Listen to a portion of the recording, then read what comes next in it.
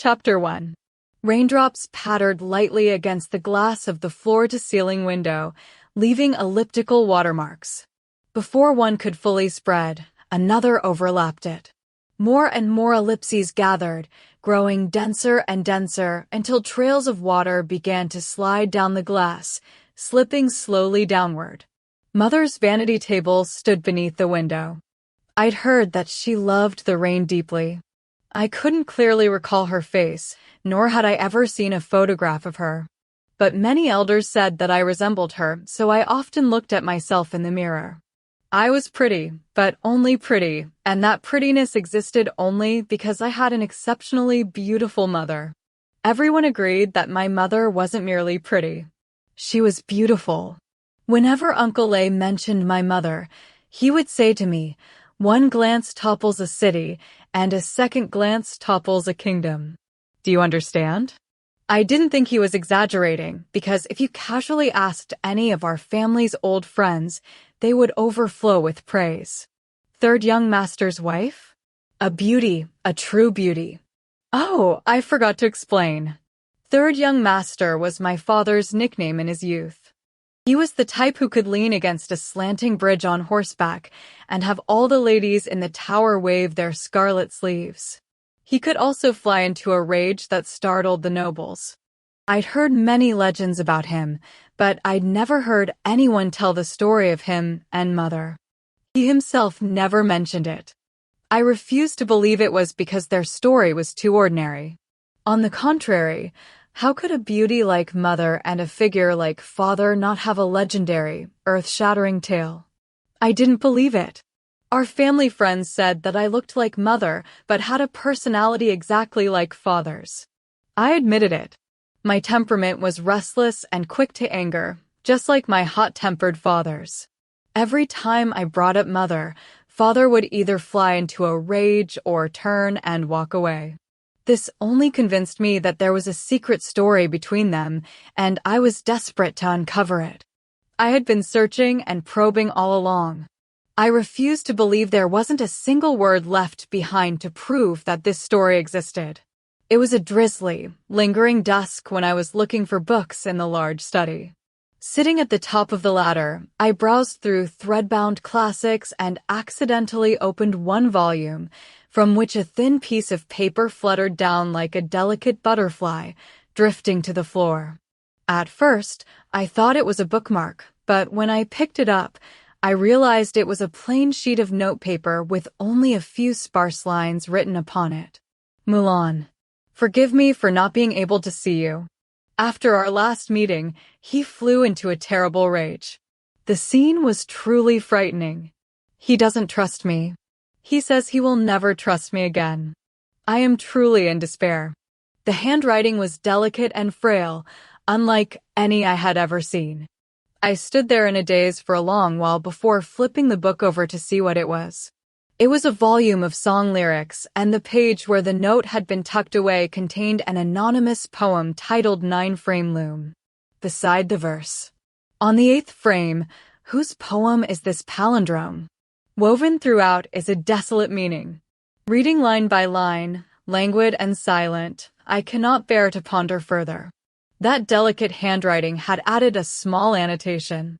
Cannot bear to ponder further. Even with 1,000 pieces of gold to buy Xiangru's Rhapsody, how could it bring back a single glance? I hesitated and thought. This handwriting wasn't grandmother's, nor did it belong to either of my aunts. So who had written it? Who would write in a book from the studies collection?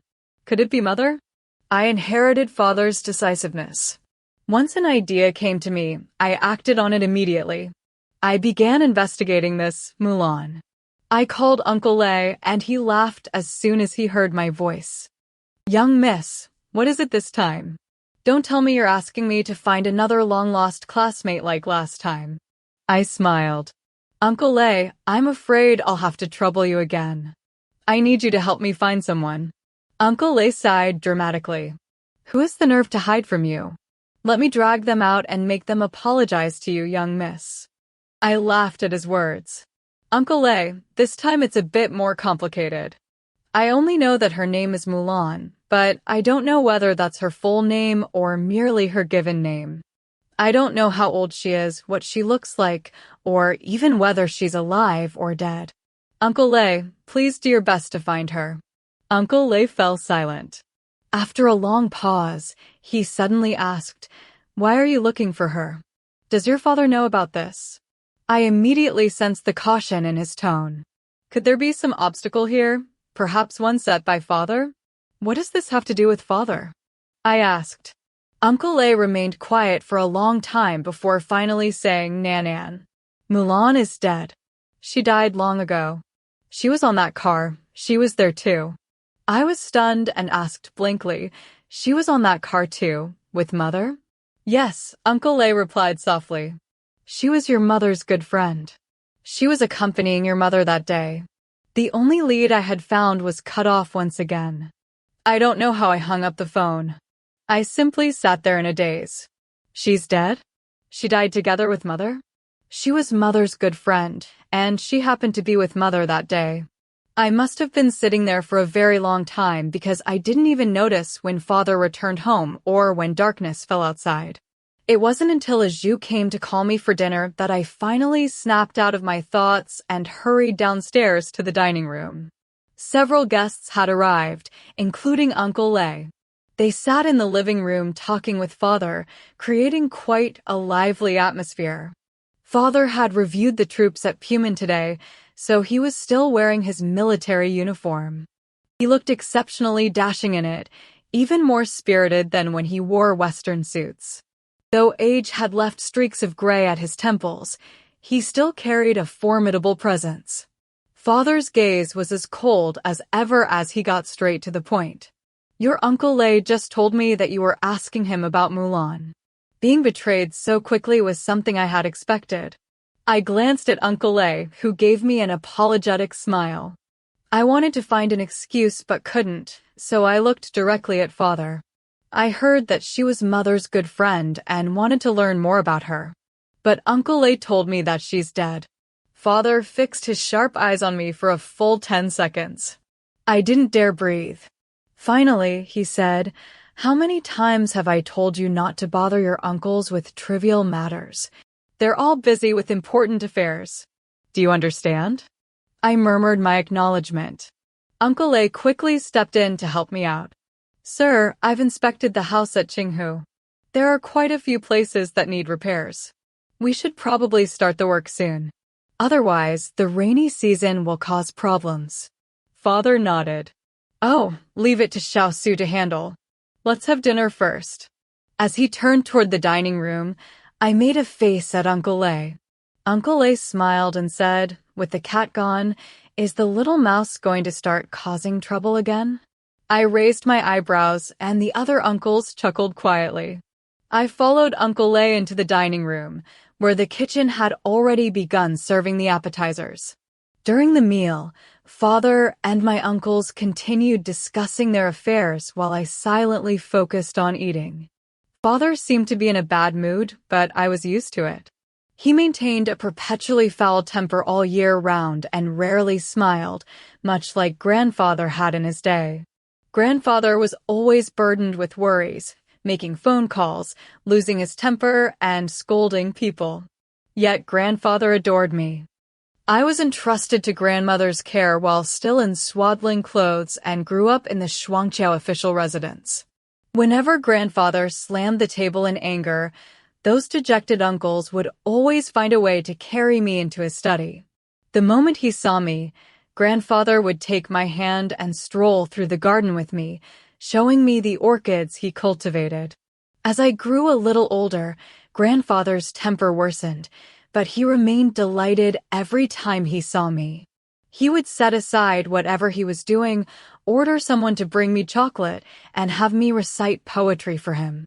Occasionally, he would take me out as well. The Qinghu official residence by the scenic river, the Fenggang official residence by the sea, and the Ruizui official residence were all places he frequently brought me. His affection for me differed from grandmother's. Grandmother showed her love by teaching me etiquette and hiring tutors for piano lessons and my studies.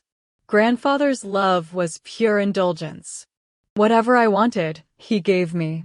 Once, while he was napping, I sneaked into his room, stood upon a chair, and took a brush from his desk to draw the character for King on his forehead.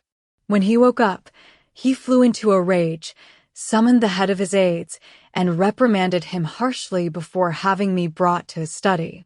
I thought he was going to punish me, so I burst into tears. To my surprise, he didn't scold me. Instead, he had someone bring me chocolate to comfort me. At that time, I was losing my baby teeth, and grandmother forbade me from eating sweets. So I immediately stopped crying and smiled, because I knew that whatever grandfather gave me, no one, not even grandmother, dared forbid. I said, "It must be wonderful to be grandfather. Everyone fears you, and you can do whatever you want." Chapter 2. Grandfather laughed heartily, picked me up, and kissed me, calling me silly Nan. But when I was 6 years old, grandfather fell seriously ill. He was so gravely ill that everyone rushed him to the hospital, and the entire household was thrown into chaos, as though doomsday had arrived. Grandmother and my aunts were all crying. Every day, the nanny took me to visit grandfather in his hospital room. It was there that I first met father after I had become old enough to remember things. He had just returned from abroad, and grandmother told me to call him father. I stayed silent like a clam with its shell tightly shut. Father looked me over, frowned, and said, "How did she grow so tall?" Grandmother replied, "She's 6 years old now. Of course she's this tall." From that very first meeting, I knew that father didn't like me. Later, after grandfather passed away, I was sent back to live with father. He stopped going abroad, but I still rarely saw him. He was always busy and seldom came home. Even when he did, I rarely had the chance to see him. The following year, he married again. I instinctively resented it. I threw a tantrum and refused to attend his wedding. He was furious and hit me for the first time, dragging me over his knee and spanking me. Because of that beating, my grudge against her grew even deeper. I think she initially tried to win me over by buying me many toys and beautiful new clothes. I threw all of them out the window. Then I secretly went into her room and cut all her beautiful cheongsams to shreds with a pair of scissors. She angrily complained to father, and as a result, I was beaten again. I still remember that scene vividly. I stood in the middle of the room without shedding a single tear, my head held high, my back straight, and my fists clenched tightly as I cursed her. "You witch! You evil queen! My mother is watching you from heaven. You'll be struck by lightning." She was furious, and father's expression changed as well. From then on, father rarely intervened in the conflicts between her and me. Later, when father fell out with her and often opposed her, he actually began taking my side instead. But father ultimately didn't like me. He would grow angry after exchanging barely 3 words with me. Just like tonight. When he wasn't in a good mood, I pretended to be mute and kept my mouth shut. After dinner, he sat in the small parlor drinking tea and chatting with my uncles. Uncle Wang suddenly remembered something and said, "Sir, something interesting happened today." Father asked, "What interesting thing?" Uncle Wang replied, "Today, the promotion roster for the Second Fleet was submitted. While they were reviewing it, they saw someone's photograph and were startled. Coincidentally, I happened to pass by, and they pulled me over to take a look. I was shocked too. I thought someone was playing a joke by mixing in an old photograph of you from your youth to fool us. As your former aide-de-camp, I can tell you that it looks incredibly similar to how you did when you were young." Uncle Lee laughed. "Could it really be that similar?" "I find that hard to believe." Uncle Wang said, "Several people said it looked like you. Only Jilai insisted it didn't." He stared at the photograph for quite some time before saying, "How does he look like the sir?" "I think he looks quite like Mr. Morongfeng." Everyone burst out laughing when they heard that. Father laughed as well. "Only Jilai loves to argue. If you say it looks like me, he'll absolutely disagree and oppose you just for the sake of it. It must have been so similar that he couldn't deny it, so he had to say it didn't look like me but like father. But don't I resemble father myself? The uncles all laughed. Uncle Chen added, "What a coincidence. Last time, we were also reviewing some documents when we came across someone's photograph. Everyone who saw it said he looked just like me." He joked, "Hey, old Chen, you'd better confess your romantic debts from your youth. Think carefully about whether you knew his mother. You might gain a son in your old age." They teased me about it for 3 or 4 days before finally letting it go. Father's mood gradually improved. Pretending to ponder seriously, he said, "Oh? Then perhaps I should also think carefully about whether I knew his mother." The uncles burst into laughter, and I lowered my head, secretly smiling as well. Uncle Wang remarked casually, "Sir, if you really did know his mother, you must give me a hint." I'll hurry off to flatter the young master. This time, he's being promoted from lieutenant to captain. I'll tell them, why stop at captain? Hand me the form, and I'll write general on it for him instead. Father laughed heartily. Nonsense. Uncle Wang rummaged through his briefcase as he spoke. I brought his file with me. Take a look. He pulled out a dossier and respectfully handed it to Father with both hands. See for yourself. Doesn't he look just like you? Father was somewhat far-sighted and held the photograph farther away to see it clearly. I seized the opportunity to glance at it as well. Not only Father, but even I was taken aback. Our home had many photographs of Father from his youth, and if this one were mixed among them, I'd wager that even Aunt wouldn't be able to tell the difference. He had the same thick, dark eyebrows as Father, those deeply set and piercing eyes, and that straight bridge of the nose, a hallmark of the Morong family. Even I, who inherited almost all my features from Mother, possess a nose that resembles Father's exactly. If one looked very closely, there were only a few differences. His lips weren't quite like Father's. Father's lips were thin, while his were slightly fuller. And although they both had square faces, his chin was a little more pointed than Father's. Still, he was a handsome young man. Father was genuinely startled as well. After a long pause, he finally said, "He really does resemble me. Truly." He carefully studied the photograph before continuing. When I was his age, I was also serving in the military, though the uniforms were different back then. If he were wearing one of the old uniforms, the resemblance would be even more striking. Uncle Lei chuckled softly. Your rank in the military was higher than his. If I remember correctly, your last promotion was to Brigadier General. Father asked, "How old is this person?" Chapter 3. Uncle Wang said, 23.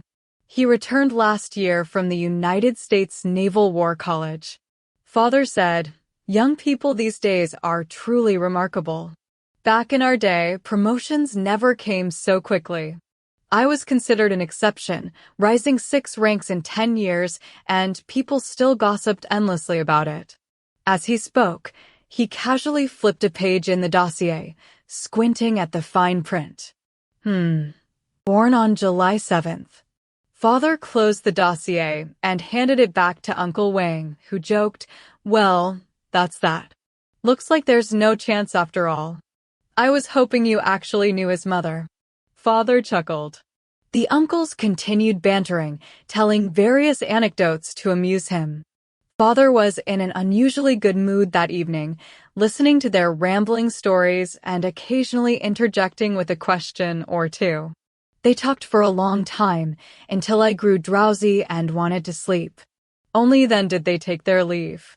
Father stood to see them out, but they repeatedly insisted, no need, no need. So he stopped and watched them file out one by one.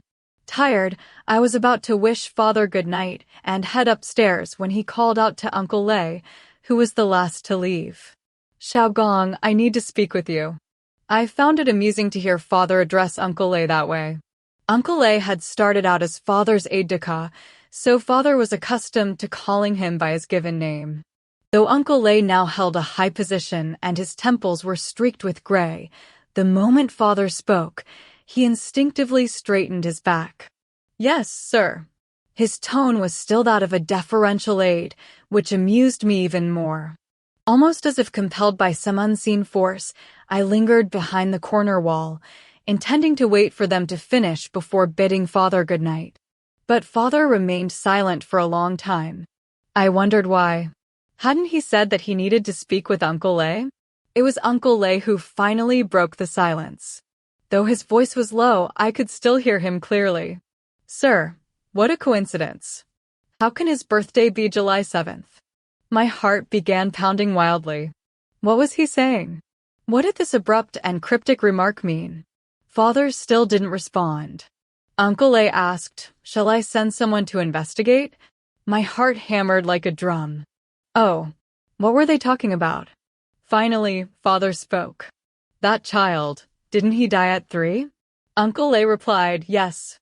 I was there by his side, watching over him personally. A buzzing filled my ears, as though an entire squadron of aircraft were landing at once.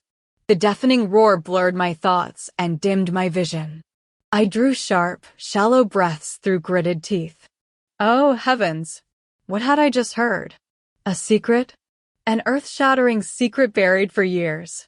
I forced myself to calm down, but I had already missed several sentences. All I caught was Uncle Lei repeatedly replying yes. Yes. Straining to focus once more, I heard father sigh softly. Then I heard him say, "The resemblance is uncanny, especially that sharp chin. Just like his mother's." I bit down hard on my palm, fighting to keep my breathing steady. Heavens! Father really did have an old acquaintance. Heavens! That handsome captain might truly be father's son. Uncle Lei said, "Don't worry. I'll send someone to investigate immediately." Father's voice was actually filled with pain. Back then, his mother. Heavens! Who was that old acquaintance of his? One thunderous revelation after another crashed over my head. I felt dizzy and disoriented, utterly horrified by this secret. Uncle Lei was trying to console him. "Don't think too much about it. I'll go investigate right away." After Uncle Lei took his leave, I tiptoed toward the staircase, then dashed back to my room in a single breath and collapsed onto my bed. Oh, heavens! How could there be such a secret? How could there be such a person? I didn't know when I finally fell asleep, but I tossed and turned all night, haunted by nightmares. I awoke drenched in cold sweat, my pajamas soaked through. By the time I emerged from those nightmares, the sky was already bright. I got up and took a shower. The hot water cascading over my body and face cleared my mind and strengthened my resolve. I said to myself, I need to do something. I must do something. They're investigating, and I'm going to investigate the truth that I want to know. I need to know what really happened. Part 2. I acted immediately.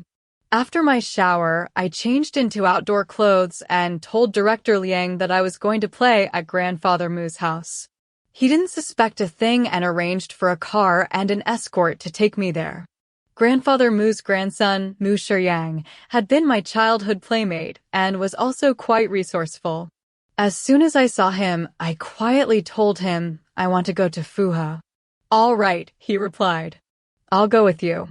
I subtly gestured toward the attendant standing not far away and whispered, I don't want any tails. He laughed. We had done this several times before, ditching our aides to sneak out for late-night snacks. He was Uncle Lei's nephew, and Uncle Lei was the direct superior of the aides office. Besides, Father was very fond of Mu Shiyang, so the aides usually covered for us. As long as we didn't go too far, they would simply turn a blind eye and pretend not to know. He grinned and said, I have a plan. And he really did.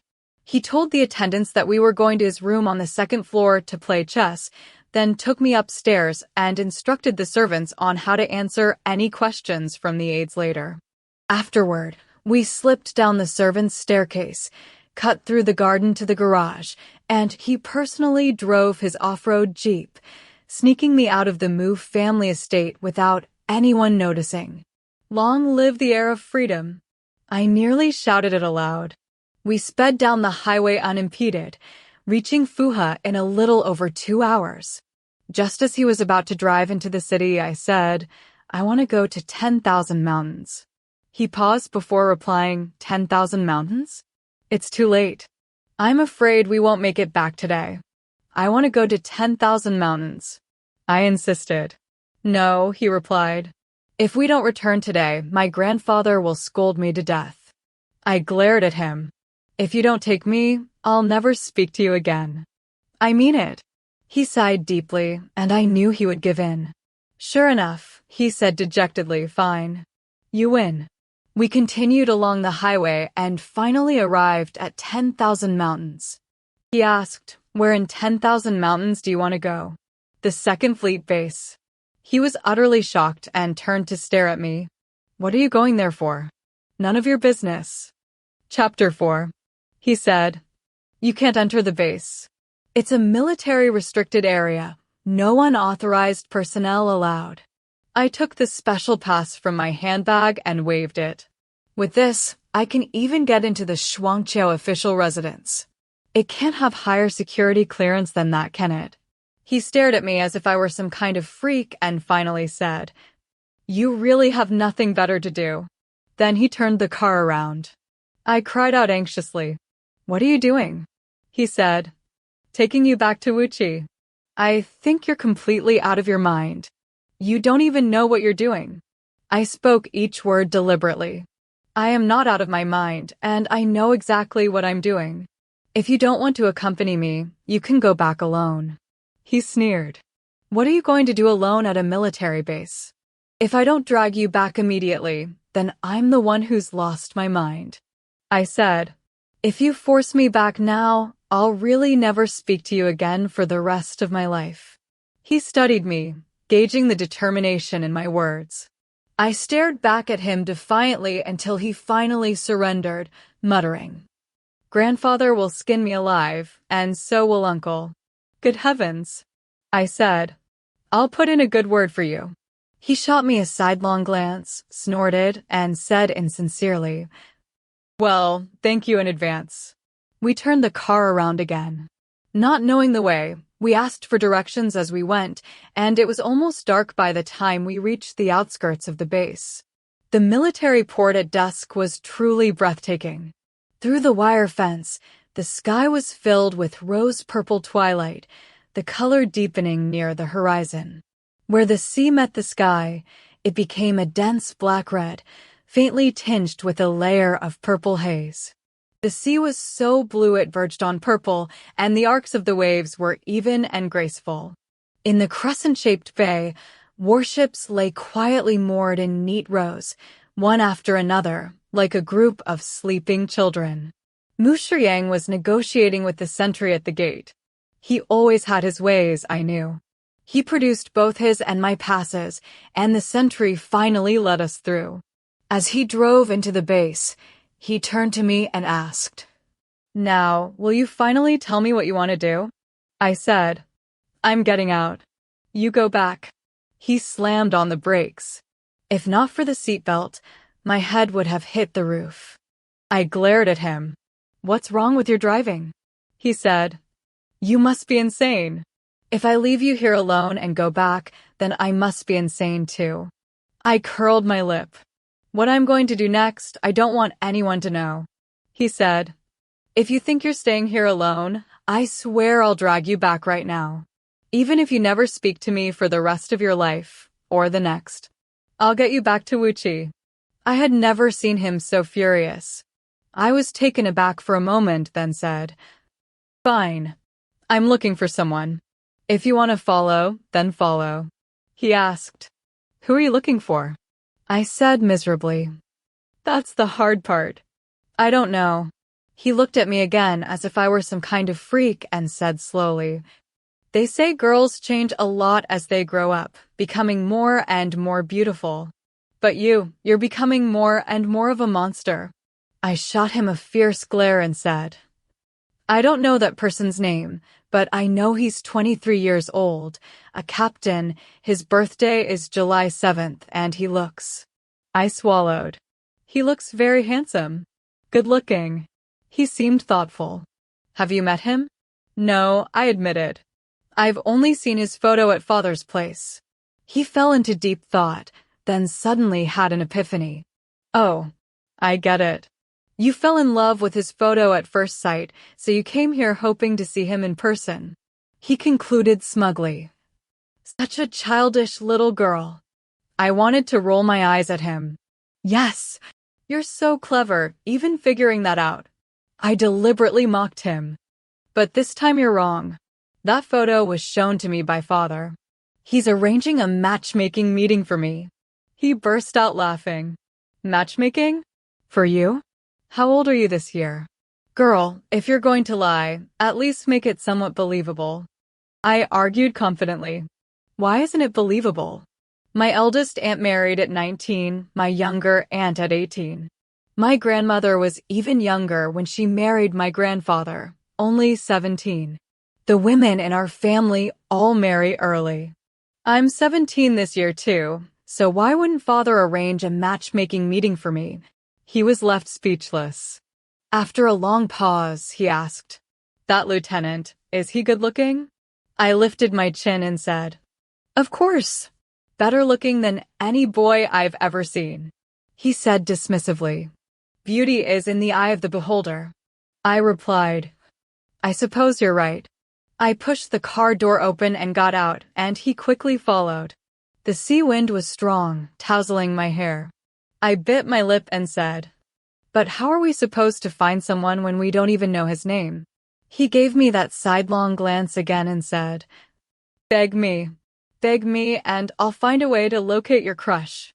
I said readily, Fine, I beg you. He hadn't expected that and was taken aback for a moment before saying, Give me some time to figure it out. I deliberately sneered. So full of yourself. Huh. Can't do it this time, can you? He became provoked. Who says I can't? When he said he had a way, he truly did. He made a few phone calls, then told me, Let's go. There's only one person in the Second Fleet born on July 7th. His name is Zhang, and he lives in room 207, Building D, Ren District. I jumped for joy and said, Mu Shirong, you're such a great person. He shrugged, looking around. Ren District should be over there. We found Ren District, found Building D, and went up to the second floor. We stood at the door of room 207. My heart was pounding, and my breathing was rapid.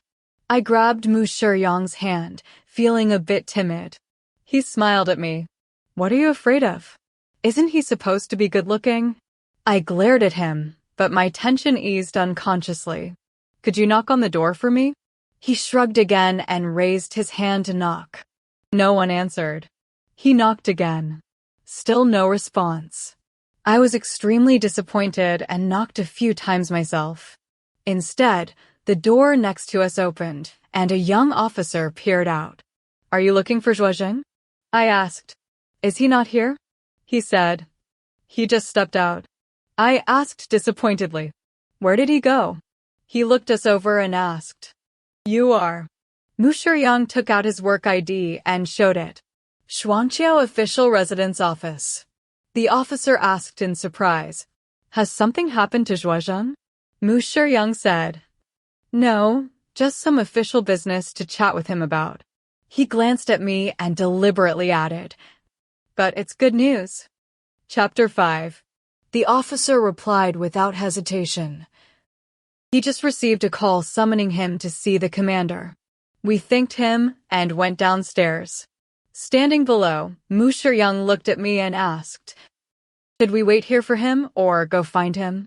Personally, I think we should hurry back or we won't make it back to Wuchi tonight. I said without a moment's pause. Of course we'll wait. I must see him. He said, We've been friends for 17 years, but I understand you less and less. One day, you'll turn into a little monster. I couldn't be bothered to explain, nor did I want to. We waited in the car.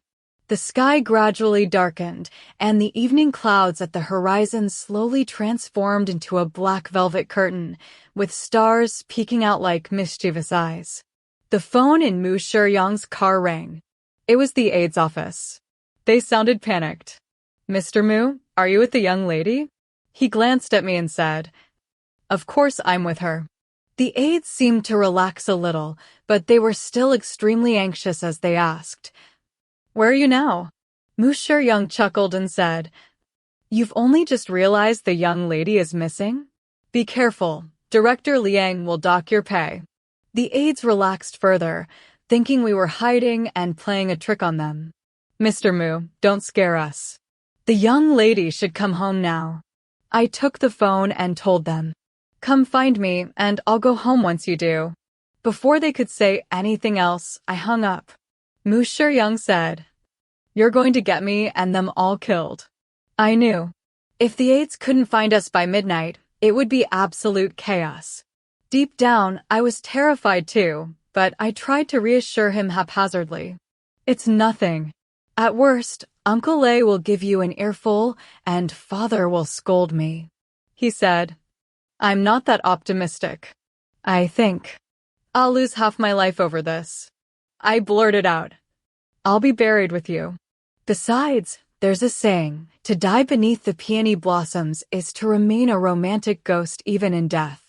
He burst out laughing, looked me over, and said sarcastically, "Dying beneath the peony blossoms is one thing, but you, at best, are just dog's tail grass." I shot him a glare. "And you only deserve to die beneath dog's tail grass." We bickered, but it was really our way of comforting each other. The sky had turned completely dark, but there was still no sign of Zhang. I started to grow anxious. Mu Shiyang saw through me. He also wanted to fulfill my wish quickly so we could return to Wuqi, so he asked, "Should we go look for him?" I asked, "How?" Mu Shiyang said, "Let's go see Commander Fan directly. He might be there, and even if he's not, having the commander intervene will definitely find him right away." I exclaimed, "No way. Commander Fan might have seen me before, and he definitely knows you. If he finds out I sneaked out, he'll surely escort us both back." Mu Shiyang said, "Him knowing me isn't a big deal. As for you, he's probably only met you once or twice. If we go see him, he might not recognize you. Before the aide's office makes this known to everyone, let's make it quick." Waiting like this really wasn't a solution, so I agreed. We had just stepped onto the stairs when we encountered a young officer passing by. Mu Shiyang caught sight of his shoulder insignia and exclaimed, "Zhang." The man indeed turned around, looking at us with confusion. My heart raced wildly. Those eyes were so familiar. Father's eyes. Though the gaze was different, though the age was different, they were the same. Mu Shiyang also froze for a moment, but he reacted quickly and asked, "Excuse me, are you Zhang?" The man raised his eyebrows. Good heavens! Even that small gesture of doubt was exactly like Father's. I gasped sharply and heard him say, "I am." Mu Shiyang took out his work ID again. "We'd like to speak with you." He glanced at the ID and asked, "Is this official business?" But Mu Shiyang seemed to start growing suspicious, saying, "Mr. Zhua, you look very familiar. Have we met before?" Zhang laughed. "Many people have said I look familiar. I suppose I just have a common face." "A common face?" "No, not at all. Father's photos are everywhere. Of course people think you look familiar." Mu Shiyang shook his head. "No, I must have seen you somewhere." I wanted to stop him from thinking any further, but I couldn't find the words to interrupt him. My mind was in chaos, threatening to shut down. Meanwhile, Zhang was also studying me. His expression showed some surprise and doubt as he asked, "Miss, what's your surname?" I answered at random, "My surname is Mu." Mu Shiyang smiled, and I glared at him. Fine, let him have this small advantage. There was no other way. Zhang coughed lightly and asked, "What official business do you two have?" Mu Shiyang looked at me. I stood there tongue-tied, not knowing what to say. Finally, I asked, Mr. Zhua, what do your parents do? Both Mu Shiyang and Zhuozhang looked at me in surprise. I knew I sounded like a census taker. But how else should I phrase it? Though puzzled, Zhuozhang still answered. I'm an orphan. My adoptive mother is a primary school teacher. An orphan? I was confused. Is Zhua your birth surname? He said. That's my adoptive mother's surname. Looking at his face, so much like father's, I suddenly grew timid. I said, thank you. Then I turned to Mu Shiyang. Let's go. My sudden change baffled Mu Shiyang. I'm sure he was mentally calling me a little monster again. Zhuozhang was also bewildered. He had probably never encountered people conducting official business like this before. He asked Mu Shiyang, is there anything else? Mu Shiyang was still concentrating on something, and upon hearing the question, he blurted out, yes. Then he stepped back as he realized what he'd said. His face instantly looked as though he'd seen a ghost. He had probably frightened himself. He stared in confusion at Zhuozhang, who was equally confused as he looked back at him. I quickly pulled him away. Let's go. I dragged him away quickly. Even after getting into the car, he remained utterly perplexed. How strange. What's wrong with me? It's like I've seen a ghost. This isn't the office, and he's not the... Suddenly, he jumped. Heavens! He stared at me wide-eyed, and I stared back at him. His face turned ashen. He had finally realized why Zhuozhang looked so familiar. I think he'd figured it out. Sure enough, he murmured to himself. No wonder my heart raced the moment I saw him. I felt guilty whenever he frowned, and I faltered whenever he questioned me. He stared at me in disbelief. To be honest, when I saw Zhuozhang frown just now, my heart had pounded as well. The moment he put on a stern face, he looked exactly like father. He asked me, is this the one you said was good-looking? I nodded. He let out a long sigh and said, you've played a nasty trick on me. Immediately, he thought of something else. Why did you come looking for him? He was far too clever. He guessed it right away. His face changed dramatically. I've known him for 17 years, and this was the first time I'd ever seen him at a loss for words. Among our family's social circle, he was famously known for his grace and insight, hailed as the foremost of the so-called Four Gentlemen of Wuqi. His family was also renowned for their refined demeanor, priding themselves on the principle of remaining unruffled even if Mount Tai were to collapse before them. Yet now he was utterly dumbstruck. He drew a sharp breath and said, Nan, you're really going to be the death of me this time. Getting involved in my family's private affairs was extremely unwise, especially in a matter like this. He was clearly thinking of my father as he let out a long, heavy sigh. I argued. I wanted to come find him alone, but you insisted on following me. He didn't respond, and I thought he was angry. Feeling a bit scared, I said, I'm sorry. He shook his head slightly and had already regained his usual composure. He patted my hair and said, forget it. We're already here. We need to figure out how to pull the wool over their eyes. Chapter 6. We drove back to Wuqi overnight, arriving only at daybreak. As soon as we turned onto the private road, I grew frightened. He comforted me. We've agreed on what to say, right? As long as we tell the same story, they won't know what we did. I nodded, trying hard to steady my breathing. The car rounded the bend, and we could already see the lights illuminating the first perimeter wall. Once past the sentry post, the brightly lit mansion came into view. The fact that all the lights were still on at this hour undoubtedly meant something major had happened. I knew that something was my absence all night. I was on the verge of tears. Mu Shiyang patted my back and whispered, Don't be afraid. We're fighting with our backs to the river. I straightened my posture with effort and took a deep breath. The car finally pulled to a stop in front of the house. Director Liang personally opened the car door, letting out a sigh of relief at the sight of me. Young Mississippi. I nodded, got out of the car, and walked into the living room with Mu Shiyang. I swallowed hard. Father stood in the living room with his hands behind his back, his face completely expressionless.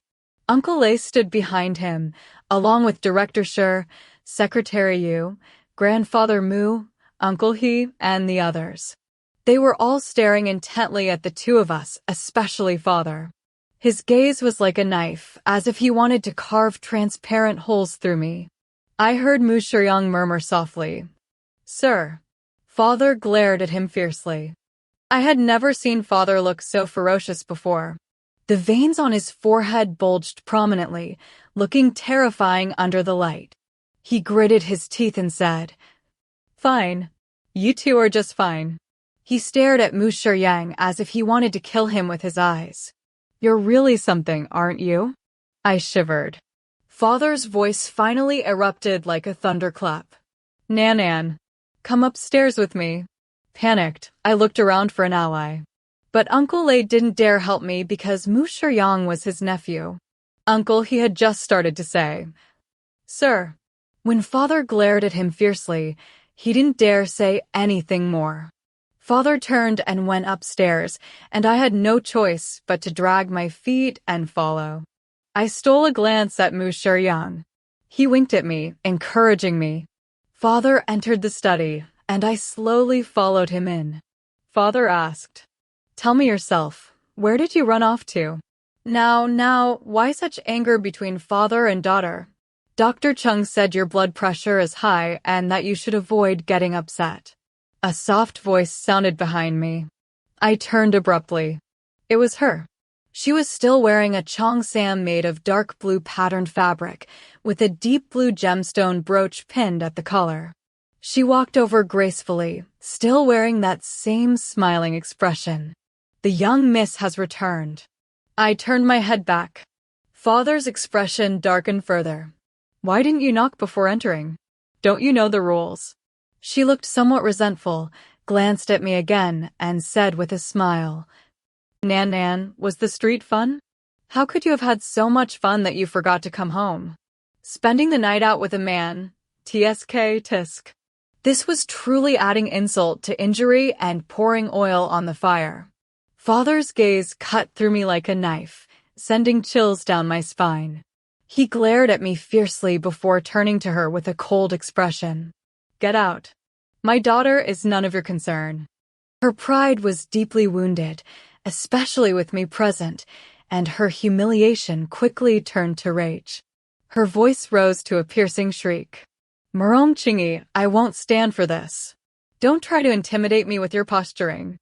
I came here with good intentions to care for your precious daughter, and you bite the hand that feeds you." That sent Father over the edge, but instead of shouting, he laughed. It was a laugh that made my blood run cold. I knew it was a sign that he had reached the peak of his fury, and once he erupted, it would be a storm of monumental force. Sure enough, in his anger, he even slipped into the Suzhou dialect. "You fool. Don't play the idiot with things you don't understand." "How don't I understand?" She retorted defiantly, though she avoided meeting his eyes. "Tell me." Father snorted contemptuously, but said nothing. Emboldened, she shot me a glance and sneered sarcastically. "Of course, I'm no match for her in every way. Not as pretty, not as cunning, and not as skilled at seduction. But at least I haven't borne you a bastard." Before she could finish, Father slapped her hard across the face. One side of her face swelled instantly. Stunned, it took her a moment to burst into tears. Trembling with rage, Father roared, "Get out of here. Get as far away as you can. If I ever hear such words again, I'll skin you alive, and then your tennis coach too." She trembled in terror, unable to utter a single word in her defense. I had never seen Father so merciless. I believed he meant every word, and a shudder ran through me. What she had said about my mother. No, it couldn't be true. There must be more to the story. She stormed out, the slam of the door startling me violently. I looked up to see father's terrifying expression. Suddenly, he snatched the ruler from the desk. "Today, I'll beat some sense into you, you foolish child." I froze in fear, and by the time I reacted, the ruler had already struck me, a searing pain spreading through my body. Sobbing, I raised my hands to shield myself, but he only grew angrier. "Foolish child. Do you think you're grown? How dare you ditch your attendance and go out to play? Are my words just wind in your ears?" I wept helplessly as 2 more blows landed. I didn't dare defend myself, but my silence seemed to fuel his rage, and his strikes grew heavier. "I'll beat you to death. Better that than have you shame me. Running off with a man overnight. Who taught you such vulgar behavior at your age?" His words pierced my heart like daggers, and the ruler's blows burned with fiery pain. Overwhelmed, I finally retorted through my tears. "Just kill me then." Enraged, he shouted. "You think I won't? Life would be so much quieter without you. I'd be overjoyed to be rid of a disgrace like you." His roars echoed through the room. I heard Secretary Yu knocking at the door, calling. "Sir! Sir!" Father bellowed. "Who dares to come in?" Secretary Yu, sensing that the situation was turning dire, came in after all. He rushed over in alarm, trying to restrain Father. But Father, like an enraged lion, shoved him aside in an instant. Secretary Yu ran out again, and Father seized me, landing several heavy blows.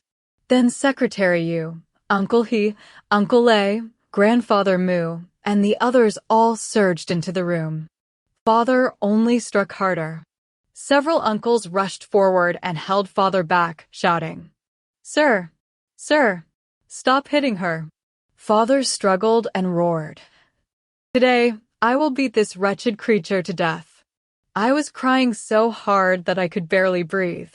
Overwhelmed with agony, I screamed shrilly, "Let him beat me to death. After all, I'm just as despicable as my mother. And anyway, I'm not his son." The room suddenly fell silent. Everyone stared at me wide-eyed.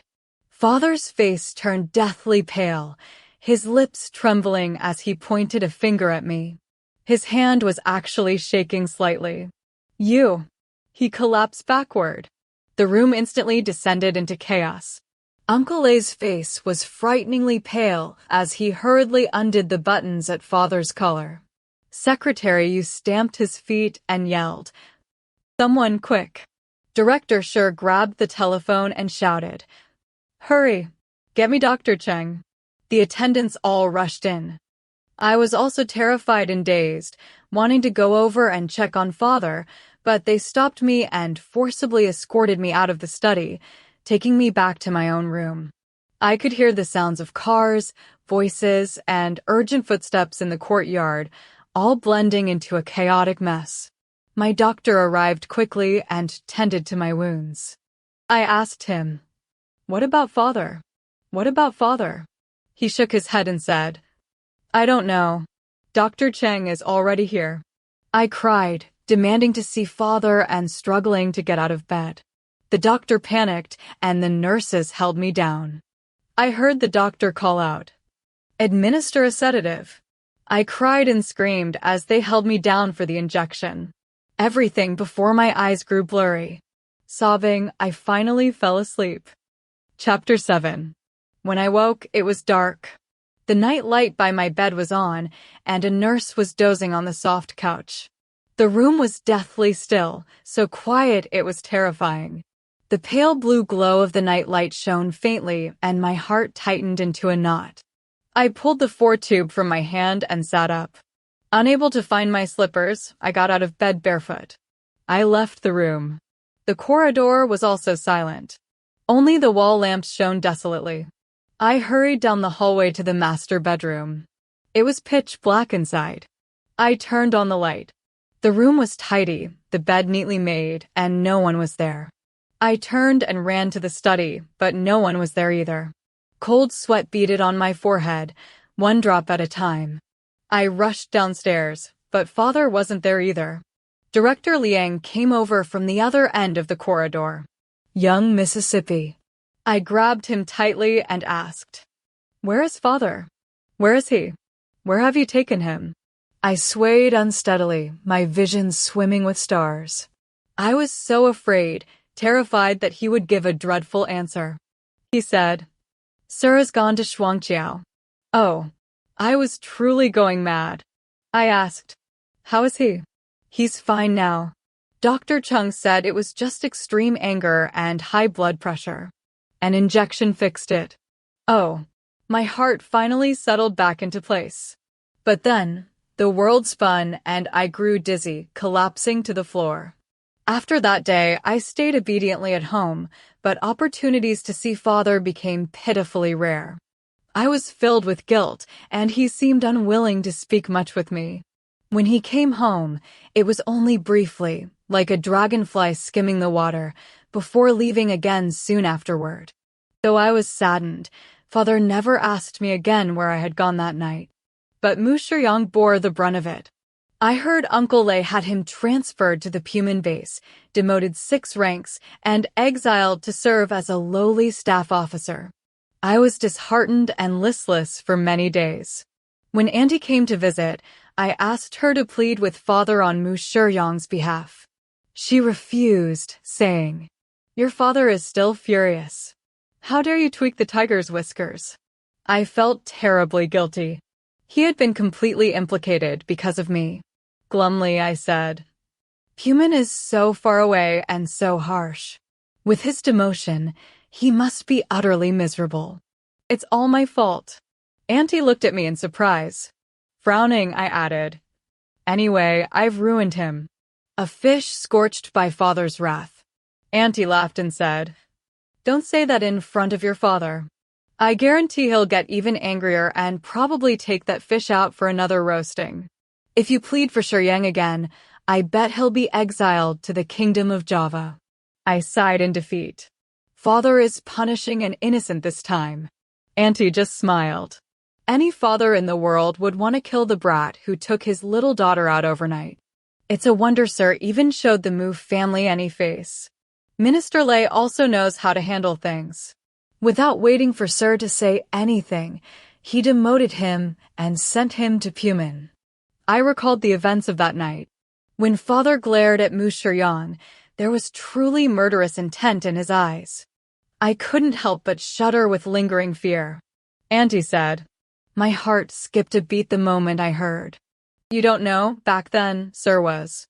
She suddenly stopped speaking. I stared at her blankly. She had slipped up. I knew she had slipped up. What happened with father back then? What occurred in the past?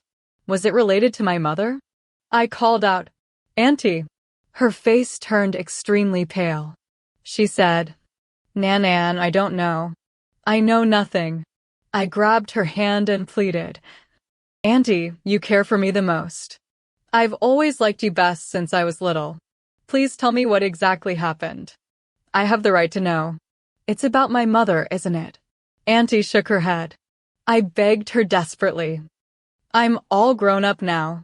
You shouldn't keep hiding it from me. If you don't tell me, I'll just imagine all sorts of things." Auntie shook her head. "I can't say." I looked at her, quietly staring until she grew frightened. She struggled to call out, "Nan." I murmured softly, I know I'm not father's daughter. I am the disgrace of this family and father's shame.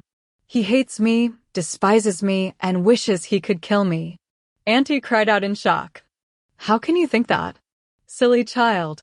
How can you guess so wildly? Your father actually cares for you the most. You're the one he values most. It's just, you don't know it." I shook my head. "I don't see it. All I know is that he dislikes me." Auntie pulled me into her embrace. "Oh, Nan, he doesn't dislike you. He just doesn't want to see you. You don't know how much you resemble your mother. At first, he always told me, that child's eyes are unbearable. I don't want to see them. Thinking of your mother makes him suffer. You have no idea how heartbroken he is." Half convinced and half doubtful, I said, "Because I'm not his daughter, He doesn't want to face the disgrace that I am. Auntie exclaimed. Nonsense. She held me tightly. You are the pearl of our Morong family, your father's treasure. I muttered gloomily. But he said he wanted to beat me to death. Auntie gazed at me intently. There was still a faint bruise on my forehead. She kissed the mark with a trembling touch and said, Good child, he was just furious, wasn't he? When people are extremely angry, they can do anything. They lose all reason. Besides, you don't know. When I arrived, you were already asleep. Your father had just woken up, and the doctor told him to rest quietly, but he wouldn't listen. He insisted on seeing you, and no one could stop him. I helped him go to you. Only when he saw you sleeping peacefully did he agree to return. You don't know how terrified he was at that moment. He was afraid you and... She suddenly stopped again. I thought she had slipped up once more. I looked at her sorrowfully. She closed her eyes. Nan, you look so much like your mother. My mind was in utter chaos. I didn't believe what Auntie said, yet I hoped it was true. Father, the formidable father would be afraid? I couldn't believe it. Father had always looked down upon the world. He had never been afraid of anything. It was always others who feared him. Even someone as clever and capable as Mu Shiyang was afraid of him. What could he possibly fear? Auntie stayed and had dinner with me before leaving. As darkness fell, I sat there lost in wild fancies until I eventually fell asleep. When I groggily woke up, the night was already deep. My curtains were still open, and I heard the sound of a car, followed by several beams of light sweeping across the wall. Father was back. I jumped out of bed and rushed to the window. Sure enough, it was Father returning. I watched him step out of the car, then dashed out of my room to wait at the top of the stairs. Just as I expected, Father came upstairs. I could smell alcohol on him and saw that his face was flushed red. I figured he must have been drinking with some uncle. When he saw me, he only asked indifferently, Why are you standing here so late instead of sleeping? I licked my dry lips and said, Can I talk to you? He frowned. You aren't even wearing shoes. What kind of appearance is that? Go put your shoes on. Was this the father Auntie claimed doted on me? I didn't believe a word she said anymore. My stubborn temper flared up, and I retorted, This is just how I am. Father said, You waited up until the middle of the night just to talk back to me? Are you asking for a spanking again? Chapter 8. I shuddered, recalling his vicious expression that day, the sting of the ruler striking my body, and his gritted teeth threat. I'll beat you to death. I said coldly. I'm not afraid. Just kill me then. I repeated his words deliberately. Anyway, I'm a wretched scoundrel. He trembled with rage. Fine. You didn't drive me to my grave last time, and you're still not satisfied. How did I ever spawn something like you? Why didn't I strangle you at birth and spare myself the trouble? I murmured faintly. I'm not your child. He froze. For a few seconds, I grew fearful that he might collapse like last time, but I quickly mustered my courage, bracing myself for his outburst. I listened to his ragged breathing, awaiting the slap, yet it never came. He stood motionless, staring at me as if I were an alien. His voice was strangely feeble. Susu sent you back, didn't she? She told you to confront me, to take revenge, to reclaim every suffering she endured, isn't that right? A chill ran down my spine. In the dead silence of the deep night, Father's ominous tone terrified me. His face was flushed crimson, his eyes bloodshot as he glared at me, making my hair stand on end. She wants to reclaim every suffering she endured, doesn't she? I stared at him in horror, but he turned away in anguish. The way I treated you, you must despise me. But why? Susu, you don't understand. I thought Father was drunk and considered calling the attendants to take him back to his room. I cried, Father. He jolted slightly, then slowly said, Nanan, I beat you, so brutally. You hate me too, don't you? You resent me like your mother, isn't that right? I swallowed hard. Oh, father, I don't hate you. He continued as if speaking to himself. I know you loathe me, just like your mother. You can't imagine how terrified I've been, terrified that you'd become like her. I never rested until I saw you safely asleep. You don't know how merciless your mother was back then. She just sped off in the car. How heartless. She hated me to the core, so this was her revenge. She retaliated with death. How cruel. I stood utterly stunned as father's drunken ramblings unraveled the past. Gradually, I grasped his meaning. I never knew she would. I never realized she hated me. His tone was utterly desolate. You were so small, crying in the room, yet she never looked back. She just drove straight out. She didn't even know how to drive. She meant to die. She died to prove her hatred. He gazed at me despairingly. You wept so loudly in the room, but she never glanced back. She abandoned me and even you. My heart twisted into a knot as I watched father. How helpless and vulnerable he appeared in that moment. My formidable, awe-inspiring father.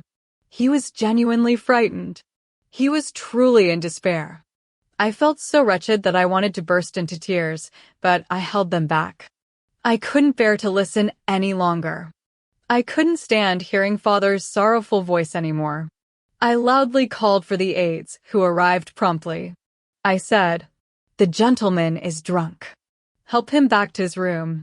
Father obediently let them support him as they led him away. I stood there alone, dazed and motionless for a long while. The chandelier in the corridor was lit, its light refracting through the crystals and casting a dazzling glare. I felt only an itchy sensation on my face, something cold trickling down my skin. When I reached up to wipe it away, I realized I had been crying. The next afternoon, father called. "Come with me to Uncle Hua's for dinner tonight. Pick out a nice outfit to wear and do your hair properly. Don't go looking disheveled." I was greatly surprised. Father had never given me any instructions about clothing before. After grandmother passed away, my attire had been entirely handled by specialists arranged by the aides office. Even when I occasionally accompanied father to diplomatic events, he had never given such reminders. Why was father placing so much importance on this casual dinner at Uncle Hua's house? Father hung up, leaving me full of suspicion. What kind of treacherous banquet was this dinner at Uncle Hua's tonight? As my mind raced with chaotic thoughts, I asked Zhu to open the door to the dressing room for me. Since father had emphasized it so seriously, I didn't dare wear any of my usual messy clothes. I obediently chose a short qipao of apricot yellow satin embroidered with crabapple blossoms in gold and silver thread and asked Aunt Feng to do my hair. I applied light makeup and looked in the mirror, feeling that it made me appear overly mature and staid. But that was exactly the style father's generation admired most. There was no helping it.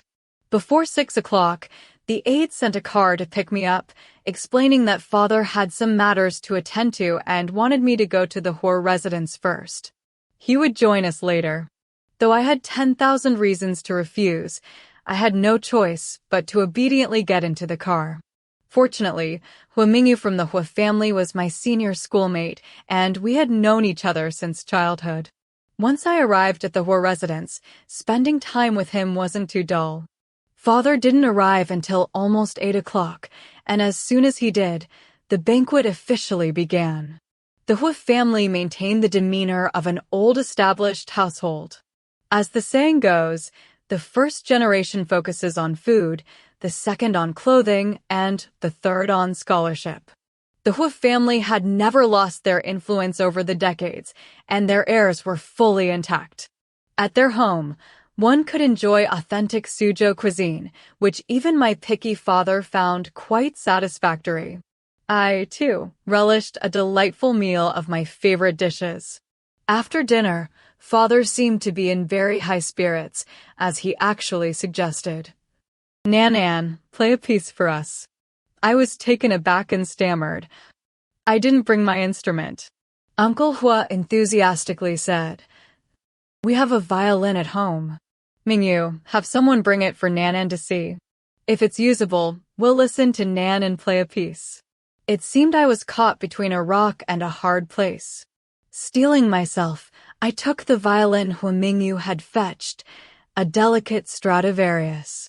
As expected, everything in the Hua family was a priceless heirloom. I tested the strings and, as if possessed, unexpectedly began to play a melody from the Butterfly Lovers. Startled, I immediately glanced at Father. He never listened to the Butterfly Lovers, and for some reason, it was strictly forbidden at home. I remembered once accompanying him to a concert where the orchestra spontaneously performed the Butterfly Lovers as an encore. Father's expression instantly darkened, and he complained of a headache before hastily leaving, surrounded by attendants. The next day, journalists had a field day speculating about his health. When I looked over, Father's face had indeed changed, but he quickly composed himself and even smiled at me, saying, "This piece is good. Play this." Surprised, I had no choice but to obey.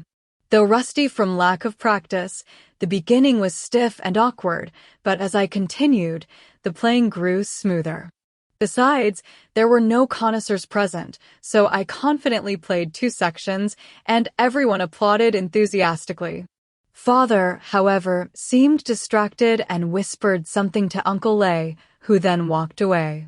I felt a strange, indescribable unease, as if something was about to happen. After the banquet, a small cocktail party followed. Father and a group of uncles went off to discuss matters, and I slipped away to the Hua family's orchid conservatory. Aside from being slightly less impressive than the one at Shuangqiu official residence, their orchid house was truly one of the finest in Wuqi. I remembered they had a pot of tianli that was even better than the ones at Shuangqiu. It was the blooming season for ink orchids, and I hoped to catch a glimpse of it. The orchid house was dimly lit, which was disappointing. I might run into a few uncles pretending to be refined, sipping tea while admiring the flowers. As I passed through the sparse flower barrier formed by hibiscus bushes, my gaze fell upon someone standing gracefully before the Tianli orchid, seemingly admiring the blossoms. Hearing my footsteps, she turned abruptly, and I froze on the spot. Her white dress was as pure as snow, her presence as serene as an orchid. She stood there, her beauty so profound and captivating that I could hardly look directly at her. Behind her were some of the world's most beautiful and rare orchids, yet amidst them, she shone even more brilliantly. I had never seen anyone so beautiful. Though time had left its traces upon her face, when she finally offered me a faint smile, the only thought that surfaced in my mind was, one glance overturns a city, a second glance overturns a kingdom. Her voice was exceptionally gentle and melodious, though it carried a hint of timidity. "Are you Nanan?"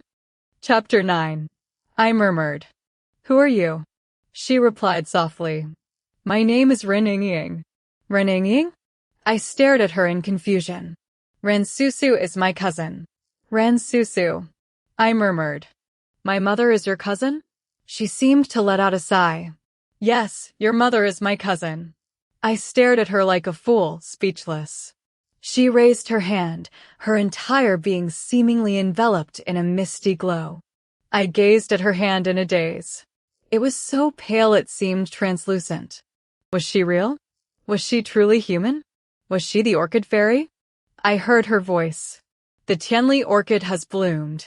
It's so beautiful.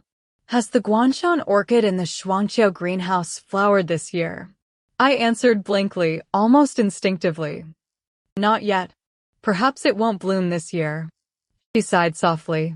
Her voice was truly like a phoenix singing through a cave flute, yet her expression was lost and helpless. That bewildered look made one unable to bear seeing it again. She murmured quietly, "Yes, perhaps it won't bloom this year." Just as I was about to ask her something, I suddenly heard Hua Mingyu calling my childhood nickname. "Nanan."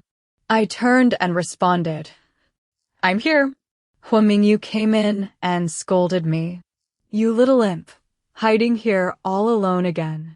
I pouted and said, who says I'm alone here? There's also. I turned around but froze. In front of the blooming Tianli orchid, the air still lingered with the fragrance of orchids, but where was the person who had been standing there? Where was that ethereal, white-clad orchid fairy? How had she disappeared? I stood there gaping. Had I truly encountered a fairy? Mingyu laughed heartily. Who else is here? No wonder Mu Shiyang calls you a little monster. You're getting more mischievous as you grow up. I gave a wry smile. He said, let's go out. I followed him out of the greenhouse. The band was still playing music. He bowed like a gentleman. Miss, may I have this dance? I shot him a glare and placed my hand in his. The music was a foxtrot. After a few turns to the melody, I suddenly spotted a familiar figure and couldn't help but exclaim, huh? Someone as perceptive as Mingyu immediately followed my gaze, but he only smiled. Do you know him? I shook my head. No. I noticed that the people laughing and chatting around him were all children of our family's longtime friends. They occasionally burst into laughter and were clearly already very familiar with one another. Mingyu, however, merely smiled and asked me, why do you keep staring at him? I glared at him again and said, it's rare to see a new face. Can't I look a little longer? He suddenly stopped dancing and said, all right then, let me introduce you. I had no choice but to let him drag me over, inwardly sighing in despair. Sure enough, the moment Zhang saw me, he raised his eyebrows in surprise, but he said nothing. Mingyu had already begun the introductions. Come, Zhang, meet our Miss Morong. Nan, this is Deputy Captain Zhua. He extended his hand to shake mine. Pleased to meet you. I replied politely. Pleased to meet you. His gaze was sharp and penetrating, and for some reason, I felt a little guilty inside. Several of the young gentlemen spoke to me. Nan, you played the violin quite well today. But I just kept staring at Zhang, who looked back at me calmly. Finally, he asked, Miss Morong, may I have this dance? I nodded, and the two of us stepped onto the dance floor. To be honest, he was quite a good dancer. Perhaps this was another trait inherited from father, who excelled in all forms of pleasure and refinement. We moved in perfect harmony, drawing the attention of everyone in the ballroom and making quite a spectacle of ourselves. When the song ended, he said, come with me.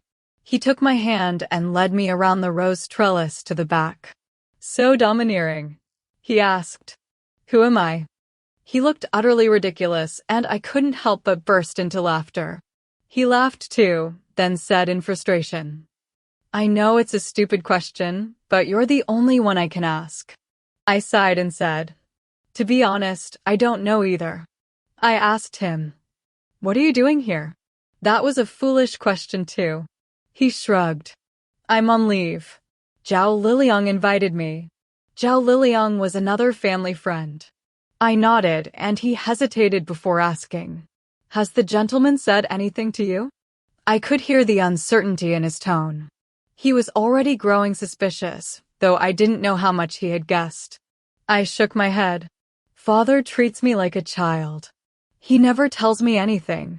He paused, then said, last time you came to see me, I thought you knew something. I was taken aback.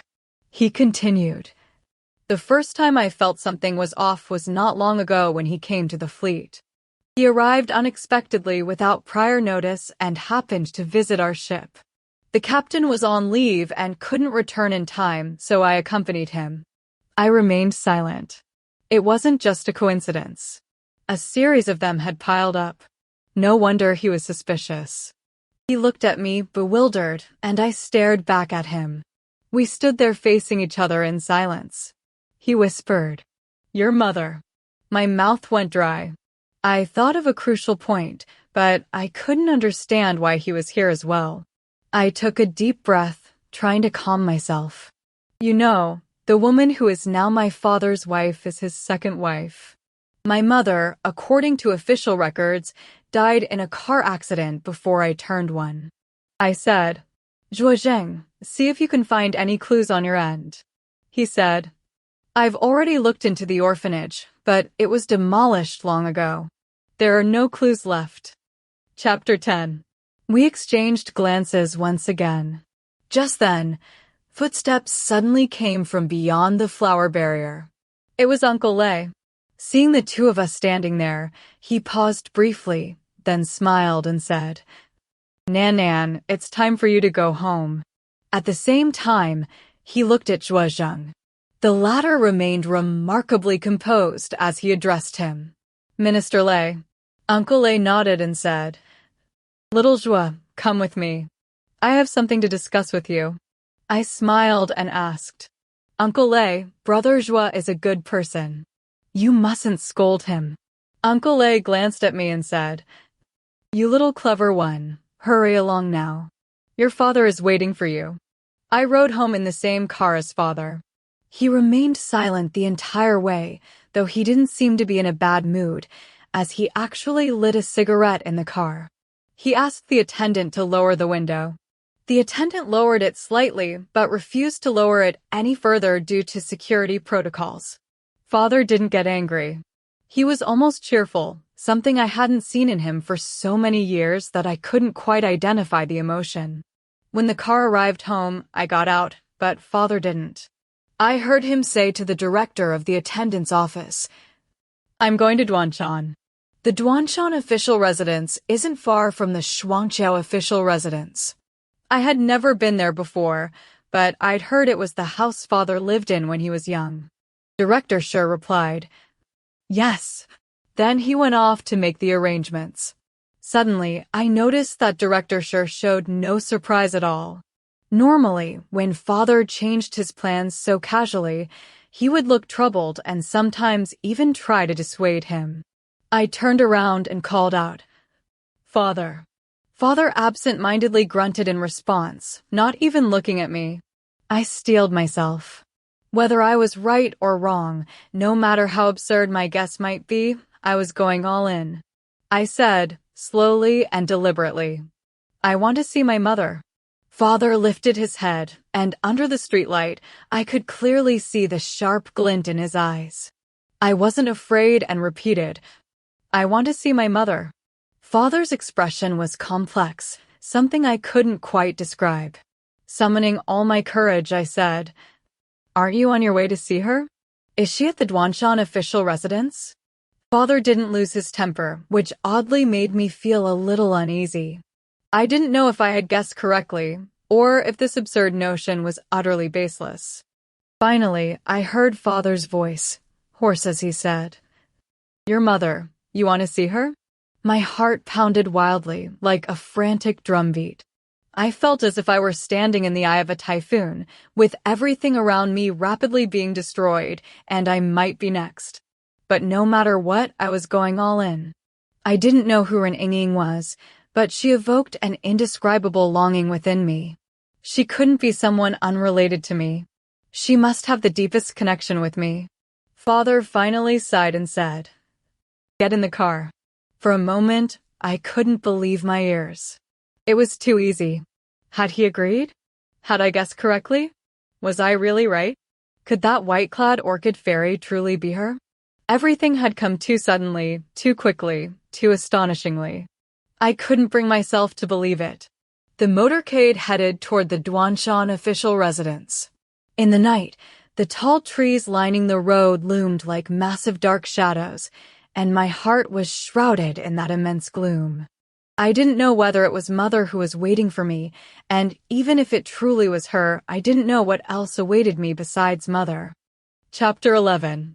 After dreaming, the tower stands tall and locked. Awake from wine, the curtains hang low and still. Last spring's regrets return with the season's chill. Alone amidst falling blossoms. In the light rain, swallows fly in pairs. I remember my first sight of little Ping. Her silk robe embroidered with double hearts. On the pipa strings, longing was softly played. under the same bright moon that night, which once saw the colorful clouds fade away. The chorus of summer cicadas gradually faded, and after a few chilly rains, the atmosphere of autumn began to emerge. Outside the window, a hibiscus bloomed brilliantly, and as she leaned against the bar, she almost mistook it for a rose. The rose from that morning was hidden in her locker, its rich, sweet fragrance still lingering on her fingertips. Lifting her head, she caught Teacher Zhou's gaze sweeping over her in the mirror and quickly performed a few graceful ronds de jam, so fluid and elegant that the teacher smiled approvingly. The changing room was shared among the girls, and chatter was inevitable. Xiao Fan, with the sharpest eyes and the loudest voice, exclaimed, "Susu, where did this come from?" Laughing, she snatched the rose from Susu's hand. "So fragrant." Mulan leaned in with a grin. "Do you even need to ask?" "It must be from our Rong Qingyi." Waving the flower playfully, Xiao Fan teased, "I'm going to tell the teacher that Rong Qingyi sneaked another rose from the flower bed for his sweetheart." Mulan smiled and slung an arm over Susu's shoulder. "Susu, how about I give you the leading role? You and Rong Qingyi can dance the butterfly lovers. I guarantee you'll be 10,000 times more in sync than I am with him." Ren Susu replied with a smile. "Keep talking and I'll spill your secret." Xiao Fan eagerly asked, "What secret?" But Susu didn't answer. Mulan pinched her cheek. "You little troublemaker. Only you could be this sneaky." As the group headed out for dinner, Mulan and Susu lagged behind. Mulan had changed into a Western-style dress and, noticing Susu in her pearl-white gown, remarked, "Why do you always wear these?" Linking arms with her, she said, "Come have dinner with me." Susu shook her head. "Thanks, but the last time I went with you, it made me so nervous." Mulan replied, "You're too uptight." They were just joking around, nothing serious. Besides, anyone from that crowd would be a good match. "Do you really plan to dance for the rest of your life?" Susu smiled. I know. You're set on marrying a wealthy gentleman and becoming a young mistress without a care. My fate is to dance forever." Mulan chuckled. "You mean you want to dance with Rong Qingyi forever?" Susu pretended to hit her. As they stepped outside, they spotted a sleek black Chevrolet parked across the street. Someone inside waved to Mulan from a distance. Her eyes lit up, and after a quick goodbye to Susu, she hurried over. Susu watched the car drive away and stood by the curb for a moment before Rong Qingyi approached. "Have you been waiting long?" he asked. She looked up at him. His fair, handsome face was like the autumn sun, warming her heart. She smiled. "I just came down." They went together to eat wontons. The light scent of seaweed and the translucent white wrappers made Susu begin to perspire slightly. She took out a handkerchief to dab her forehead. Qingyi asked her, "What's going on with Mulan lately?" "She's always distracted." As her dance partner, he naturally noticed her lack of focus during practice. Susu said, "She's dating someone new." Qingyi asked, "The one who drove over just now?" Susu nodded. Qingyi remarked, "He's from a wealthy family, isn't he?" "Not just wealthy. Rumor had it that his family had powerful connections." Once, Susu couldn't resist Mulan's insistence and was dragged along to a dinner. It was her first time having Western food. Glittering crystal chandeliers, gleaming floors, and sparkling silverware made the whole world seem to shimmer brilliantly. The people there were all fashionable and attractive. Mulan was poised and unafraid of anyone challenging her to drink. Among the guests was a young man named Zhang, who loved teasing Mulan the most, insisting she down her glass. She retorted, "Fine, I'll drink it." Then she tossed back the entire glass in one go, her emerald leaf earrings swaying like pendulums and glowing jade green beneath the light. The others erupted in cheers, and Zhang remarked, "Xiao Su, your girlfriend is spirited and straightforward." Mulan merely flashed a playful smile. Later, Zhangza turned to Susu and said, Miss Fang has drunk her wine, so shouldn't Miss Ren show some spirit too? She had never faced such a situation before and immediately blushed. In the end, Mulan's boyfriend, Su Chongning, came to her rescue. Miss Ren truly doesn't drink. She's not like the rest of you, always fooling around. Don't scare her. After the meal, Su Chongning arranged a car to take her and Mulan home. Mulan teased her along the way. Susu, that Mr. He seemed quite taken with you. As it turned out, Mulan was right. The very next day, Zhangza invited her to dinner. She declined indifferently. Mulan lamented for a while. My dear, that's the eldest son of Yuanqing. You wouldn't even give him a hint of warmth. Susu shot back. Who is Yuanqing? Mulan looked utterly exasperated before finally saying, You really, don't tell me you don't even know who Morongfeng is? That made Susu laugh, and she suddenly remembered that Yuanqing was a famously prominent political figure. To this day, that young mister he still occasionally asks her out, but she simply avoids him. Mulan was late and got scolded by the teacher, who made her stay behind for extra practice. After everyone else had left, Susu quietly returned to check on her. Mulan was practicing leg kicks and stopped when she saw Susu. Has Teacher Zhou left? Yes. Mulan stuck out her tongue. Her face glistened with sweat, and she wiped it with a towel before leaning lazily against the bar. Susu, it's Sunday tomorrow. Come out with me. Susu shook her head. Thanks, but I can't handle your Su's crowd of friends. Mulan said. There won't be anyone else tomorrow, just him and me. Susu smiled. Then what would I be doing? Playing third wheel. Mulan winked her beautiful eyes. His sister will be there too. Keep me company, please. I'm begging you. Susu laughed. Only an ugly daughter-in-law fears meeting her in-laws. You're not ugly, so why be afraid of his sister?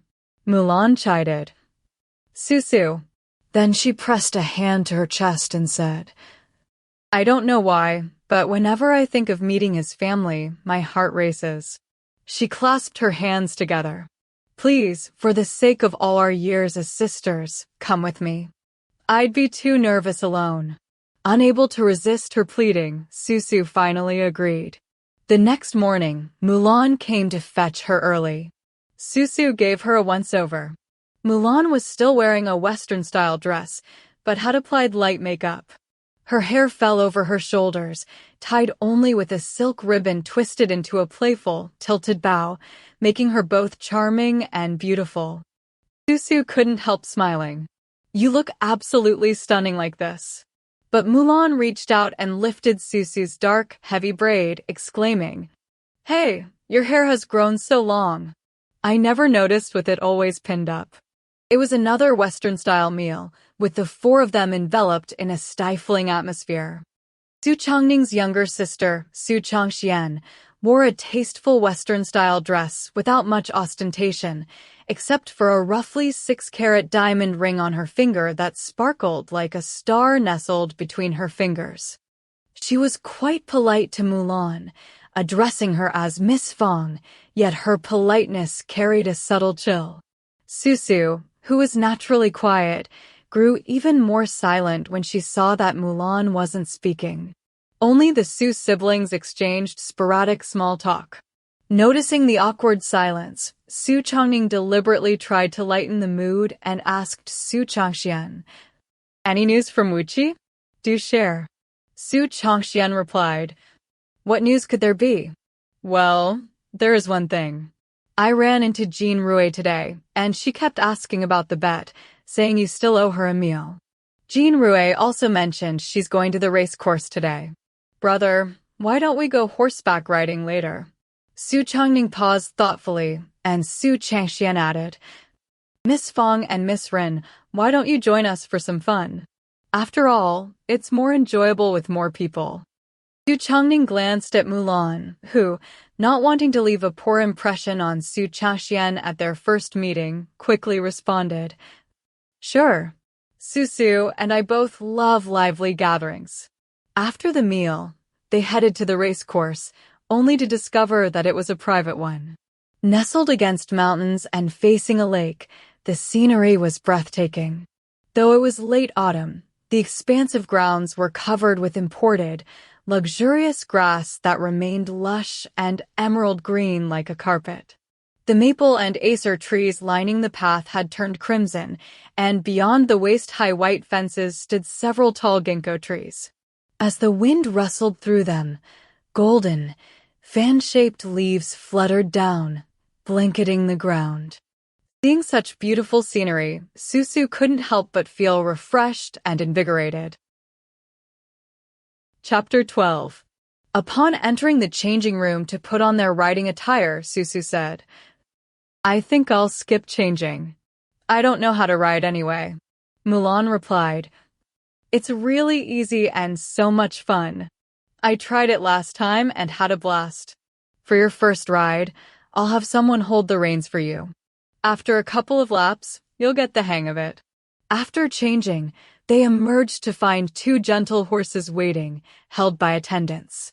Su Chongning smiled and said, "I specially picked the two most obedient horses for you ladies."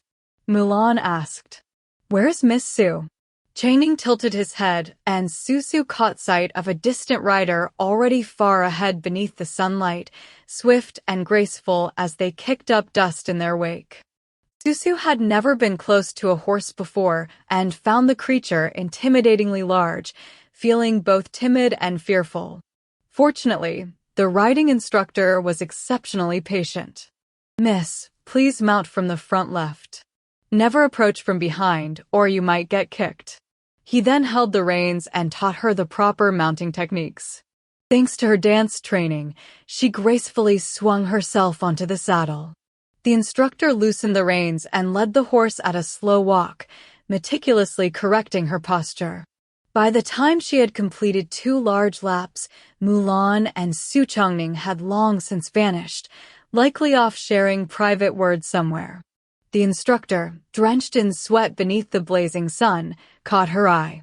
Feeling uneasy, she said, "Please take a break. I'll try walking a lap on my own." The young instructor, cheerful by nature, assumed she wanted to test her independence and replied with a smile, "Then do be careful." He handed her the reins before heading back to the stables. Susu felt no fear and allowed the horse to amble slowly south along the track. The wind rustled the leaves beside her, and sunlight cast glittering, gold-flecked patterns upon the azure lake nearby.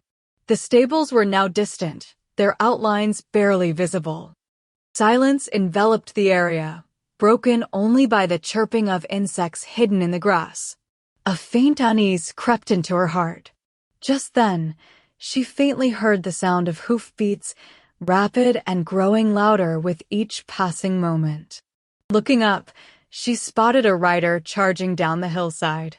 Alarmed by the speed, she tried to steer her horse aside but fumbled, tugging the reins too hard and causing it to retreat 2 steps. Panic mounted, and she pulled the reins tighter.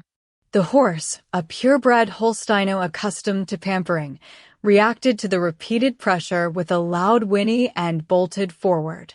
Caught off guard, Susu nearly tumbled off, but managed to lean sharply forward, narrowly avoiding a fall. Yet the horse now raced wildly, careening straight toward the oncoming rider. The other rider remained calm. Spotting the danger, he deftly guided his horse aside to let her pass. In the split second they crossed paths, he swiftly grabbed her reins. Her horse whinnied again, struggling fiercely, and with a violent jolt, Susu lost her balance and began to fall. In a flash, a pair of arms encircled her waist. Her braid came undone, and her dark hair scattered in the wind like a glossy black fan. Dizzy and disoriented, she met a pair of eyes, deep and shadowy as the lake from earlier, shimmering with golden flecks beneath the sunlight, gazing intently at her. Heaven and earth fell silent, leaving only him and her. So close. She had never been this near to a man before, almost without any barrier between them. He carried a faint scent of tobacco and mint water. His arms still encircled her waist, the warmth of his body seeping through the fabric of her clothes. His wind-tousled hair brushed softly across his clear brow as he asked, "Who are you?" She was terrified beyond words, unsure how to explain everything and even more uncertain of who he was. In her utter panic, she simply lowered her head, her flowing hair cascading down like water, as though trying to shield her vision and find a sense of safety. The sound of hurried hoofbeats approached as 2 or 3 riders descended the slope, all dressed in identical black riding attire. From a distance, they called anxiously, "Third young master, is something wrong?" He turned and replied, "It's nothing." Then, looking down at her, he asked, "Are you hurt?" She instinctively shook her head.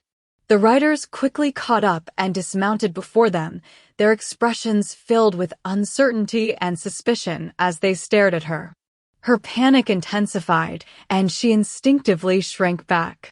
Yet he naturally tightened his arm ever so slightly, as though comforting her. "It's all right. Everything is fine now." His tone shifted abruptly as he turned to address the others, stern and severe. "This young lady doesn't know how to ride. Who allowed her to be alone in the riding grounds? Do you only care when something dangerous happens and an accident occurs?" His words immediately caused the others to lower their heads. Susu gradually calmed down and noticed 2 more riders approaching side by side. It was Mulan and Su Chongning. Seeing familiar faces, she felt a wave of relief and only then realized she was still in his embrace. Blushing, she whispered, "Thank you. Please let me down." Her voice was softer than a fly's hum, tinged with both embarrassment and fear. Yet he heard her. He dismounted and, without hesitation, extended his hand. She hesitated for a moment before finally placing her hand in his, feeling herself lightly lifted, almost carried down from the horse. As soon as she steadied herself, Mulan and Su Chongning galloped over. Su Chongning let out a surprised sound. "Huh." After dismounting, he addressed him as the others had. "Third young master." He smiled slightly and added, "I was just telling Chang Xian that Jin Rui has arrived and that you might come too." Mulan also dismounted and rushed over to take Susu's hand. "What happened?" Being very perceptive, she quickly grasped the situation and asked, "You didn't fall, did you?" Susu shook her head, only to see the third young master casually tapping the spurs on his boots with his whip when he unexpectedly turned to look at her. Just then, a gust of wind blew, and she smoothed her long hair with her hand before slowly lowering her head. She heard him say, "You're hosting guests here, yet you're not properly entertaining the young lady. If she were to fall, how would you handle it?" Su Chongning laughed. "Lucky you showed up in time." Susu was inwardly surprised. From his tone, it turned out he was the owner of this horse ranch. Such an exceptionally grand horse ranch. She never would have imagined its owner would be so young. Then she heard him say, "Changning, treat me to dinner tonight. Your family chef's crab meat lion's head has quite the authentic touch." Su Changning beamed with delight. "With such praise from you, I'm truly flattered." The third young master seemed to be on familiar terms with him and laughed. "As if you'd ever be flattered. It's settled then." A nearby attendant stepped forward and whispered something in his ear. The third young master raised his eyebrows and Su Chongning asked, "What is it?" He smiled and said, "I forgot. Father asked me to go to Mang Lake this afternoon to see the new airfield." He looked up, squinting at the sun, and added, "I'm already late anyway. I'll just have to lie about it later." Su Chongning noticed that the attendants all wore troubled expressions and laughed. "Look at your nerve. You're really embarrassing your third young master. If he's not afraid, what are you all scared of?" The third young master chuckled. "Don't try to provoke me here. I keep my word. I'll definitely drop by your place tonight. I'll give Old Song a call later. If father asks, he can cover for me. Hearing this, Su Chongning was indeed pleased and suddenly remembered. I haven't introduced the two young ladies yet. He then said, Mulan, Miss Rin, this is the third young master of the Morong family. But the third young master interjected, spouting nonsense in front of others? I have a name. Rong Qingyi. Mulan had already vaguely guessed from his conversation with Su Chongning that his status was unusual, and now she realized he was the renowned third young master of the Morong family. He appeared to be only in his early 20s, idly playing with a python skin whip.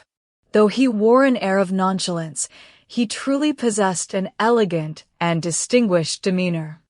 Su Chongning, who was also quite handsome, paled in comparison. She thought to herself, so he takes after his mother. Her photographs often appeared in the newspapers, exuding grace and nobility. Su Chongning promptly called home to arrange the dinner, and by evening, everything was ready. Susu had not wanted to go, but Mulan felt that visiting the Su residence, even informally, was an unexpected delight and insisted that she accompany her. With a mixture of pleading and persuasion, she practically dragged Susu into the car. Chapter 13. The dinner at the Su residence was merely an informal gathering, yet the air of an aristocratic family naturally permeated every gesture and movement. Even Mulan restrained her usual liveliness, remaining as quiet as Lin Dayu entering the Jiam mansion. The meal finally concluded. When the servants brought coffee, Rong Qingyi raised an eyebrow and remarked, "Why serve this?" Su Chongning smiled and said, "I know, tea has been prepared for you." Sure enough, a servant brought over a celadon-lidded bowl. Rong Qingyi chuckled. "You're truly extravagant, using this to entertain guests." Su Chongning replied, "I was afraid you'd accuse me of only having vulgar utensils here." Rong Qingyi said, "The sky after rain glaze piece from the Qianlong kiln that I usually use. Once, when father saw it, he was inexplicably displeased and randomly muttered, 'Prodigal son.' What an unlucky remark." Su Chongxian, who was nearby, interjected, "The set madam uses for daily entertaining is actually excellent Juneware." Rong Qingyi smiled and said, "Mother has grown rather idle lately. In previous years, she always enjoyed tea parties and dances, but this year, even large-scale gatherings at home have become scarce." As he spoke, he glanced at his watch. "I must be going. Father might have already sent someone to look for me." Su Chongning did not press him to stay, but personally saw him out. Mulan and Susu lingered only a quarter of an hour longer before taking their leave as well. Su Chongning arranged a car to take them home. Mulan lived in the city center, while Susu resided in the suburbs, so the car dropped her off last. She expressed her thanks, watched the Su family's car depart, and then turned to walk into the alley. On the autumn evening, the chirping of insects filled the grass along the roadside. A brilliant moon cast splashes of silver light, rendering the road surface as smooth and glossy as water or a mirror. By the moonlight, she rummaged through her handbag for her keys. The house she lived in was a small courtyard with a few clusters of begonias planted beneath the fence, their lush leaves visible even in the moonlight. The courtyard gate was secured with a small, rusted iron lock. Weathered by wind and rain, it was difficult to open. As she bent over, struggling with the lock, she heard someone behind her say, "Miss Rin." Startled, her hand trembled, and the keys fell to the ground. Turning around, she found the person somewhat familiar, but could not recall where she had seen him before. The man smiled and said, "Miss Rin, my surname is Lei. My employer would like to invite you for a cup of tea. I wonder if you would honor us with your presence." Only then did she remember. This Mr. Lei was an attendant of the third young master, always at his side at the racetrack and the Su residence, which explained why he seemed familiar. Since he referred to his employer, it must be Morong, the third young master. Her heart raced as she replied, "It's too late. Perhaps another time, if the opportunity arises, I might trouble Mr. Morong. Mr. Lei, ever polite, responded, "It's only 8 o'clock now. It won't take much of your time." She firmly declined with gentle excuses, and Mr. Lei had no choice but to turn and walk toward the side of the alley. It was then that she noticed 2 black cars parked in the shadows along the wall, barely visible unless one looked closely. A moment later, she heard light footsteps. Thinking it was Mr. Lei returning, her fear deepened. Yet the small key was nowhere to be found. The more she panicked, the less she could locate it. The figure drew closer, and in the moonlight, his face became clearly visible. It was Rong Qingyi himself. She never dreamed he would suddenly appear in such a shabby alley. Startled and frightened, she took a step back. Yet he smiled and called out, "Miss Ren." He glanced around and remarked, "Your place is truly elegant and quiet." Her heart was filled with terror. He reached out and grasped her hand, leaving her both shocked and furious, so much so that she forgot to struggle. He then raised his hand and brushed through her long hair, which cascaded down to rest upon her shoulders once more. Horrified, she staggered backward, only to find the courtyard gate behind her.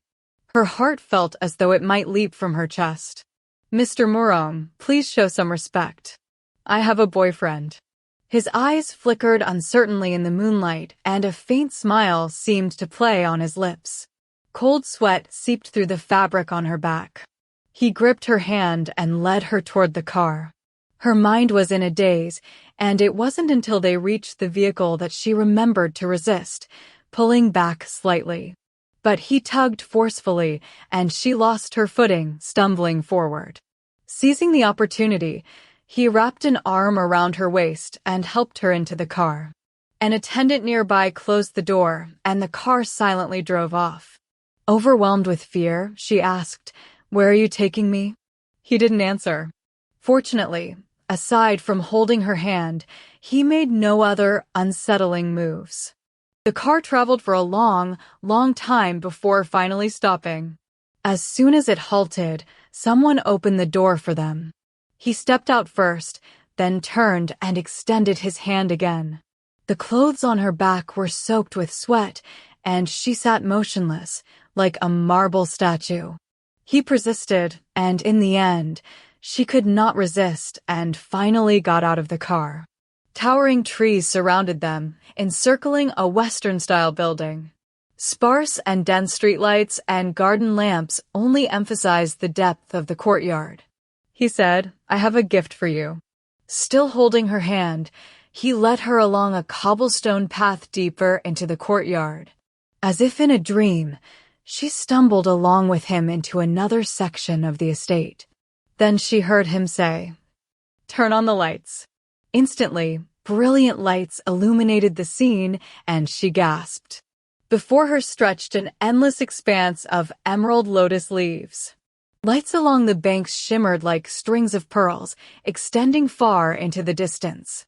Under their glow, a gentle breeze rustled the lush leaves, which stood tall like canopies. Though it was late autumn, the lotuses here bloomed in serene and exquisite beauty. Crowded pink blossoms resembled glazed jade bowls brimming with flowing light, or moon-bathed beauties standing gracefully upon the water. The scene was so dreamlike and enchanting that she was utterly mesmerized.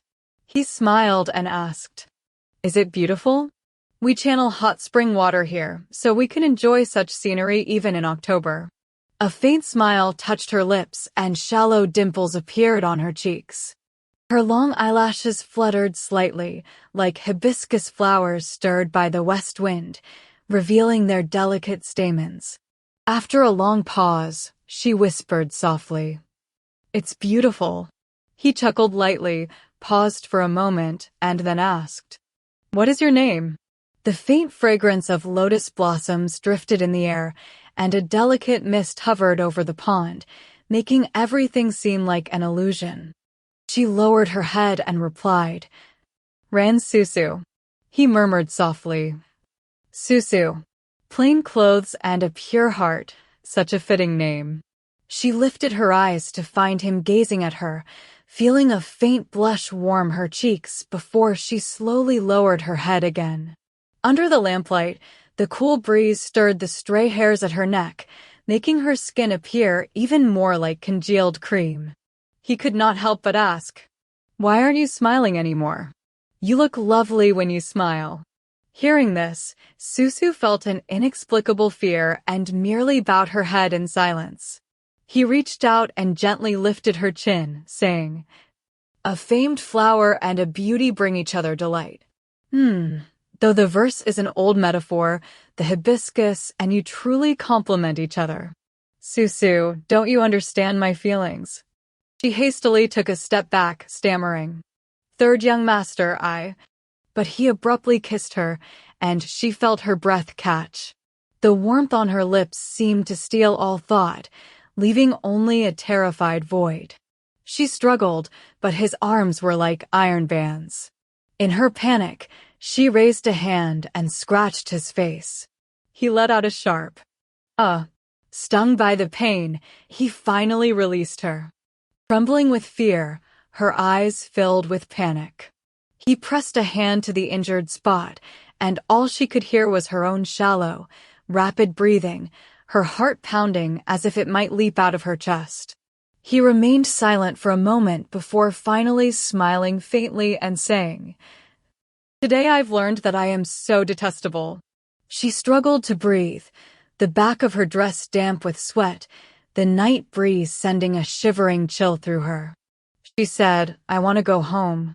Rong Qingyi was silent for another moment before replying, "Very well. I'll have someone take you back." Once in the car, she realized her forehead was beaded with cold sweat. Red marks from his grip adorned her wrists, and a lingering fear settled in her heart. Outside the window, the flickering lights flashed past her vision like fleeting meteors or the sudden glow of fireflies on a summer night, here and gone in an instant. The faint pain in her wrists was nothing compared to the growing clarity of the fear in her heart. By 10 in the morning, the official residence gradually came to life with servants moving about. The chrysanthemums by the swimming pool were in full bloom, arranged on specially erected trellises, a riot of brilliant colors vying for attention. Under the morning sun's gentle golden rays, the flowers resembled a cascading waterfall of vibrant hues, exceptionally beautiful. The breakfast table was set before the flower display, with the Western chef handling the meal as usual. The three diners occasionally heard the soft clink of cutlery, followed by silence so profound that the distant splashing of the fountain in the courtyard was clearly audible. Just then, the sound of leather shoes echoed from the corridor. Li Bo's looked up but had not yet seen anyone when the footsteps reached the corner and fell silent, likely having entered the house through the back door. He could not help but smile and said to his wife beside him, "It must be the third one returning." Jean Rouet set down her knife and fork, picked up her coffee for a sip, and remarked, "Mother, you really ought to rein in the third one and not let those around him indulge his whims. Look at how furtive he is. If father sees him, he's bound to get angry again." Chapter 14. Madame Morong smiled faintly, tilted her face upward, and set down the napkin in her hand. The servant nearby hurried forward, and she instructed, "Go and see if the third young master has returned. If he has, tell him to come see me." The servant complied and left. After a moment, she returned with Rong Qingyi. He had already changed his clothes and, upon seeing the three of them, beamed with a cheerful smile. "What a full gathering today. Mother, eldest sister, and brother-in-law are all here." But Madame Morong retorted, "Don't give me that cheeky grin. I'm asking you, why didn't you come home last night? Your father had people searching everywhere for you. I'm not covering for you this time. You'll have to explain yourself to him later." Rong Qingyi continued to smile. "Father was looking for me? He must have forgotten. Yesterday, I was ordered to go to Mang Lake and couldn't make it back because it got too late. As he spoke, he pulled out a chair and sat down. Jean Rui let out a soft laugh, set down her cup, and said, "Third brother, stop lying. Tell us, what's this?" She pointed at his face. Only then did Madame Morong take a closer look and notice a long, thin scratch under his left eye. She quickly asked, "How did that happen?" Rong Qingyi replied with a smile. "A branch scratched me on the mountain yesterday." But Madame Morong's expression darkened. "Nonsense. That looks exactly like a nail scratch."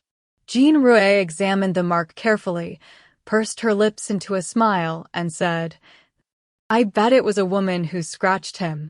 Rong Qingyi laughed and said, "Brother-in-law, listen to eldest sister's words. I don't know how you've put up with her all these years." Madame Morong interjected, "Stop trying to distract us with your nonsense. Your father doesn't know about your antics outside, but if he finds out, he'll make you pay dearly." Seeing her stern expression, Rong Qingyi chuckled lightly and said, "Mother, don't be angry. Didn't the doctor say that anger causes wrinkles?" He then shot a glance at Jean Rui. "Eldest sister, if mother gets wrinkles, it'll be because of your big mouth." Jean Rui laughed and replied, "You're always shifting blame. It's you who made mother angry. What does it have to do with me?" Rong Qingyi grinned. "How would I dare upset mother? I'm counting on her to put in a good word for me." Madame Morong said, "I can't control you anymore. I'll just have to tell your father later and let him teach you a lesson you won't forget." Rong Qingyi then put on an exaggerated look of remorse and said, "Well, there's no escaping it. Fine, fine. I'll just brace myself for a beating." Madame Morong sighed. "Think about it yourself. Last time, your father was so furious. Why can't you change your ways? Those people outside are no good. They can't handle serious matters and only come up with frivolous ideas." Jean Rui chuckled again and said, "Mother, you're being biased. But then, all parents in the world are like that. They always think their own children are good, and even if they make mistakes, it's someone else's fault." Madame Morong chided, "You silly child." Though she knew Jean Rui spoke the truth, she was indeed partial. Having lost her eldest son early, she had indulged this youngest son excessively. Out of deep maternal love, she asked Rong Qingyi, "Have you had breakfast yet?" Then, turning to the servant, she said, "Tell the kitchen to prepare another portion." She examined the injuries on his face closely and asked, "Who exactly did this? How could they be so vicious? If it had been any higher, it might have injured his eye." Then she turned to the attendants nearby and asked, "Which of you were with the third young master yesterday?" Rong Qingyi, however, said, "Mother, it's nothing serious. Nothing's broken or fractured. If you make such a big fuss questioning them, and word gets to father, then it might really become a serious matter." At this, Li Bose finally smiled and said, "Mother, don't worry. If the third young master says it's nothing, then it's nothing." Jean Rui also laughed. "Does this even count as him suffering a loss? Our third young master has always been the one making women suffer, never the other way around." Rong Qingyi chuckled. "Eldest sister, why won't you let me off today?" Jean Rui replied, "I'm doing this for your own good." She added, "Right now, you're like a wild horse, but do you really think you'll never be reined in? I'll have to tell Miss Kong and see what she thinks." Rong Qingyi, however, said with displeasure, "Why bring her up? What is she to me?" Their sibling bickering was a common sight to Madame Morong, but seeing her son grow angry, she finally said, "I was just about to ask you. I haven't seen her at our home these past 2 months. What happened between you two?" Rong Qingyi said, "King Minxian and I have long since parted ways. Don't bring her up again in the future." Jean Rui said, "Minxian is beautiful, clever, and kind-hearted. Among our social circle, it's rare to find such an outstanding young lady. Even father praised her, saying she's sensitive, wise, and virtuous, living up to her name. Why are you treating her like this? Rong Qingyi merely grew impatient and said, Mother, I have official business to attend to and must be on my way. Without waiting for Jean Rouet to say more, he stood up and left. Seeing him hurry off, Madame Morong said, Jean Rouet, what's gotten into you today? Jean Rouet replied, I'm doing this for his own good. The third young master is young and reckless, and I'm afraid he'll cause some trouble. If father finds out, we'll all be in for it. Madame Morong said, It's precisely because he's young that he's always fooling around. Who hasn't been through that? As long as he doesn't cause any real trouble, I'll turn a blind eye and let him be. She continued, Your father usually keeps a close watch on him, and if I pressure him too, it might only make things worse. You know the third young master's temper. Once he's set his mind on something, he won't listen to anyone. Last time, when your father was so angry, he didn't utter a single word of apology. If he had just said something soft, why would your father have flown into such a rage? If I hadn't stepped in to stop it, who knows what your father might have done?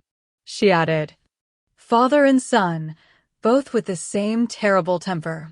Your father, too, whatever he grabs in the moment, he uses. And the third young master is even more stubborn. He just stood there watching as the paperweight was thrown at him, knowing full well it would split his head open, and he didn't even try to dodge. To this day, the scar is only hidden by his hair. Jean Rouet laughed and said, Mother, father only disciplined him once, and you've brought it up so many times. This is what they call, the pain strikes the child, but the mother feels it in her heart. After skipping class for a day, Mulan went to find Susu as soon as her own classes ended. The journey was long, so she took a pedicab. She got off at the entrance of the alley and walked in.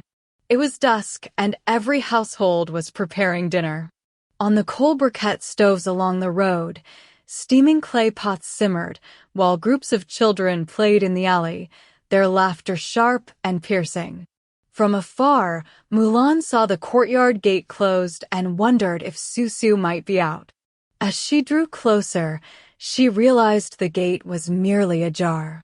Pushing it open, she called out from the yard, Susu. There was no reply. She took a few steps forward and noticed the door was also slightly open. She called again, Susu. The room was unlit, with a few slanting rays of sunset filtering through the west-facing window. In the dim light, she saw Susu lying on the bed. Hearing footsteps, Susu slowly turned over and sat up, asking, What brings you here? Mulan noted that her voice sounded normal. Being a frequent visitor, she casually switched on the light and exclaimed, Huh? You look so pale. Are you sick? Susu shook her head. I just have a headache and wanted to rest. Mulan said, I knew you weren't feeling well.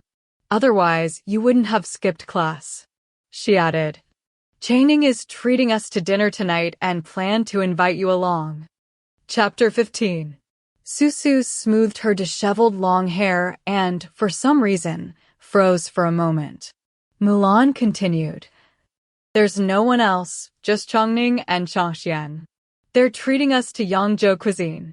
Susu said, In this state, I really can't go. I'm sorry, Mulan. Mulan laughed. Quick, get up and comb your hair and wash your face. I guarantee you'll feel refreshed. She added, Your illness comes from being cooped up. Going out for a meal and moving around might just cure you. Susu forced a smile. I really don't want to go. Mulan took her hand. No matter how unwell you are, you still need to eat. I remember you love Yangzhou cuisine the most. This time, it's at 24 Bridges, an authentic Huayang restaurant. Without another word, she pushed her toward the washstand. Hurry and wash your face and change your clothes. With no other choice, Susu hastily freshened up and went out with her. 24 Bridges was the currently fashionable restaurant. They alighted at the entrance, where a waiter respectfully escorted them to a private room on the third floor. The Su siblings had already arrived, and the four of them settled around the table as tea was served. The appetizers came first, for varieties and all. Yunxi cakes, Hongfu zongzi, crispy xiaobing, and zanger cakes. Susu noticed the tea in her cup was a vibrant green, emitting a delightful fragrance. A waiter whispered something in Su Chongning's ear, and she heard him say, "Let's wait a little longer. The host hasn't arrived yet." Hearing this, Susu felt an inexplicable restlessness. Before his words had faded, the door to the private room opened. Footsteps echoed from behind the screen, and her heart raced. Sure enough, Su Chongning stood up with a laugh. "Third young master, as the host, how come you're the last to arrive?" She heard him chuckle. "Something came up at the last minute, keeping you all waiting. My apologies." Only then did Susu look up and see him in full military uniform, casually removing his hat and handing it to the attendant behind him. His gaze turned toward her, and she quickly lowered her head to sip her tea, only to find it lukewarm and slightly bitter. Su Chongning remarked, "You didn't even change out of your uniform before rushing over. I suppose that shows some sincerity." He laughed. "Not just some. Full sincerity." Dishes were served one by one, each exquisitely prepared, with waiters attending diligently. Susu had no appetite and merely sampled a few bites. A traditional Chinese banquet is a lengthy affair, and by the time the final soup arrived, nearly 2 hours had passed. Su Chongning suggested, "How about we play cards later?" Mulan replied, "Susu and I need to head back. We have classes tomorrow." Su Chongning said, "All right, I'll see you home." After a pause, he added, "My car is full with the 3 of us. Third young master, could I trouble you to take Miss Ren home?" Susu hurriedly interjected, "There's no need. I can take a pedicab back. It's quite convenient." Mulan also said, "I'll go back with Susu by pedicab." But Su Chongning insisted, "It's already so late, and the journey is long. I'd worry about 2 young ladies traveling alone. It's just a small favor to ask of the third young master." He stood up, took Mulan's hand, and turned to summon Su Changxian. "Let's go." Su Changxian gave Susu a slight smile, and the 3 of them departed gracefully. The private room was suddenly left with only the 2 of them. She stood up silently, her palms sweating and feeling clammy, as if her handbag had become unbearably heavy. With her head lowered, she followed him out. Only when they were in the car did he ask, "I heard you weren't feeling well. Are you sick?" She shook her head. She had left in a hurry today, wearing a short cheongsam with lilac floral patterns on a white background, which accentuated her delicate oval face, making her appear even more pitiable. Noticing his unwavering gaze, she grew increasingly flustered and slowly lowered her head. She heard him chuckle softly and say, "You're so childish. Still upset about my rudeness?" After a pause, he added, "All right, let's say it was my fault." Hearing this, she kept her head down. The road was rough and the car jolted slightly. He reached over and said, "This is for you." It was a small brocade box. She refused to take it, so he opened it to show her. Inside was a pair of bracelets, shimmering like 2 pools of emerald water. Though she didn't recognize them as glass jadeite, their radiant brilliance was unmistakable. She shook her head and said, "Such a valuable gift. I'm afraid I cannot accept it." He didn't press her, only asking, "Then how about going horseback riding again this weekend?" She shook her head again. The car fell silent. A short while later, they had reached the entrance of the alley. She seemed to let out a soft sigh of relief. After getting out of the car, she politely thanked him. Rong Qingyi waited until she had entered the courtyard gate before telling the driver, "Let's go." Lei Xiaogong watched as he tied and untied the satin ribbon on the brocade box, repeating the motion several times. Puzzled, he asked, "Third young master, shall we return to Shuangqiao?" Rong Qingyi replied, "We must return to Shuangqiao. I should at least make an appearance before mother." The official residence was bustling with activity. Madame Morong had invited several female guests for dinner. The banquet had just ended, and the guests had gathered in the drawing room west of the corridor to drink tea and listen to a renowned kunku opera singer perform the beggar song. Seeing that the guests were all women, Rong Qingyi paused briefly outside the door. Jean Rui looked up and spotted him, calling out, "Third brother, why aren't you coming in?" He stepped inside and greeted, "Mother." Madame Morong smiled and said, "You're back early today. Why haven't you even changed your clothes?" He replied, "I came straight here after returning." Noticing that Madame Morong was intently focused on the performance, he seized the opportunity to say, "I'll go change." With that, he left and went upstairs. After changing into a Western suit, he came back down and found the West drawing room still filled with laughter and chatter. He turned left along the corridor and headed to the front of the residence, ordering a car. The attendants had not expected him to leave again so soon after returning. Lei Xiaogong asked, "Are we going to Duan Mountain?" He replied sternly, "Stop nagging." Knowing his temper, Lei Xiaogong didn't press further and arranged for the car. Once they were in the vehicle, Rong Qingyi ordered, "I don't care how you do it. Bring Miss Ren to Duan Mountain to see me." Lei Xiaogong acknowledged the command with a yes. Though inwardly he felt troubled, he was well aware of the third young master's stubborn nature. There was no room for negotiation. He was the most trusted personal attendant, and having served by his side for so long, he had practically become half friend and half subordinate. Seeing his expression, Rong Qingyi couldn't maintain his stern face any longer and said with a laugh, "How spineless. When I asked you to invite Yu Fangfei last time, I didn't see you this troubled." Hearing this, Lei Xiaogong knew the matter was now behind them, so he replied with a cheerful smile. Although Miss Yi is a big star, when she heard it was the third young master inviting her to dinner, she agreed without the slightest hesitation. But this Miss Ren. As he spoke, he carefully observed Rong Qingyi's expression. Sure enough, he seemed preoccupied, restless, and unsettled. After a moment, he even sighed. Hearing the displeasure in his tone, Lei Xiaogong didn't dare say anything further. Seeing him wave his hand, signaling that he could leave, Lei Xiaogong withdrew and returned to the duty room of the attendant's office.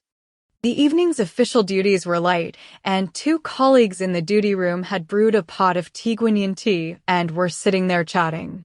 When they saw him come in, they asked, "Is the third young master going out?"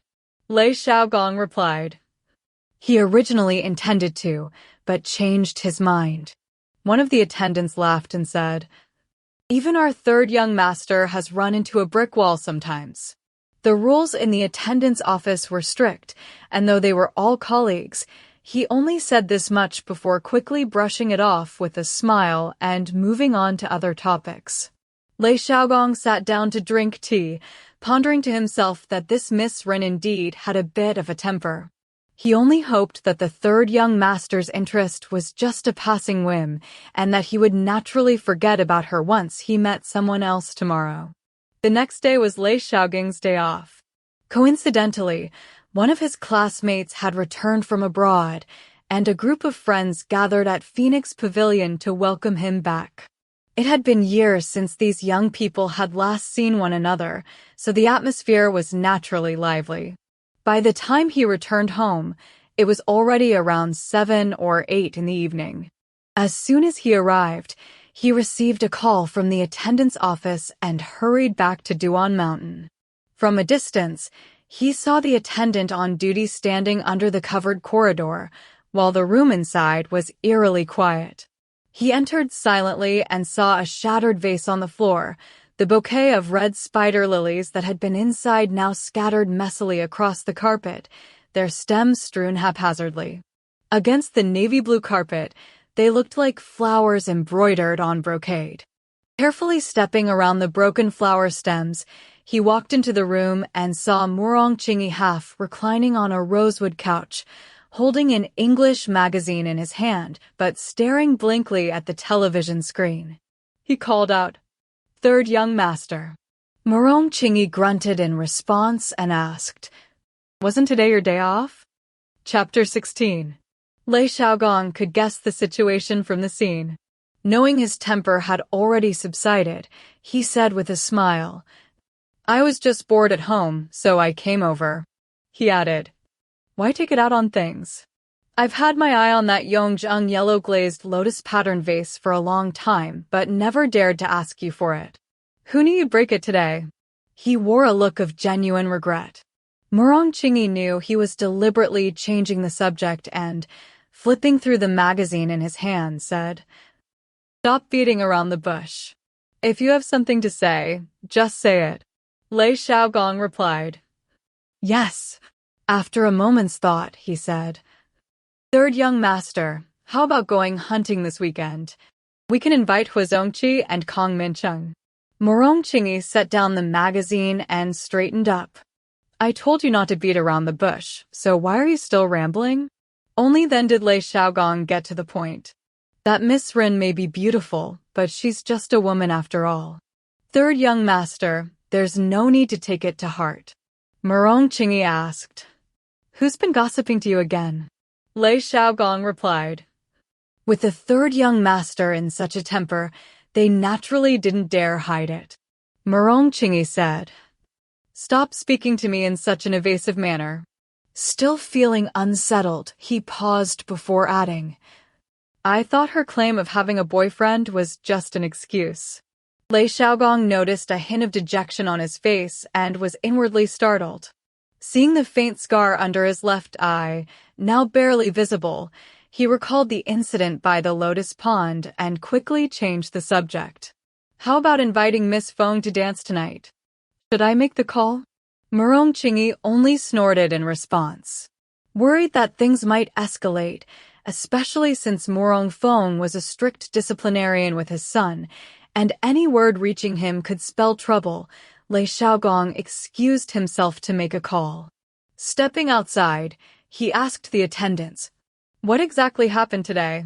As deputy director of the attendance office, his subordinates had no reason to withhold information and explained in detail. Around 5 in the afternoon, the third young master returned from Fanming. While his car was waiting for the ferry at the dock, he happened to see Miss Ren with a friend by the river. After asking a few more questions, Lei Xiaogong understood the situation. It was simply the frustration of not getting what he wanted. Just then, he looked up and saw Rong Qingyi stepping out. He hurried over and asked, "Third young master, where are you headed?"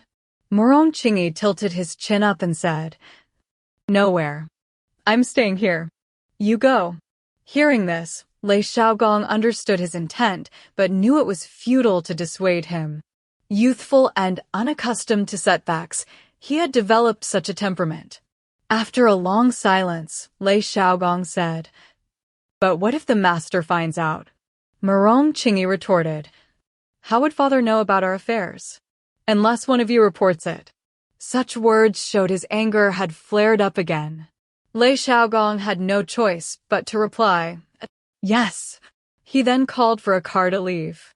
After Lei Xiaogong left, the residence grew quiet again. This was merely a place where Rong Qingyi stayed occasionally during his leisure time, so there were no servants or attendants around. The attendants, having witnessed his earlier outburst, kept their distance. He walked along the gravel path toward the back, flanked on both sides by flower barriers. Among the dense, dark brown leaves of the vines, small white flowers bloomed one by one. Upon closer inspection, he realized chrysanthemums were nestled among them. He continued until he reached the lotus pond. A gust of wind swept by, causing the lotus leaves in the pond to flutter and swirl like countless green gauze skirts. Suddenly, he recalled that day. She had worn a jade-green dress, her jet-black hair cascading over her chest, her eyes like two pools of autumn water, so serene they captivated the soul. When she smiled, it was a demure, closed-lipped smile, yet the corners of her lips lifted slightly, resembling a crescent moon that tempted him to steal a kiss. The scratch marks on his face had long since faded, but it was the first time in his life that he had encountered resistance. The restlessness in his heart grew even more tumultuous beneath the cool autumn breeze. He stood there a while longer before an attendant approached him. "Third young master, Miss Ren has arrived." Though the villa at Duan Mountain was small, it was exquisitely furnished. The room was decorated in a traditional Chinese style, with rosewood furniture and suzhou embroidery cushions in an incense hue, embroidered with large hibiscus patterns in silver thread that shimmered brilliantly. Near the entrance stood a 12-panel rosewood screen, intricately carved with 12 varieties of flowers. The wood had a purplish-red hue, smooth and lustrous like jade. The light from the floor lamp, filtered through its gauze shade, cast a soft, yellowish glow, reminiscent of candlelight from bygone days, illuminating the screen. The recessed areas of the carved patterns were deep and dark, like the black of night. Hearing footsteps, Susu's fear deepened, and she took a slight step back. Rong Qingyi noticed her pale face and slightly disheveled hair, clear signs of her fright. He said, "Don't be afraid. It's me." Yet she retreated in panic, step by step, until there was nowhere left to go, like a frightened fawn trapped in a corner. Her large, dark, round eyes were filled with terror and confusion, fixed intently upon him. "I want to go home." He chuckled softly. "Isn't this place better than home?" Taking her hand, he led her to the desk and opened a box. Under the lamplight, the jewel emitted a dazzling radiance, its brilliance swirling and illuminating their features with startling clarity. He whispered, "This pearl is said to have come from the palace, passed down from my grandmother. It's called you." Picking up the necklace, he moved to fasten it around her neck. She hastily protested, "I don't want it. I want to go home." She reached out to push him away, but he caught her wrist. He murmured her name. "Susu." She lost her balance, pulled forward by his force, and stumbled straight into his embrace. She struggled but couldn't break free. As he leaned in to kiss her, she raised her hand in resistance, but he anticipated the move and tilted his head to avoid it. Desperate to escape his grasp, she found herself overpowered by his strength. His kisses fell relentlessly upon her lips, her face, and her neck. In her despair, she struggled fiercely, her fingertips brushing against the cold porcelain on the desk, but unable to grasp it. With one final burst of effort, she managed to free one hand, but the momentum sent her lurching sideways toward the desk. The teacup on the desk was swept to the floor with a loud crash, shattering into pieces. Fear swept over her like a tidal wave. She felt herself lifted abruptly, the world spinning as he scooped her into his arms. Panicked, hot tears stained his hands. She grabbed a piece of broken porcelain, but he swiftly seized her wrist, wresting the shard away and flinging it far off. She gasped for breath, tears streaming down her face, yet she was no match for his strength. Sobbing, she dug her nails into his arm, but he paid no heed, his actions relentless and forceful. She struggled desperately, her tears dampening the tassels on the pillow, the cold fabric clinging to her cheek, an inescapable chill that burned fiercer than fire, as if it could consume everything. Outside the window, a soft rain began to fall, pattering gently on the parasol leaves, the sound gradually growing into a rustling whisper. Clothes slipped silently to the floor like scattered petals battered by wind and rain. By 6 o'clock, the rain had intensified, the sound of rushing water echoing all around. Autumn in Wuqi was the rainy season, with abundant moisture, but such a torrential downpour was rare. Lei Xiaogong jolted awake, threw off his blanket, and sat up, listening intently. It was indeed the telephone ringing. After a moment, he heard footsteps approaching from the corridor. Sensing something amiss, he hastily threw on his clothes and got out of bed. The duty attendant had already reached his door. A call from Shuangqiao. They said the master is looking for the third young master. His heart sank. He hurried through the corridor to the second floor, not bothering with formalities, and knocked lightly 3 times. Rong Qingyi was usually a heavy sleeper, but this time he awoke at the sound. "What is it?" he asked.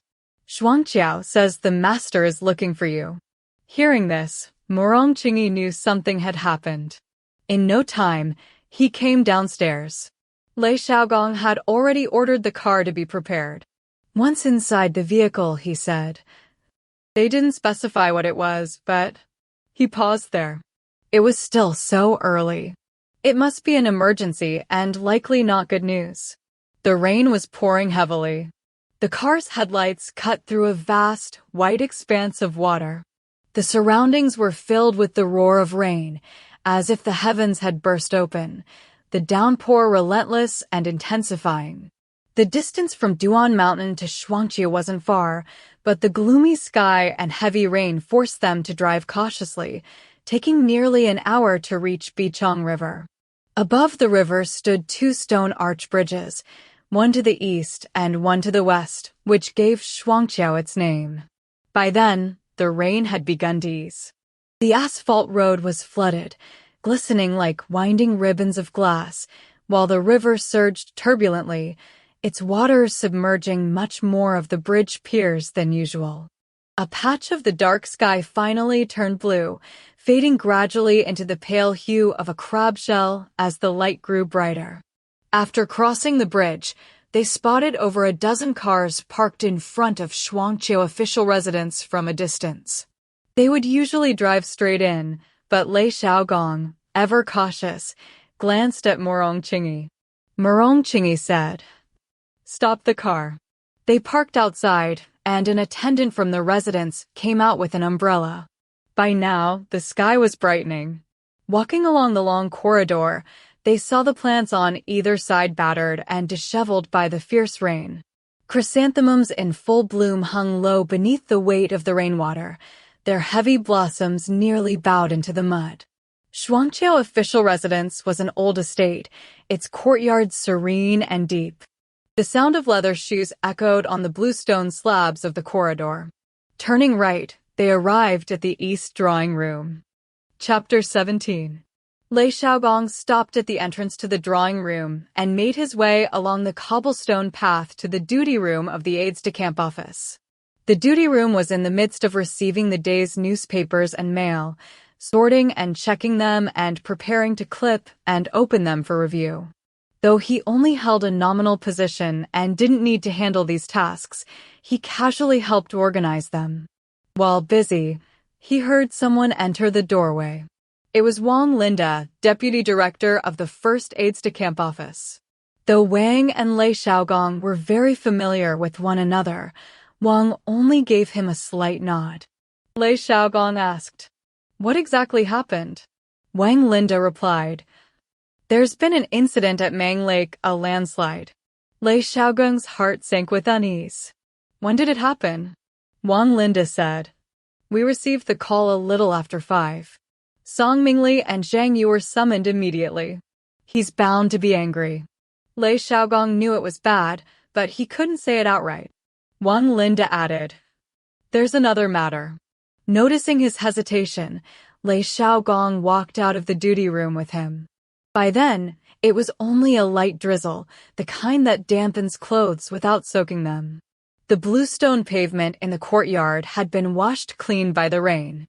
A sparrow hopped about in the middle of the yard, but as the 2 men passed, it fluttered up to a tree branch. Wang Linda watched the bird take flight, a shadow of worry crossing his face. Last night, the master found out about the third young master's bank overdraft from somewhere. His expression turned grim immediately.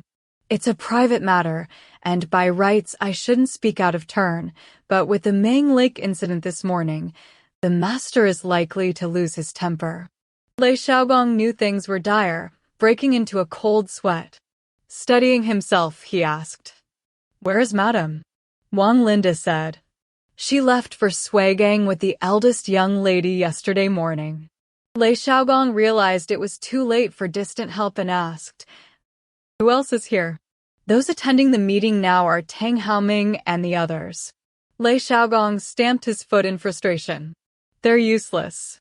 I'll call Mr. He," Wang Linda said. "I'm afraid it may be too late." Before the words had faded, an aide-de-camp approached from a distance and called, "Director Wang, telephone." Wang Linda had to hurry off. Lei Xiaogong immediately went to call He Suan, but the line was busy. Fortunately, as soon as the operator reported the incoming call, the other end picked up. He said, "This is Lei Xiaogong. Please put Mr. He on the line." The other party, not daring to be careless, promptly replied, "One moment, please." Anxious, his hand gripping the receiver grew sweaty. When He Suan finally came on the line, Lei Xiaogong only said a few words before he, being sharp and perceptive, responded at once, "I'll come right away." Only then did Lei Xiaogong feel slightly relieved. Hanging up, he returned to the duty room. The aides-de-camp office was empty and silent, amplifying his unease. As he fretted over the situation inside, an aide-de-camp hurried in and said, "Director Lei, you're here. The master is in a terrible rage and has taken the family discipline rod in hand." This was the last thing Lei Xiaogong wanted to hear, yet it was unavoidable. He quickly asked, "Did no one try to stop him?" No one dared to intervene, and the third young master refused to beg for mercy. Lei Xiaogong could only stamp his feet in frustration. How could he ever admit defeat? That little ancestor's temper has gotten him into trouble so many times before. Yet he knew there was nothing to be done and could only fret anxiously. After a moment, he heard that the more everyone tried to intervene, the more it fueled the master's anger, leading to even harsher blows. Even the family discipline rod had been broken. Then came the fireplace poker, which was made of white copper. Jin Yongren, the head of the attendance office, rushed forward to block it, but was shoved aside, stumbling as harsh words were spat at him. "All of you, get out." Jin Yongren, who was usually highly trusted, realized the situation had escalated badly and hurried out to instruct the attendant officer. "Why are you still standing there? Go quickly and call Madam." The attendant officer rushed off. Hearing Jin Yongren's words, Lei Xiaogong knew things were beyond control. He had no choice but to walk to the corridor entrance, where he spotted He Suan's car approaching from a distance. Hurrying over, he opened the car door for him. Seeing Lei Xiaogong's expression, He Suan had already guessed most of the situation and, without asking a single question, strode swiftly toward the east wing. When Jin Yongren saw him, he couldn't help but breathe a sigh of relief and personally opened the door for him. Lei Xiaogong paced back and forth in the corridor several times before finally seeing two people supporting Rong Qingyi out. He hurried forward to meet them.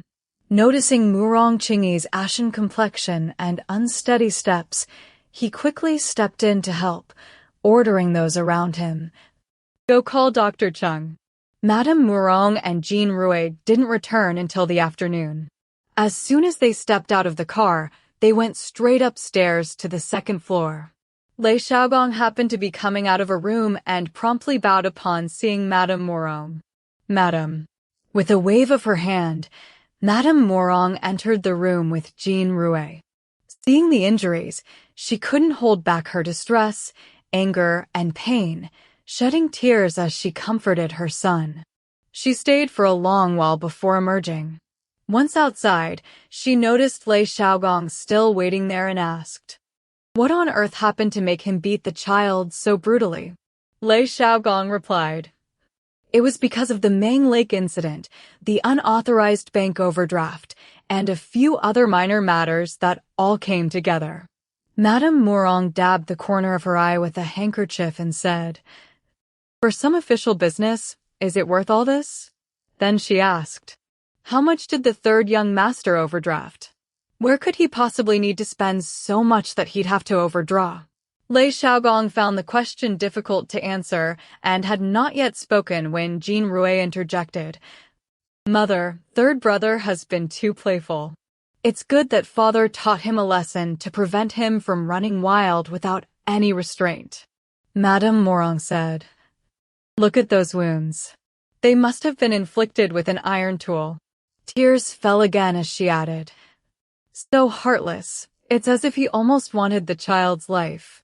Jean Rui said, "Father was in a rage, so of course he grabbed whatever was at hand." Then she added, "Mother, why don't you go back to your room and rest?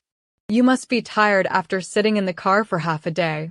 Madame Morong nodded and said to Lei Xiaogong, "Xiao Lei, please keep a close watch on the third young master for me." Only then did she leave. By dusk, rain had begun to fall again. Outside the bedroom window stood an old locust tree, its branches swaying like a canopy in the misty rain. When Rong Qingyi woke, he was drenched in sweat. Seeing that it was already dark, he asked, "What time is it?" Lei Xiaogong hurried over to answer, "It's almost 7 o'clock. Are you hungry?" Rong Qingyi said, "I don't feel like eating anything." Then he asked, "Where's mother?" Lei Xiaogong replied, "Madam is downstairs." He added, "This afternoon, Madam went to speak with the master." The attendants all said it was the first time in so many years they had seen Madam angry with the master. Rong Qingyi said weakly, "She feels sorry for me. I'm in pain all over. Please go and tell mother for me that father is still angry and saying more won't help. It might even make things worse." Lei Xiaogong said, "The master said he wants to send you abroad. That's what Madam is upset about." Rong Qingyi let out a bitter laugh and said, "I knew it. Father is determined to deal with me harshly this time." Lei Xiaogong said, "The master might just be angry for the moment." Just as they were speaking, Madame Morong arrived. Lei Xiaogong quickly withdrew. Seeing that his mother still had tear stains on her face, Rong Qingyi called out, "Mom." This only made Madame Morong feel even more distressed. She took his hand and said, "I don't know what's gotten into your father, insisting that you go abroad. How could I bear to part with you?" Hearing this, Rong Qingyi knew the matter was beyond redemption, and his heart grew calm. Going abroad isn't necessarily a bad thing. Madame Morong nodded upon hearing this. "Your father's intention is for you to study abroad for another 2 years. I've thought it over. I'll apply to a good school for you. Learning something and returning will surely be useful." After a pause, she added, "Your father means well for you. Although I don't agree with his methods, you are sometimes too willful. When you're abroad, it won't be like being at home. It might be good to temper your stubbornness." Rong Qingyi then said, "Father beat me half to death, and you only felt sorry for me for a moment before turning around to lecture me on his behalf." Madame Morong said, "Look at you, child. Do you think your father doesn't feel sorry for you? When you make a mistake, you should admit it properly. Why provoke your father into such a rage?" Rong Qingyi knew that, despite her words, she was ultimately biased in his favor. So he playfully changed the subject, saying, "Which university will you apply to for me, mother? How about I attend your alma mater?" Finally, he made Madame Morong laugh. "You've only just started feeling a little better, and you're already being mischievous. You know perfectly well that my alma mater is a church-affiliated girls' school." Chapter 18. After a few days of recuperation, his youth and the fact that his injuries hadn't reached the bone allowed him to recover quickly. By this day, he was already able to come downstairs. Having been cooped up for several days, even his steps felt lighter. But when he walked down to the small sitting room, he stopped obediently at the doorway. Madame Morong looked up and saw him, smiling as she said, "Why don't you come in?"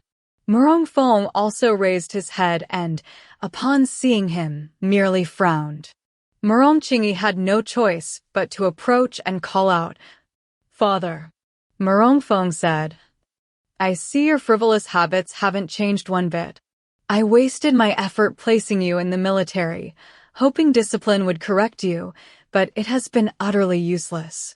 Madame Morong, afraid he would grow angry again, quickly interjected, "I've already spoken with third brother about studying abroad, and he's willing to go."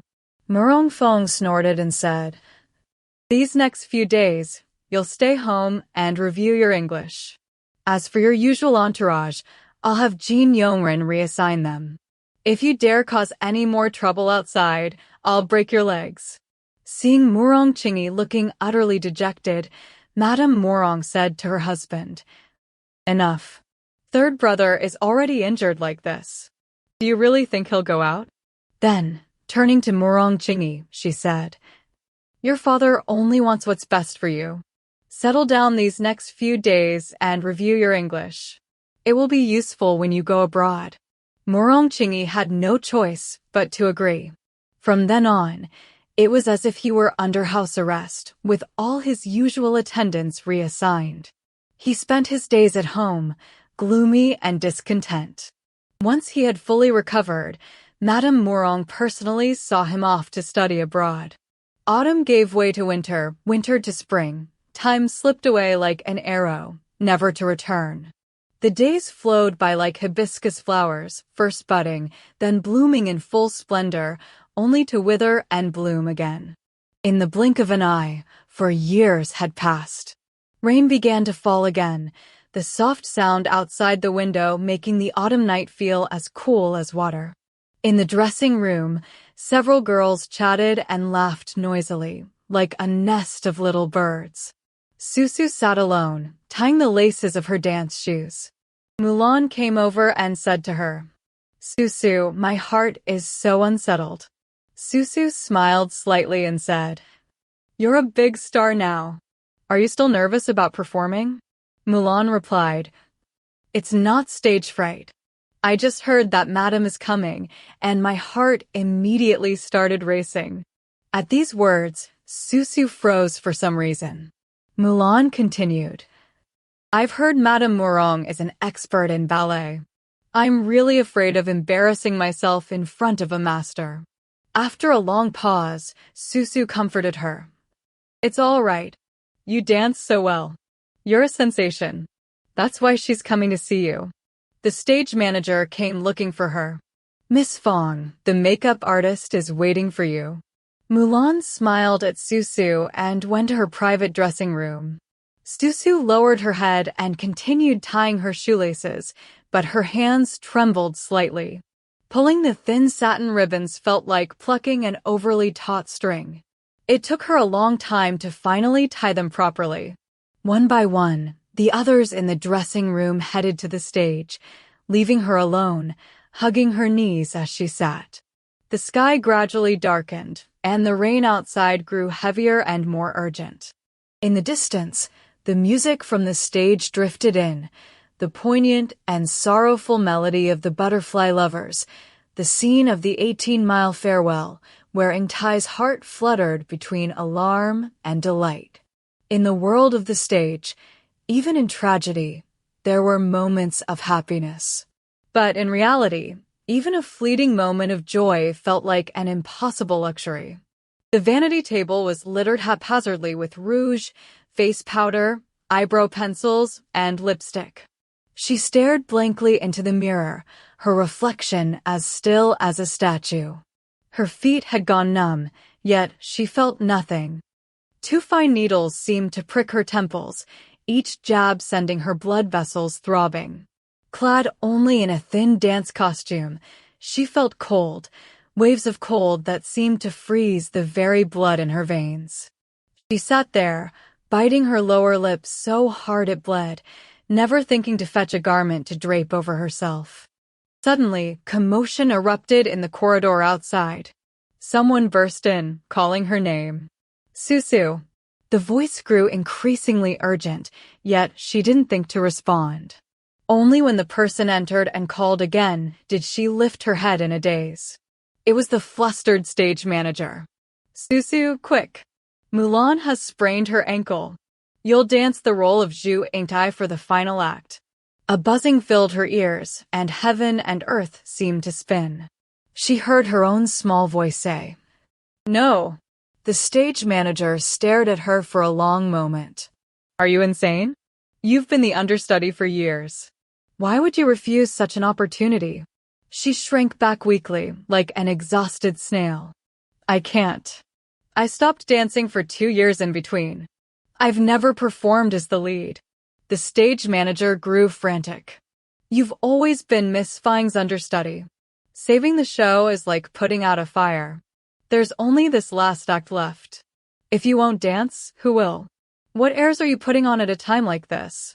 She wasn't putting on airs. Her head felt as if it were splitting open. She just kept shaking her head. "I can't." The director and her teacher arrived, all three pleading with her, but she shook her head desperately. Time was running out. Without another word, the stage manager and director pushed and shoved her onto the stage. The grand crimson curtain, sprinkled with gold, began to rise. It was too late. Too late. Music flooded the theater. Her eyes swept over the oppressive, dark mass of the audience. Almost by mechanical instinct, her toe slid into the first rond de jam.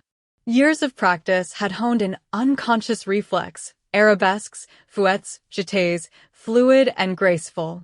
Fine beads of sweat dampened her forehead. Her arms swept like wings, lightly extended. The lights and music consumed everything. Her mind emptied, leaving only automated movements. Time became an endless ocean, her spinning body a drifting puppet. The act lasted only 40 minutes, yet it felt like 40 years, 400 years. It was pure torment. She felt like a fish out of water, slowly roasting over a fire, her skin tightening inch by inch, her breath growing more frantic by the second, yet she couldn't break free or escape. The end was a distant, unattainable luxury. She remembered, recalling that terrifying nightmare as if being torn apart all over again. Each time her taut toes touched the ground, it felt like stepping on knife tips, slicing her heart to pieces, slowly and excruciatingly. As the final tremolo of the music faded, silence engulfed the theater. She could hear her own ragged breaths. She didn't dare look toward the audience. The stage lights blazed like a setting sun behind her, and sweat dripped slowly down. Then, thunderous applause erupted. She had forgotten to take a bow. In her haste, she turned away, leaving Rong Qingyi, who had danced Liang Shanbua, stranded at center stage. The stage manager stood at the wings, his face pale with panic. Only then did she remember. She turned back and bowed together with Rong Qingyi. After the performance, everyone crowded around her like stars surrounding the moon, chattering with praise. "Susu, you danced wonderfully today." She was on the verge of collapse, letting others drag her back to the dressing room. Someone handed her a towel, and she weakly pressed it against her face. She had to leave, to get away from here. Someone in the dark sea of spectators filled her with a fear so intense it bordered on despair. She just wanted to escape. The director approached excitedly. "Madame Morong is here." The towel fell to the floor. She slowly bent down to pick it up, but someone swiftly retrieved it for her. She gradually lifted her head and rose to her feet. Madame Morong was walking over with a smile, and they heard her say to those beside her, "Look at how lovely this child is. Her dance is beautiful, but she herself is even more beautiful." She clung tightly to the corner of the dressing table, as if letting go would cause her to collapse. Madame Morong took her hand and said with a laugh, Truly adorable. The director introduced her from the side. Madam, her name is Ren Susu. As he spoke, he gave her a gentle push from behind. Chapter 19. She finally snapped back to reality and said softly, Madam, hello. Madame Morong smiled and nodded, then went to shake hands with the other actors. She stood there as if all her strength had drained away. Finally gathering the courage to lift her eyes, she saw him standing in the distance, still as elegant and graceful as an orchid tree standing against the wind. Her face instantly turned deathly pale. She had thought she would never see him again, that his world had forever drifted away from hers. Meeting unexpectedly on this narrow path, he remained the dashing young master, even the lines of his clothes as straight as ever. She hastily took a step back, overwhelmed by a wave of desperate fear. In the small dressing room, crowded with so many people and filled with noisy chatter, she felt only silence, a silence so unnerving that it made her heart panic. Reporters were taking photographs. Someone brought in bouquets of flowers, and she felt suffocated, as if she couldn't breathe. Her companions were excitedly chatting and laughing. Mulan, supported by others, came over and held her hand to speak, but she didn't hear a single word. She kept her eyes lowered, yet her entire body was tense. When someone shook her hand, she extended hers. When someone took a photograph with her, she posed. Like an empty puppet, she was nothing but a walking corpse within a shell. Finally, Madame Morong left, followed by the large entourage of aides and reporters, and everything truly quieted down. The director invited everyone out for a late-night snack, and they excitedly debated where to go. She merely claimed she wasn't feeling well and slipped out alone through the back door. The rain was pouring down, and a cool breeze made her shiver. An umbrella shielded her from the rain, and she looked blankly at the person holding it. He said politely, Miss Ren, long time no see. She remembered that his surname was Lei. She glanced at the car parked in the shadows across the street. Lei Xiaogong simply said, Please, Miss Ren, get in the car. We need to talk. But inwardly, he was a little worried. This Miss Ren appeared delicate and timid, yet her temperament was quite stubborn. He feared she might refuse to meet Rong Qingyi. Unexpectedly, after only a moment's hesitation, she walked toward the car. He quickly followed, opening the door for her. The entire journey was silent. Lei Xiaogong's mind was filled with concern. Though Rong Qingyi was young and had many girlfriends, he had never seen him like this. Even after 4 years apart, the moment he saw her, his gaze remained as focused as ever. This Miss Ren, unseen for 4 years, had grown even more beautiful, but this beauty carried a subtle, unsettling sadness. 9. The house at Duan Mountain had just been renovated, with brand new elegance everywhere. Susu hesitated before getting out of the car. The living room, however, was still arranged as before. Lei Xiaogong knew it was inappropriate to stay, so he closed the door for them and withdrew. The corridor was lit only by a small lamp, its soft yellow glow shining upon the freshly poured concrete floor. Outside, the sound of rain filled the air. Having accompanied Madame Morong to the event, they were dressed in formal military uniforms. The fabric was too thick, and after pacing back and forth a few times, he already felt hot. Restlessly, he made another round. Faintly, he heard Rong Qingyi call out, Chalet! He quickly responded and walked to the door of the living room, only to see Susu slumped over the armrest of the sofa, seemingly crying. Under the lamplight, Rong Qingyi's face was deathly pale. He had never seen him like this before and was startled. He hurriedly asked, Third young master, what's wrong? Rong Qingyi's expression was complicated, but his gaze seemed somewhat vacant, as if he had suffered an immense shock. Growing even more alarmed, Lei Xiaogong quickly reached out and grasped his hand. Third young master, what happened? Your hand is so cold.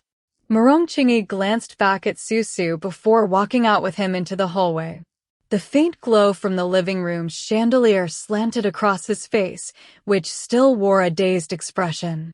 After a long pause, he finally said, I need you to handle something for me. Lei Xiaogong replied, Yes. But after a long silence, with no further instructions, he grew concerned and called out again. Third young master. Rong Qingyi said, Go and find someone for me. After a pause, he added, You must handle this personally. No one else can know. Lei Xiaogong replied again. Yes. Rong Qingyi hesitated once more before continuing.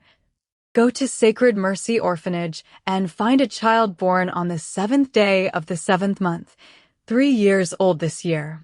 Lei Xiaogong responded. Yes. Then he asked, Third young master, what should I do once I find the child?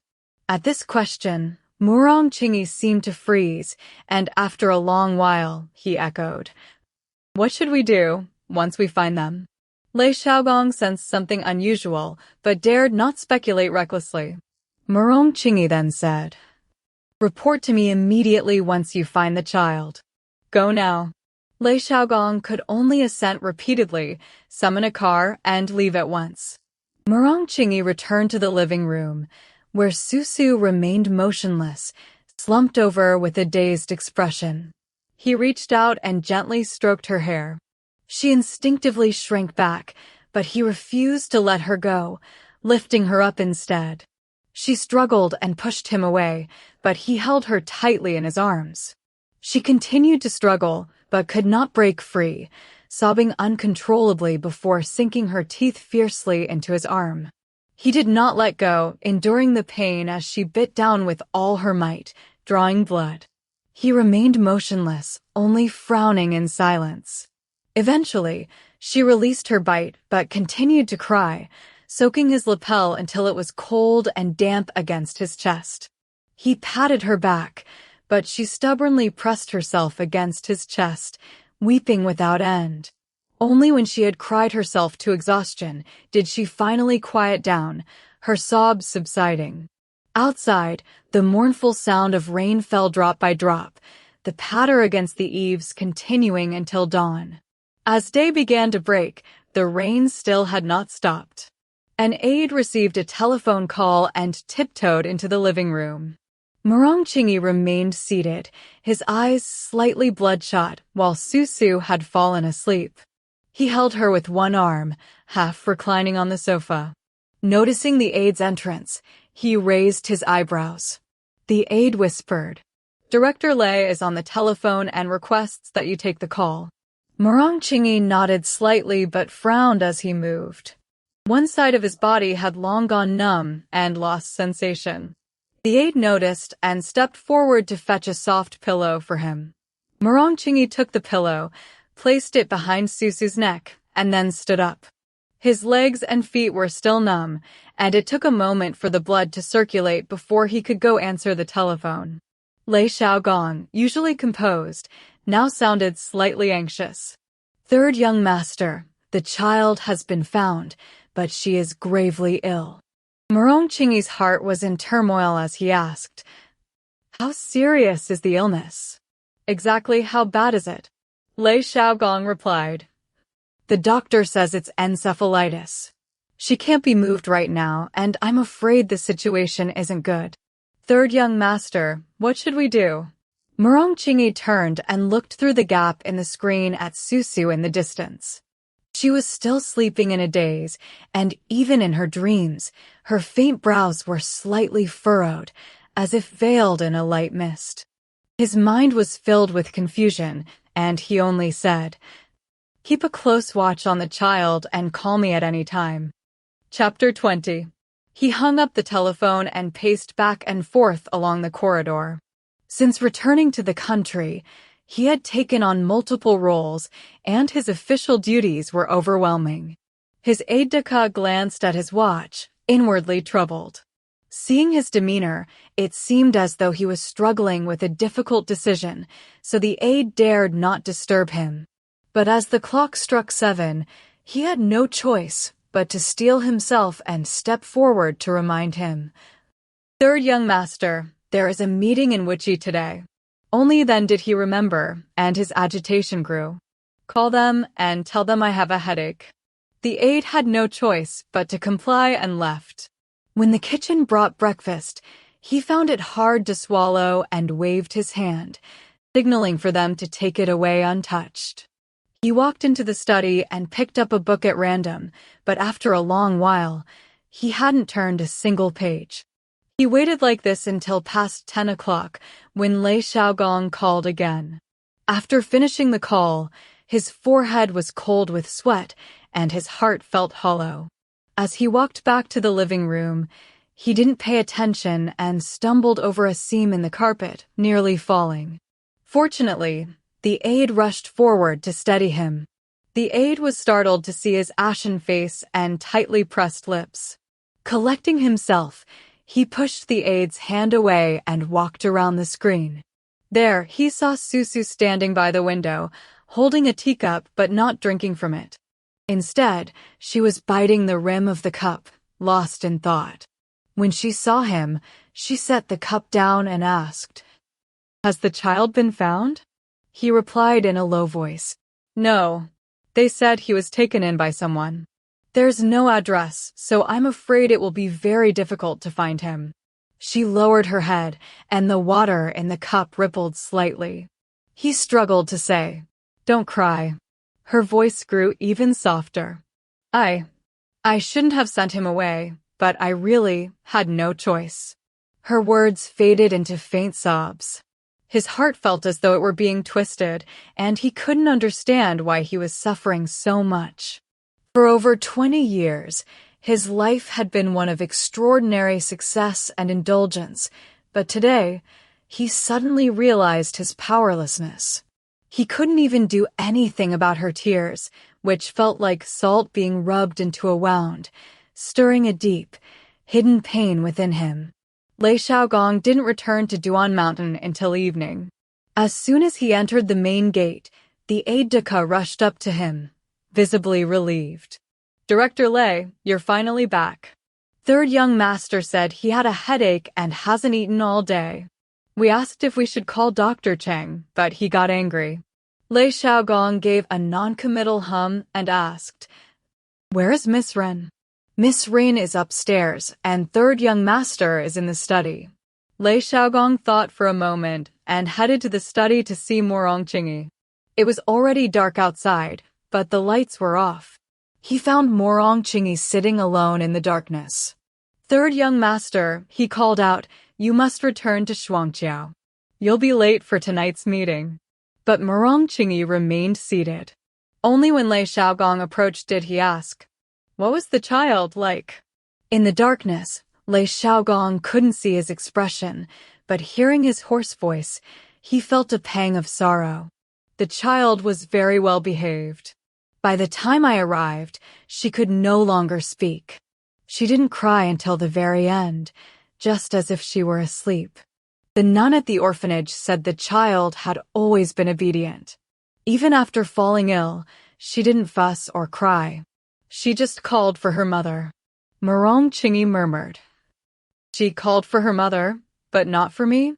Lei Xiaogong called out, "Third young master." Then he said, "Although the matter is distressing, it's already in the past. Please don't grieve. If anyone notices something amiss and it reaches the master's ears, I fear it could lead to a catastrophic disaster." Rong Qingyi remained silent for a long while before saying, "You handled this matter very well." After a moment, he added, "In front of Miss Rin, don't let her know a single word. If she asks, just say the child wasn't found and was taken in by someone else." He went upstairs to the bedroom to change clothes. Susu was already asleep. The food sent up by the kitchen had barely been touched and remained on the dining table. She was curled up in a corner of the bed, huddled like an infant, still clutching the corner of the quilt. Her long eyelashes, like butterfly wings, trembled slightly with each breath. He felt as if this tremor reached deep into his heart, causing him pain. Susu slept until morning before waking, and the weather had cleared. The curtains hadn't been drawn, and sunlight streamed in through the tall windows, filled with countless dancing golden dust motes, like stage lights sweeping across the room. It was a rare fine day in autumn. Outside, only the sound of the wind rustling through the brittle leaves could be heard, a soft rustling beneath the high, clear sky and scattered clouds. The quilt carried a faint fragrance of lilies, mixed with a subtle hint of mint tobacco. The smooth satin felt cool against her face as she drowsily stared at the ornate ivory-white lace curtains hanging on either side of the carved long windows, swaying gently in the breeze. Only then did she remember where she was. The room was quiet.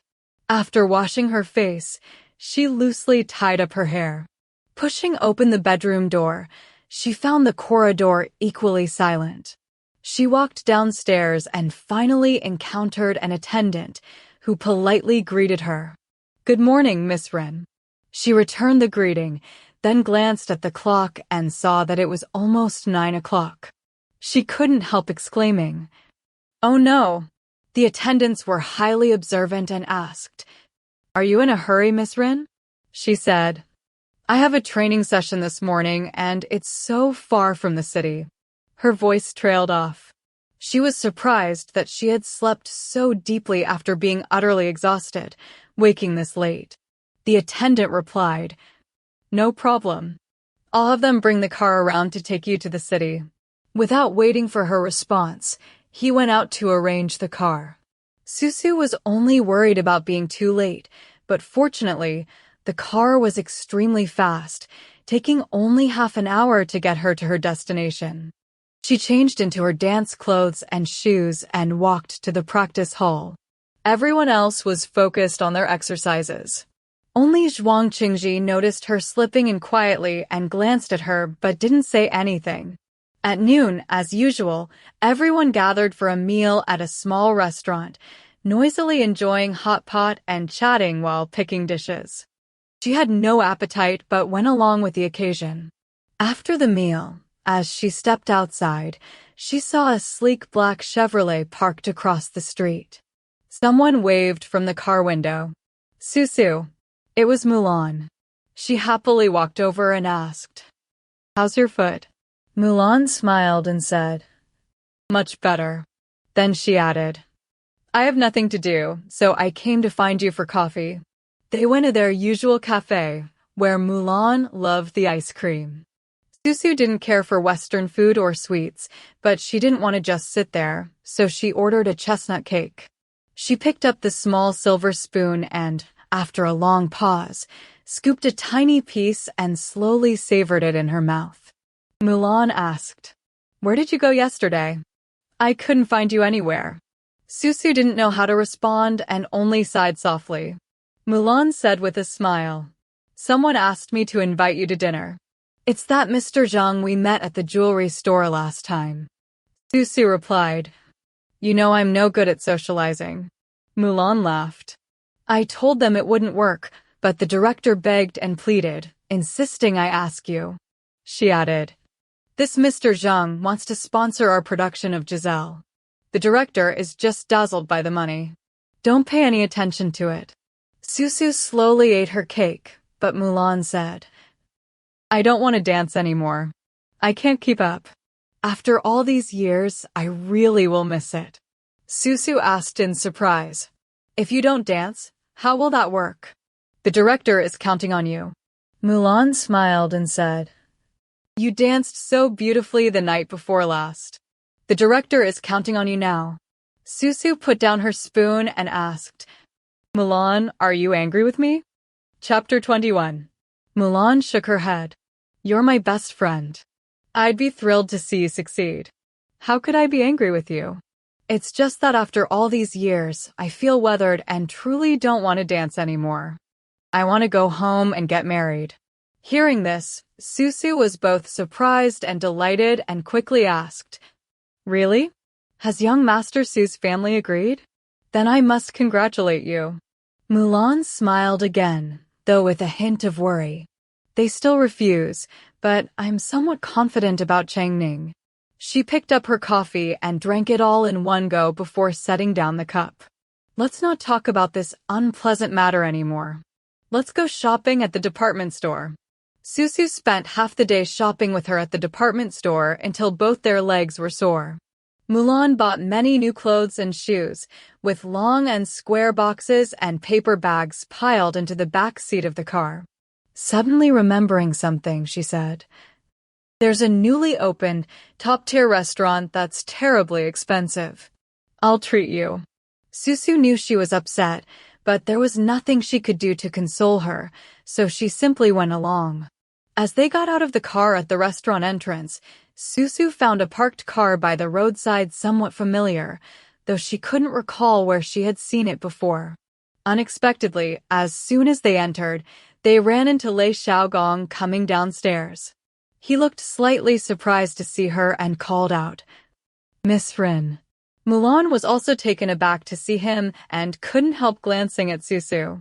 They heard him say, "Third young master is inside. He's been having people search everywhere for you, Miss Ren." Susu hadn't expected him to say such a thing and felt utterly bewildered. Lei Xiaogong led them inside, where a waiter pushed open the private room door, revealing a large suite. When Rong Qingyi saw her, he stood up, leaving the others behind, and said, "Oh, they found you?" He added, "I was in meetings until very late last night, so I didn't return. Don't run off like that again. They spent the whole afternoon looking for you." None of the people at the table had ever heard him explain his whereabouts to a woman, and they were all momentarily stunned. After a pause, someone behind him laughed and said, "Third young master, we can all vouch for you. You really were at Shuangqiao for meetings last night and didn't go anywhere else." The others joined in with laughter and casual remarks. Another person chimed in, "Luckily, we spoke up for third young master. This Hongmen banquet will surely turn into a joyful one now." Susu hadn't anticipated such a misunderstanding and blushed deeply, lowering her head. Rong Qingyi turned and laughed. "Stop talking nonsense. You're all acting disgracefully for your age." He then took her hand and led her to the table, introducing her to everyone present. Since they were all older seniors, he said to her, "Greet them. This is Uncle Yu, Uncle Li, Uncle Wang, and Uncle Guan." His tone was as if he were speaking to a child, which made all four men stand up abruptly, repeatedly saying, "We dare not." Though he had many girlfriends, he had never introduced one so formally before. On the rare occasions they encountered one another, there was always a tacit understanding. For a moment, the four men were filled with shock and uncertainty. Rong Qingyi paid no attention. Susu, who was naturally quiet, had even less to say in front of strangers. Mulan, who usually loved lively gatherings, fell silent as well. The room was filled only with the laughter and conversation of the others as they discussed matters Susu didn't understand. After the meal, as they walked out, Rong Qingyi, having received a purely Western education in etiquette, took Susu's handbag and casually handed it to an attendant. He asked, "You said you were going shopping at the department store. What did you buy?" Susu said, "I accompanied Mulan there, but I didn't buy anything." Rong Qingyi smiled and said, "Next time you go out, let Chalet know so he can arrange a car for you.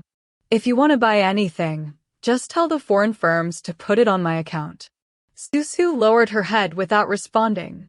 Mulan, being very perceptive, saw that they were having an intimate conversation and found an excuse to leave first. Susu followed him downstairs and hesitated beside the car. When the attendant opened the door, she finally mustered her courage and said, "I need to go back." Rong Qingyi replied, "We're heading back now." He naturally wrapped his arm around her waist, making her breathless with panic. Too afraid to voice her thoughts, she had no choice but to get into the car. Once inside, he didn't let go of her. Gazing at the scenery rapidly receding outside the window, her mind was in turmoil, a tangled mess of thoughts she couldn't grasp, vague and complex enough to frighten her. He had always frightened her.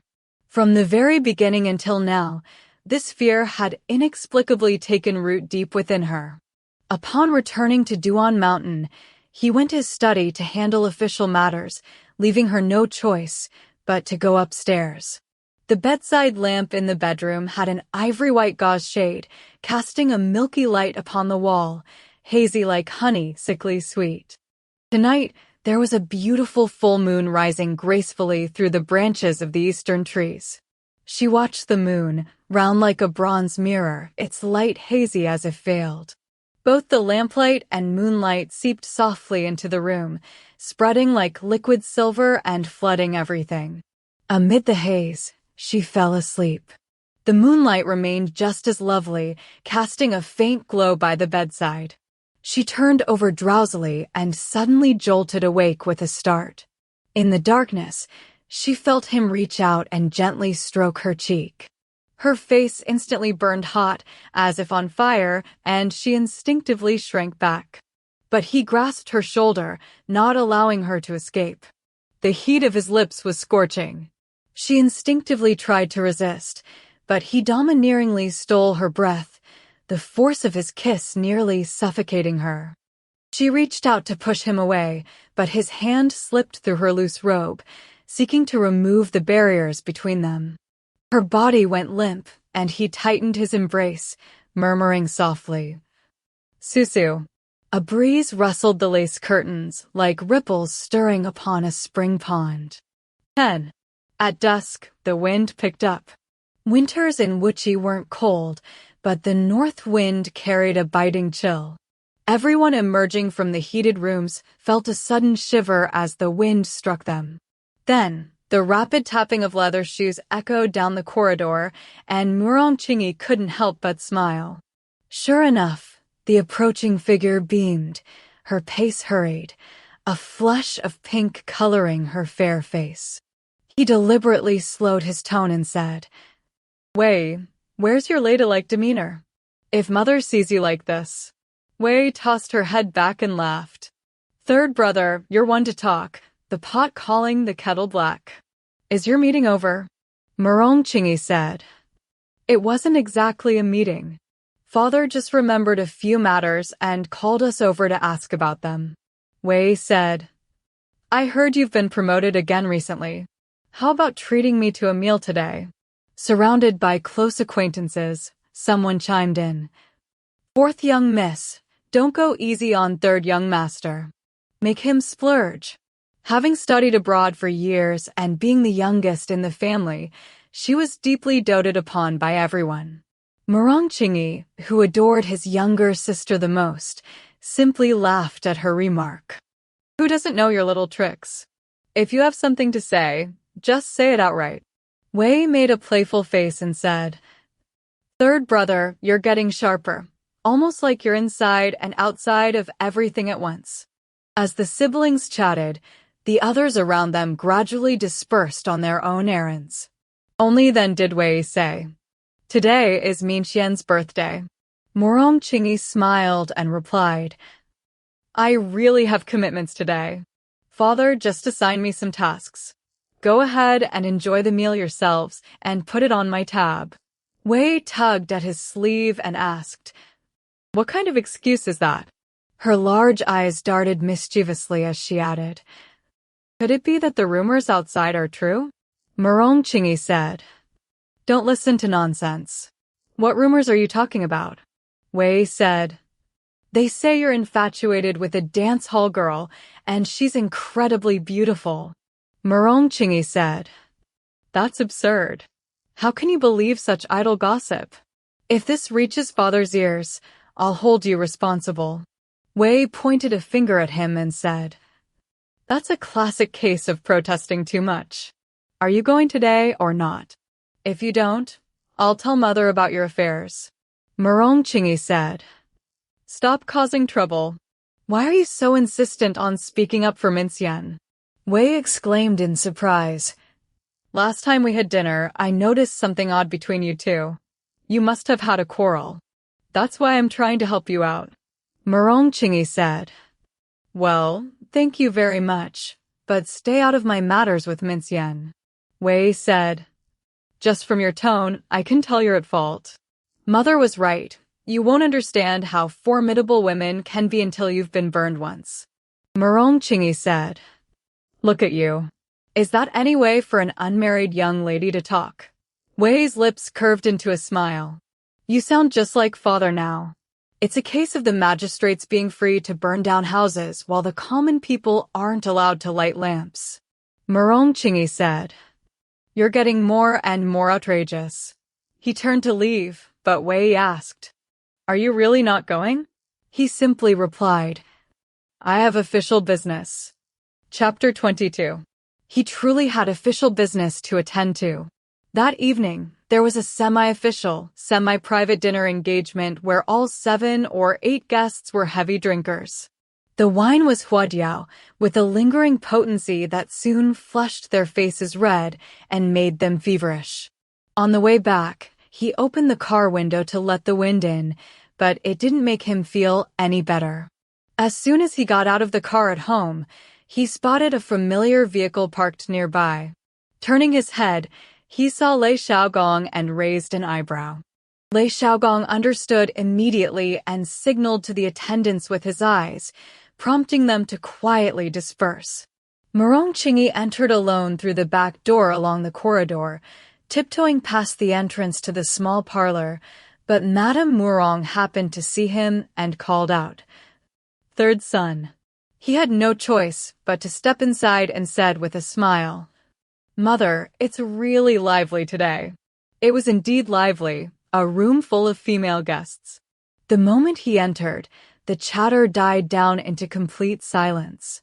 Among the crowd, he caught a pair of eyes gazing at him with a mixture of reproach and resentment.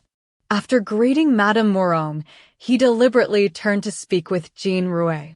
Eldest sister, your new Cheongsam is truly beautiful. Jean Rue pursed her lips and said, Don't think you can smooth things over with jokes today. How are you going to apologize to our birthday girl?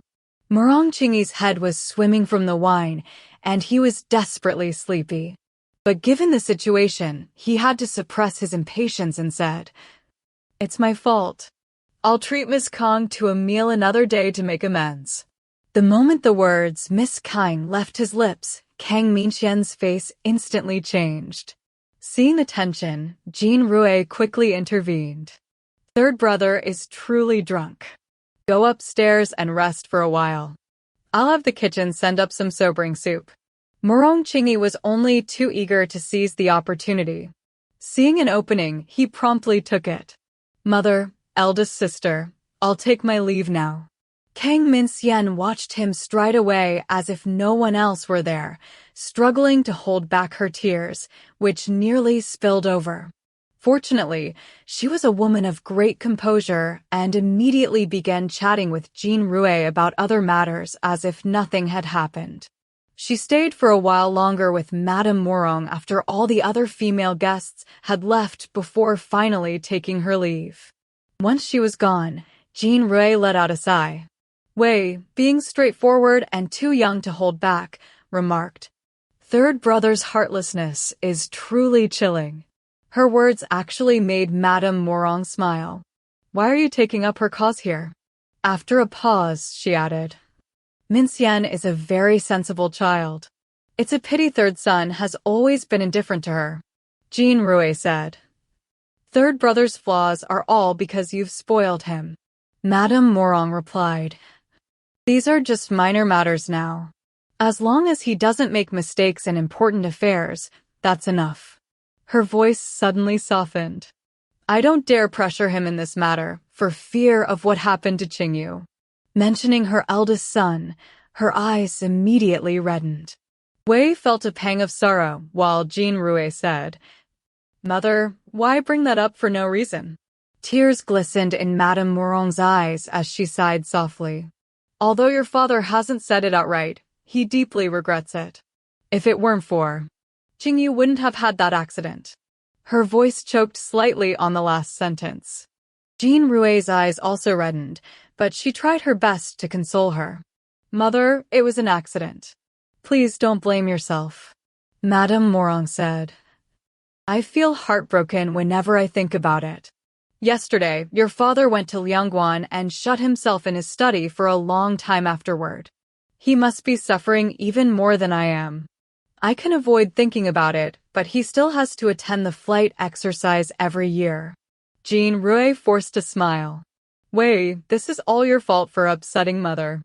Wei took their mother's hand and said, Mom, don't be sad. Actually, it's third brother who's at fault. Let's punish him tomorrow by making him water all the flowers for you. Jean Rue said. That's a good punishment, though I'm afraid he'd still be watering them by nightfall. Wei replied. All the better. Who told him to be away all day, so busy we never see him? He ought to spend a day with Mother. Jean Rue said. Count on him to keep Mother company? Forget it. The moment he gets a telephone call, he'll vanish without a trace. The two of them chatted aimlessly, deliberately changing the subject. Madame Morong said. I'm going upstairs to check on third son. He really seemed drunk today. When she entered her son's bedroom upstairs, Rong Qingyi had just finished bathing. Madame Morong said. How can you sleep with your hair still wet? You'll catch a cold and get a headache. Rong Qingyi replied. I'm not a child anymore. He added. Mother, Min Xian and I really aren't meant for each other. Please tell eldest sister not to deliberately push us together like she did today. Madame Morong said. I thought you two had always gotten along well. Ever since you returned to the country, you've been spending time together frequently. Why are you saying this now? Your father quite likes that child. He says she's very proper. Rong Qingyi yawned and said, If father likes her. Mother, you should be careful. Madame Morong lightly scolded.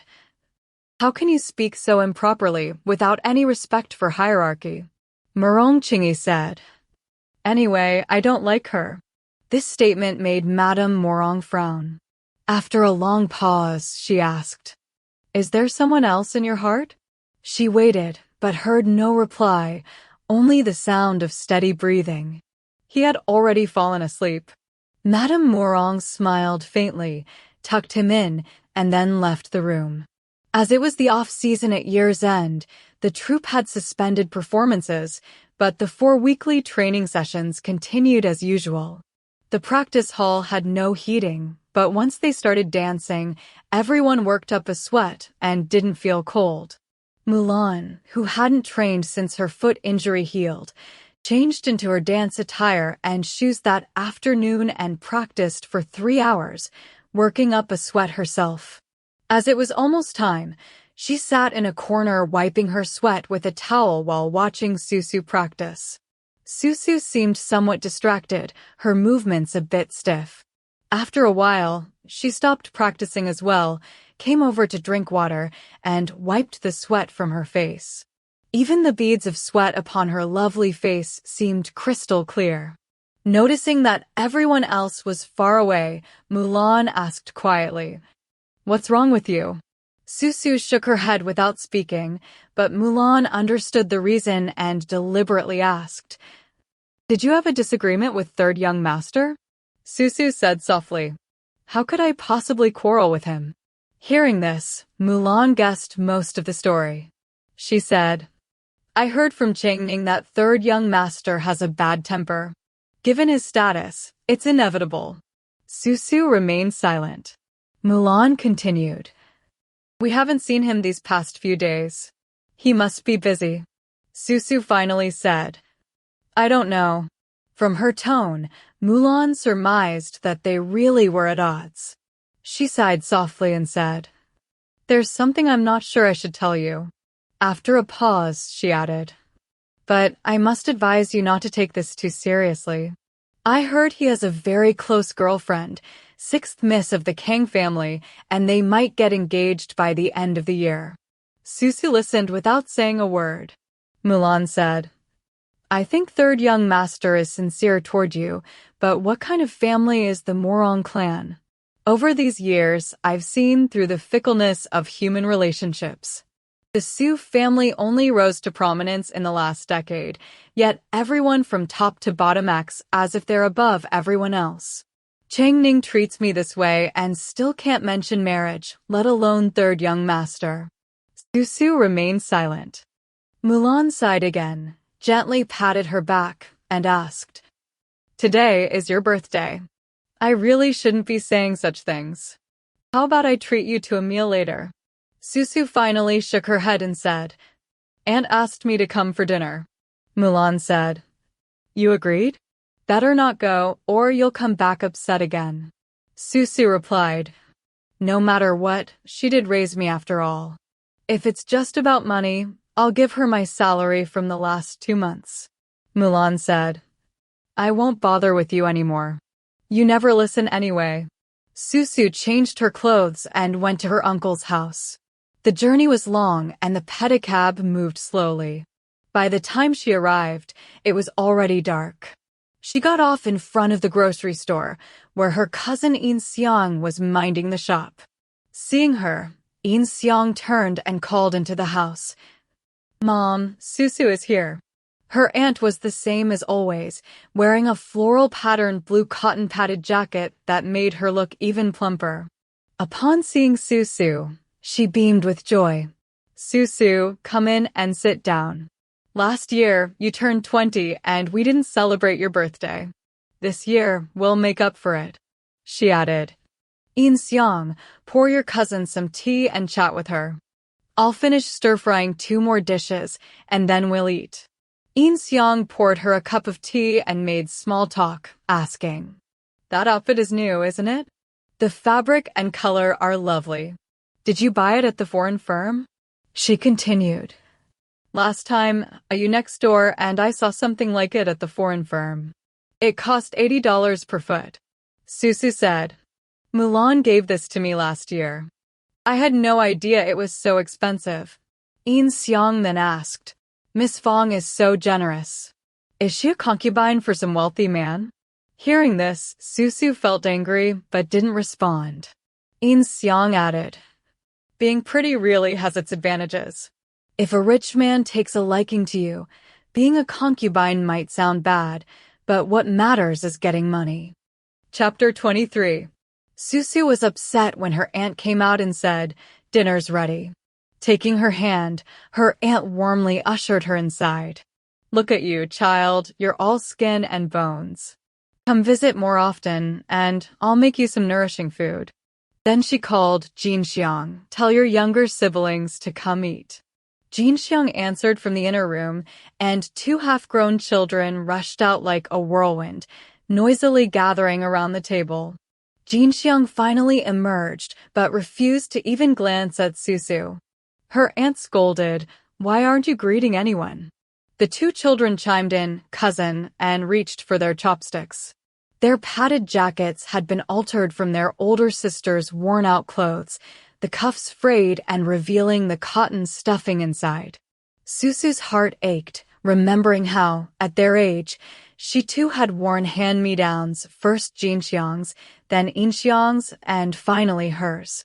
After years of use, the cotton inside had hardened into lumps.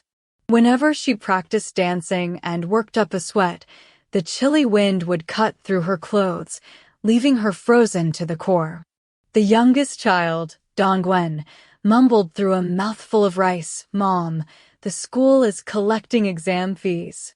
Her aunt retorted, Money again? Where would I get any? She cursed, Even this damned school bullies us widows and orphans. Susu set down her chopsticks, took out her purse, and pulled out a stack of bills, handing it to her aunt. The new year is coming. Use this to make new clothes for the children. Her aunt's eyebrows shot up with delight.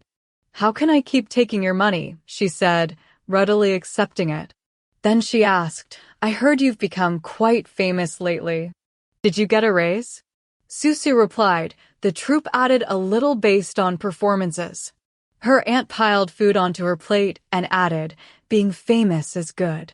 Become a star, meet more people, and marry into a good family. You're 21 now, you can't dance forever. A girl should still marry. Xiang, who had remained silent, finally spoke with a sneer. Mom, why worry? A beauty like Susu must have plenty of rich young masters waiting. After a pause, she added, but be careful, don't let anyone dig up that secret about the illegitimate child. Before she could finish, her aunt snapped, Xiang. One more word and I'll slap you. Seeing Susu's pale face, she comforted her. Good child, don't listen to her nonsense. She speaks without thinking. The meal became unbearable. By the time Susu left her uncle's house, night had deepened. Her aunt called a pedicab for her, her enthusiasm noticeably different from before, repeatedly urging, come back for meals when you have time. The pedicab moved slowly through the cold night, where even the streetlights felt icy. Susu wasn't sad, only increasingly restless. Her fingers were freezing as she fiddled with the beads on her purse, the rhinestones scraping her fingertips with a faint sting. When she arrived home, she was startled to see Lei Xiaogong. He remained polite as ever and said, Miss Rin, third young master sent me to fetch you. She thought back to their last encounter. It had been a quarrel, though she had stayed silent while he lost his temper. She had assumed he would never see her again. After a moment's hesitation, she still got into the car. The heating at Duan Mountain was warm, so warm that condensation formed on the glass windows, misting them over and obscuring the view outside. He paced through the living room with his hands clasped behind his back. When he saw her, he frowned and asked, Where have you been? The dance troupe said you left at 4 o'clock. She hesitated before replying, I went to a friend's house. He pressed, Which friend? I called Cheng Ning, and Mulan was with him. She lowered her head and remained silent. He asked, Why won't you speak? Her heart felt hollow, and she instinctively turned her face away. He said, Last time I told you to quit the dance troupe. Why didn't you agree? It was over this very matter that he had lost his temper and stormed off before. Now he was asking her again. After a long pause, she finally said, I need to work. He pressed further, You have everything you could want. Why do you need to work? Everything she could want. She thought vaguely, what did that even mean? She had long been left with nothing, not even the last shred of her dignity, which he had trampled into dust. Just then, Lei Xiaogong happened to walk in and asked with a smile, Third young master, shall I light the candles? He opened a paper box on the coffee table, revealing a cake inside. She was startled, caught completely off guard and bewildered, and could only stare at him. But he said, Leave us. Lei Xiaogong had no choice but to set down the lighter, cast a glance at her, and leave, closing the door behind him. She stood there motionless. He picked up the cake box and hurled it to the floor. The cherries adorning the cake scattered across the carpet, bright red like broken strands of coral beads. She took a step back and whispered, I didn't know you remembered my birthday. He sneered. It seems that, in your heart, I don't need to know your birthday at all. Her voice grew softer and softer. You don't need to know. He demanded, What do you mean by that? She remained silent, and that silence only fueled his anger. What is this supposed to mean? Haven't I been good enough to you? Good? His standard of good was nothing more than treating her like a caged canary, giving her money, jewelry, and keeping accounts at the foreign firms. He was buying her, and she was selling herself without a shred of dignity. What did good even mean? A bitter smile touched her lips. How was this any different from selling herself at a brothel? If not for the chance birth of their child, she might not even have had the right to sell herself to him. He did treat her differently, but was she supposed to be grateful for that? Seeing the look in her eyes, He grew inexplicably agitated and said coldly, "What more do you want?" What more did she want? Disheartened, she lowered her head and said, "I don't want anything." He retorted, "You don't want anything? Stop sulking with me." "I'm not sulking." He grabbed her wrist. "You say one thing and mean another. What do you really want? What haven't I given you to make you happy?" She murmured, "I'm satisfied with everything." Her voice was faint and weak. His grip tightened. "Don't play games with me. If you have something to say it plainly." Her gaze drifted to the window behind him, where condensation trickled down the glass in streaks. Her life was already ruined. Tomorrow would be no different from today, and no matter how good he was to her, it made no difference. Yet he refused to let it go, pressing her again. "What more do you want?" The faint, sorrowful smile still lingered at the corners of her lips. "What right do I have to ask for anything?" Her words finally angered him. "I'll give you whatever you want, a house, a car, money. I'll give you all of it." She shook her head gently. He stared directly into her eyes, pressing her relentlessly. "Look at me. Anything you ask for, I'll give it to you right now." As long as she didn't smile like that, as long as she didn't look at him that way, that faint, nightmarish smile that stirred a dull ache in his heart once again. She felt suffocated by his pressure. His gaze was like a sharp blade piercing straight through her. Steeling herself, she closed her eyes and spoke in a voice so soft it was almost inaudible. "Then, I want to get married." A lump formed in her throat, nearly choking her. Since he was forcing her like this, all she wanted was for him to leave her, but he wouldn't. She had no choice but to say it, hoping this would finally make him back away. Sure enough, he released her and took a step back. His expression was grim as he asked, "You want me to marry you?" She was almost terrified, but mustering courage from somewhere, she nodded faintly. What would he say? Would he scold her for her foolish hopes, immediately offer her money to send her away, or fly into another rage? Whatever it was, she had asked for it and gotten it. His face turned ashen, and it was impossible to tell what he was thinking. But she knew he was angry because his entire body was tense.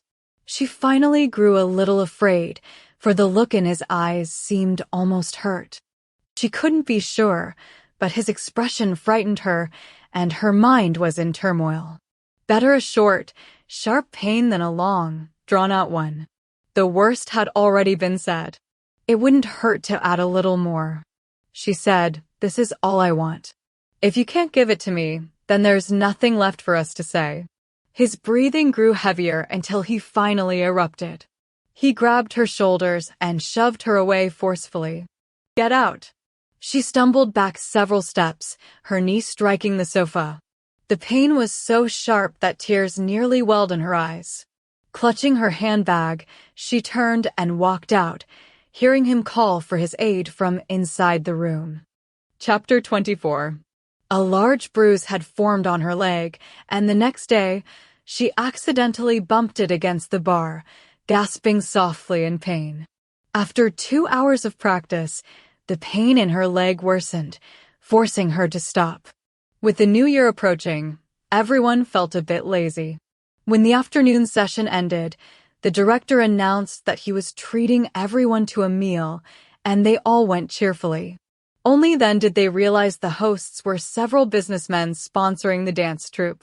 Fortunately, the crowd was lively, and the noise of laughter and chatter drowned out even the singing and storytelling on stage. Susu sat in a corner, where she could clearly hear every word. Having been away from her hometown for so long, the Suzhou dialect was like scattered wildflowers in her memory, a branch here, a branch there, swaying loosely in the wind. The pipa's notes were crisp and pleasant, plucking at her heartstrings. The meal passed in a daze, and it wasn't until the shark fin soup was served that she heard someone beside her ask softly, "Are you from the south, Miss Ren?" Startled, she saw that it was the Mr. Zhang Mulan had mentioned. She replied softly, "Yes." Mr. Zhang said, "What a coincidence." So am I. He began vividly describing the scenery and customs of their hometown. His eloquence was captivating, and even those nearby were drawn into his stories. Susu had moved to Wuchi with her uncle at a young age, and her childhood memories had long faded into vague nostalgia, so she listened with particular attentiveness. After the meal, everyone played cards in the private room. Susu, who didn't know how to play, excused herself and left. Mr. Zhang, intending to accompany her, said, "I have a car. Let me take you home, Miss Ren." Susu shook her head and replied, "Thank you, but I'll take a pedicab. It's quite close."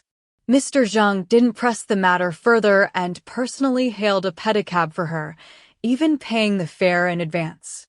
Susu felt uneasy but had no choice but to thank him. The next day, when Mr. Zhang invited everyone out again, she declined, claiming she had a headache. Alone at home with nothing to do, she idly warmed an orange by the stove in the cold weather. Its faintly sour fragrance wafted through the air, though she had no appetite to eat it. Bored, she looked around. With the new year approaching, the damp walls had developed many black spots, so she mixed some paste from flour and began covering them with white paper. After pasting a few sheets, she heard someone outside ask, "Is Miss Ren home?" Peering through the window, she saw that it was Mr. Zhang. Surprised that he had come to her home, she felt somewhat uneasy but had to invite him inside. Smiling apologetically, she said, "I'm sorry, the place is a mess." Mr. Zhang took in the situation and immediately understood. Rolling up his sleeves, he declared, "How can I let a young woman do this kind of work?" Without waiting for a response, he moved a stool and began pasting the paper for her. Unable to refuse, she could only hand him the paper. As he worked, he chatted with her, and she learned that his name was Zhang Mingshu, that his family ran an industrial business, and that he had recently returned from studying abroad. Seeing his demeanor, she suspected he was someone who had never done manual labor, let alone such rough work, and she felt a twinge of guilt. By the time the wall was fully covered, it was almost dark. He jumped off the stool, clapped his hands, and looked around the room with a touch of pride. "It's much brighter now," he said. Susu replied, "You've spent half the day helping me. Let me treat you to a meal." Zhang Mingshu heard this with unexpected delight and, without any polite refusals, simply replied, "All right then, but I get to pick the place." In the end, he took her to a side street to eat dan noodles. Dressed in a Western suit and leather shoes, he stood out conspicuously in the small shop, yet he paid no mind, only exclaiming with delight at the spiciness. His temperament was remarkably open and cheerful. After finishing the noodles, he walked her back. The winter night market was quite desolate, with only a few small stalls at the street corners selling wontons and sweet rice balls. A vendor selling pinwheels was carrying his display frame home, with only 3 pinwheels left spinning and whirring in the wind. The sound was strangely pleasant. Noticing her glance at the pinwheels twice, he immediately said, "Wait a moment." He took out some change, bought all 3, and handed them to her. She finally gave a faint smile.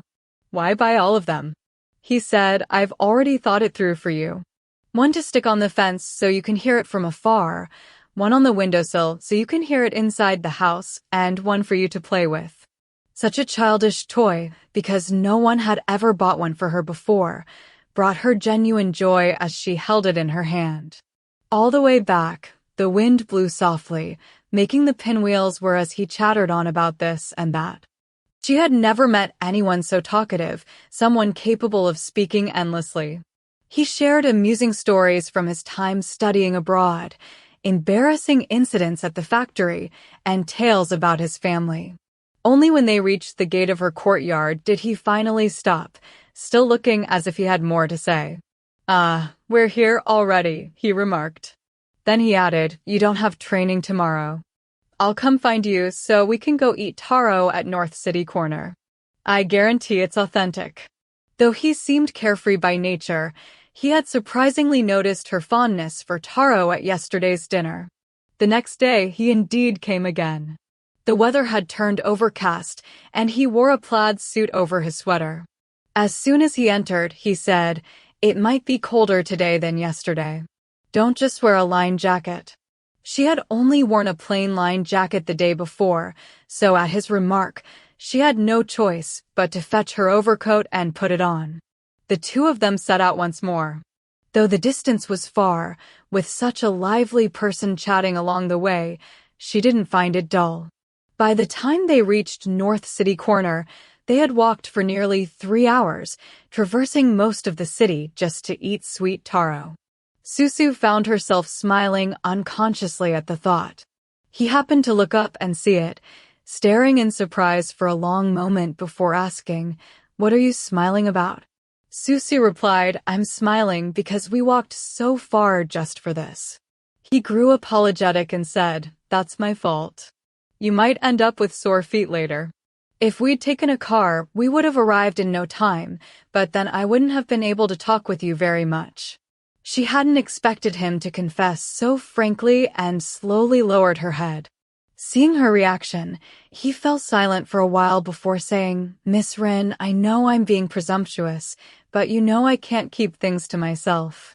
After a pause, he continued, "Ever since I met you, I've known in my heart that the wife of my dreams is you, Miss Ren." Susu's heart was thrown into turmoil. After a long silence, she said, "You are a very good person, but I'm not worthy of you." Zhang Mingshu had long anticipated that she would say this. "No," he replied. "I have no regard for social status. My family is very open-minded. If it's too soon to speak of this now, then as long as you're willing to give me some time, I'll prove to you how sincere I am." Susu felt a pang of heartache, that suffocating lump once again choking her throat. She merely whispered, "I'm not worthy of Mr. Zhang. Please don't come looking for me anymore." He gazed at her blankly and asked, "Was I too presumptuous?" Then he added, "Do you dislike me mentioning my family situation?" No matter what he said, Susu only shook her head. Refusing to believe that things were irreparable, he ultimately showed no discouragement and asked, "Then can we at least be ordinary friends?" His eyes held an almost pleading look. Susu's heart ached with pity. She neither nodded nor shook her head. That afternoon, she took a pedicab back, truly too exhausted to walk. When the vehicle reached the entrance of the alley, she got out and bid him farewell. "Please don't come looking for me anymore." He didn't respond. Instead, he handed her a paper bag. The sugar-roasted chestnuts inside were still warm. Clutching the bag, she walked home and spotted the pinwheel stuck on the fence from afar, whirring softly like a child sobbing in the wind. She took out her keys to unlock the door, but it was slightly ajar. Worried that she had forgotten to lock it, she found the inner door slightly open as well. Pushing it open, she entered. The chestnuts in her arms emitted a faint warmth that instantly dissipated into the cold air. Holding the paper bag, she stood there and murmured, her voice as soft as a dream. "Why are you here?" He asked, "Where have you been?" She hadn't noticed whether there was a parked car at the entrance of the alley. "I went out with a friend," she replied. He asked again, "What friend?" Chapter 25.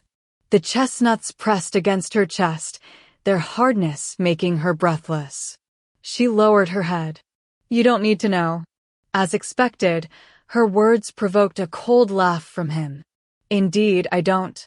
She remained silent, and he stood motionless. The sky darkened as the vast twilight quietly closed in from all directions. The light gradually dimmed, obscuring his face in the shadows. Finally, she asked, "Why have you come?" This was no place for him, a man of jade halls and golden horses, always bathed in the admiration of the masses, living a life of dazzling splendor and glory. He said nothing, and she seemed to gather courage instead. "Leave." His eyes seemed to spit fire, but her heart grew calm as she watched him. He turned his face away, his voice sounding strangely weary. You said you wanted to marry me. I agreed. She took a step back in shock and terror. His expression was ferocious, as if he wanted to devour her, yet his eyes held a look of utter disgust, as though she were a flood beast or the most loathsome demon in the world. He pressed his lips tightly together, watching her. Overwhelmed by fear, she blurted out instinctively, I don't want to marry you. Even in the darkness, she could see his hawk-like eyes sharpen abruptly, the veins on his forehead bulging. His breathing grew rapid, almost panting. With a swift motion, he slapped her across the face. The blow left her ears ringing and her vision darkening. She nearly stumbled forward. But then his grip tightened on her wrist, sending a bone-shattering pain through her. His voice seemed to squeeze through clenched teeth. Have you had enough? Tears streamed down her face from the pain. He shoved her against the wall and kissed her brutally, with a force that felt less like a kiss and more like an attempt to kill her. Sobbing and struggling, she pounded his back with her fists, but he caught her wrists, rendering her powerless. In desperation, she bit his lip. He finally released her with a grunt of pain. Trembling and choking back sobs, she curled into the corner. He stared at her as if she were a venomous snake. She couldn't understand why he hated her so intensely. His entire being radiated a piercing hatred, sharp and bone-chilling like the biting wind outside. Through gritted teeth, he said, You're toying with me. You're just toying with me. Yet her damn tears were tearing him apart inside. How could such a woman exist? And how had he allowed himself to be manipulated and played by her, twisted around her finger? She had asked to marry him, and he had agreed. Now she casually declared she didn't want to. She was clearly reveling in his turmoil, delighting in watching him come to her only to be mocked. Finally, he turned and left. Lei Xiaogong was pacing beside the car and hurriedly opened the door when he saw him come out. Noticing his poor complexion, he didn't dare ask too many questions and took the initiative to have the car return to Duan Mountain. As soon as they entered, Rong Qingyi grabbed a crystal ashtray and smashed it to the ground, shattering it to pieces, yet still feeling no relief. He picked up a horsewhip and lashed it wildly at the wall. Lei Xiaogong watched as he struck the wall again and again, so fiercely that the plaster soon peeled away, revealing the gray bricks beneath. Dust and debris flew everywhere, scattering and drifting down. But Rong Qingyi only struck harder and faster with each lash. The sharp sound of the whip cutting through the air echoed like muffled thunderclaps as it hit the bricks. Though he had a temper, Lei Xiaogong had never seen him this enraged and grew worried. He rushed forward and grabbed his arm, almost pleading. Third young master, if you keep this up, I'll have no choice but to call madam. His hand stilled, and he finally lowered it. The whip fell onto the carpet. Beads of sweat covered his forehead, yet his face remained expressionless. Lei Xiaogong said anxiously, If you take a bath and get some sleep, you'll feel better. Pressing a hand to his damp forehead, Rong Qingyi rasped, I must be bewitched. Lei Xiaogong replied, It's nothing. Sleep it off, and you'll be fine by tomorrow. He nodded slowly and went upstairs to bathe. When he came out, only a dim lamp lit half the room in shadow. He pulled back the covers, and a faint fragrance rose from the bedding, like the scent of flowers, yet not quite, and nothing like incense. The aroma was unfamiliar, yet somehow familiar. He buried his face in the pillow, where the scent was even fainter and more elusive. Utterly exhausted, he fell asleep within moments. But his sleep was far from restful. In the middle of the night, he stirred drowsily, the fragrance lingering faintly around him, seeming to seep deep into his bones. The room was warm, and in his muddled half-sleep, he suddenly called out, Susu. All was silent around him. In the darkness, only his own breathing could be heard. He reached out. She always curled up like a child in her sleep, tucked away in the farthest corner of the bed, away from him. But his hand met empty space, and his heart felt hollowed out. He remembered Lei Xiaogong saying, "You'll be fine by tomorrow." A bone-chilling cold washed over him. Tomorrow would not be better. It would never be better again. That day was the 14th day of the 12th lunar month, the start of the city god temple fair. Zhang Mingxu wanted to invite Susu to the fair, but his home was crowded with guests and he couldn't get away. Several cousins pulled him into a game of mahjong, and he had no choice but to sit down with them.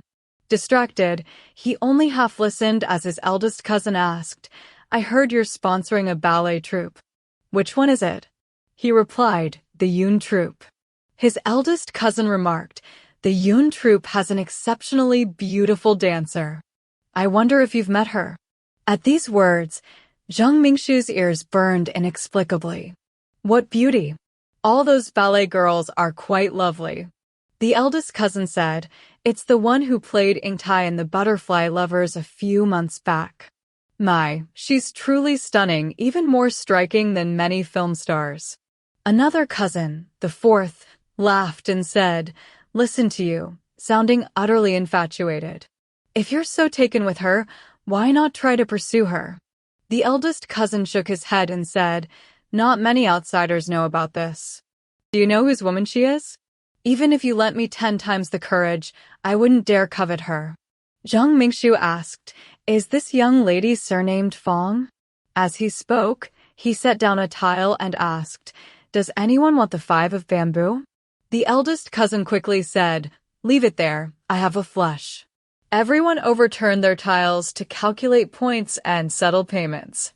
Amid the clatter of shuffling the mahjong tiles, the fourth cousin chuckled and said, "Mingxu, your luck is down today.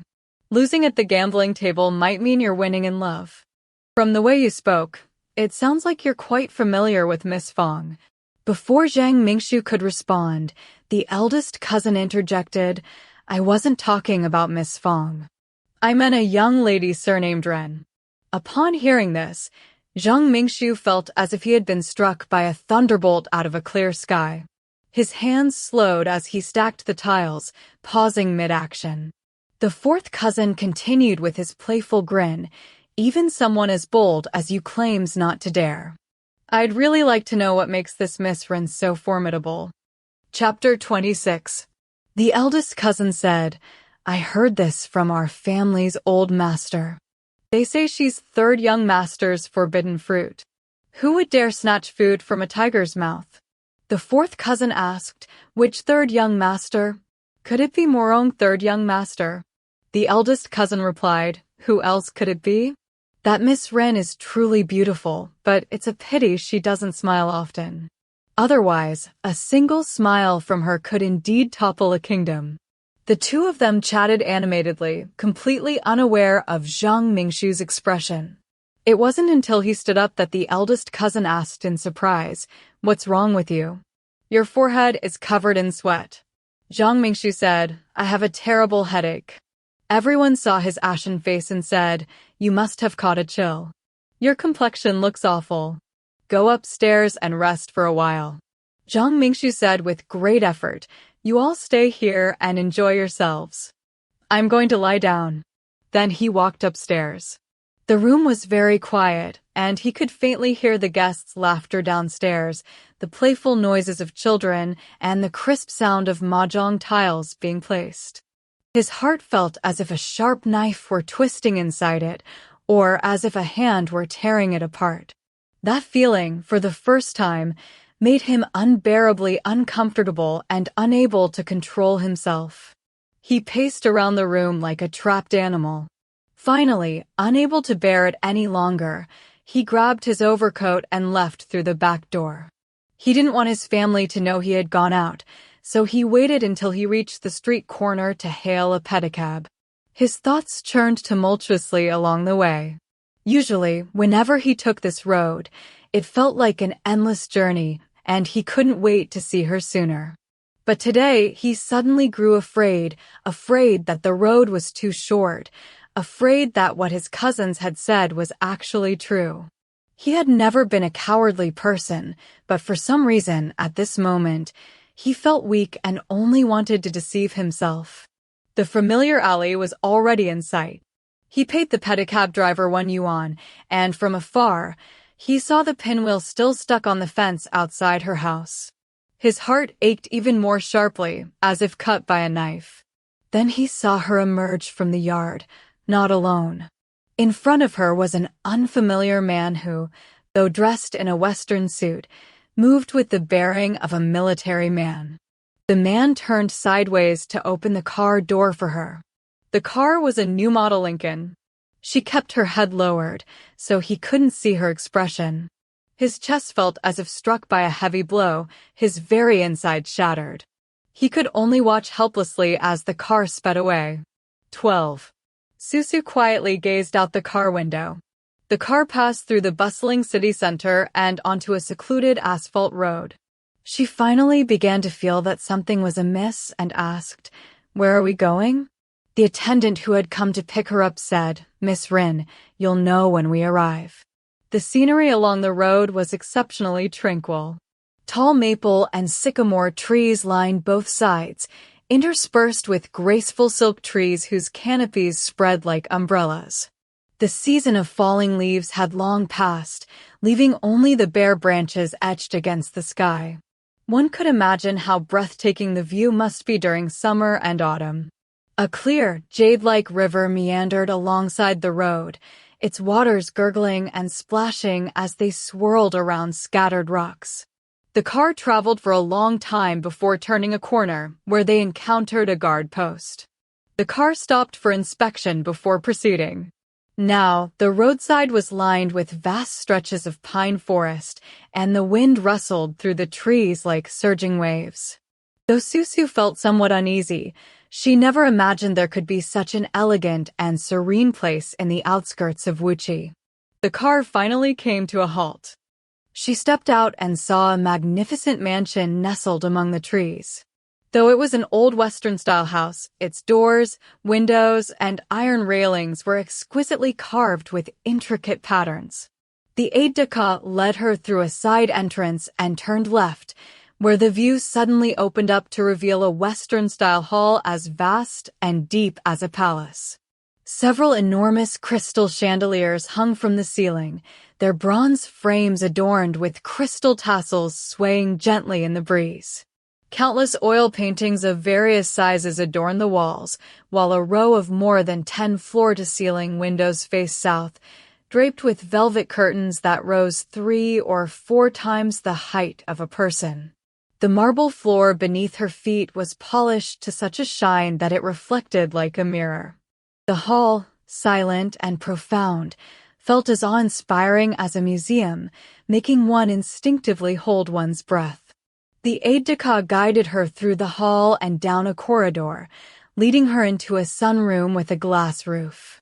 It was afternoon, and the winter sun cast a warm, lazy glow. Amid the lush foliage, the person seated in a wicker chair set down the English magazine she had been reading. Susu felt as if she were in a dream and instinctively murmured, "Madam." Madame Mourong, however, showed no expression. Her gaze swept briefly over Susu before she said, "Miss Rin, please have a seat." A maid brought in milk tea. Susu, unaware of the situation, remained silent.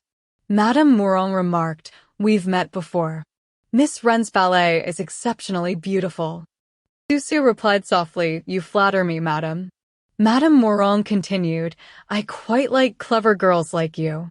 You must have some idea why I asked to see you today."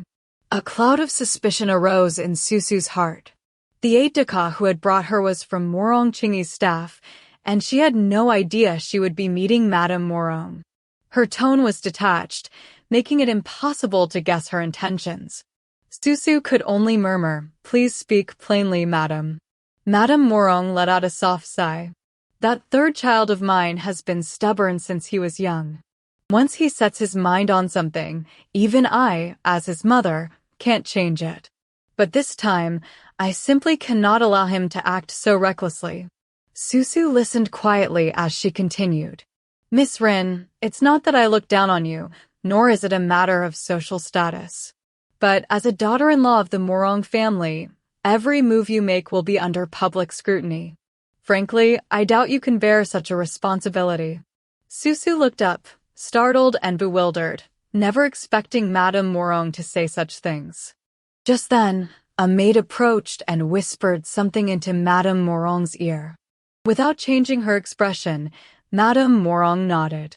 Susu heard the sound of hurried footsteps approaching from the corridor. As they drew nearer, she recognized them and instinctively turned her head. It was indeed Rong Qingyi. The moment he entered, he called out, "Mother," his voice tinged with urgency and anger. She looked up and saw his pale face, his gaze fixed intently on Madame Morong. Madame Morong responded with a light, unaffected laugh. "What's the matter? Why have you rushed home in such a hurry?" Rong Qingyi's voice was low and heavy, like distant thunder before a storm. "Mother, if you do anything that breaks my heart, you will surely regret it." Madame Morong's expression tightened slightly. "Is that any way to speak to your mother? I think you've lost your mind. Yesterday, when you told me you wanted to marry her, I knew you were under some kind of spell." Rong Qingyi said coldly, "I know your methods. You've already lost one son.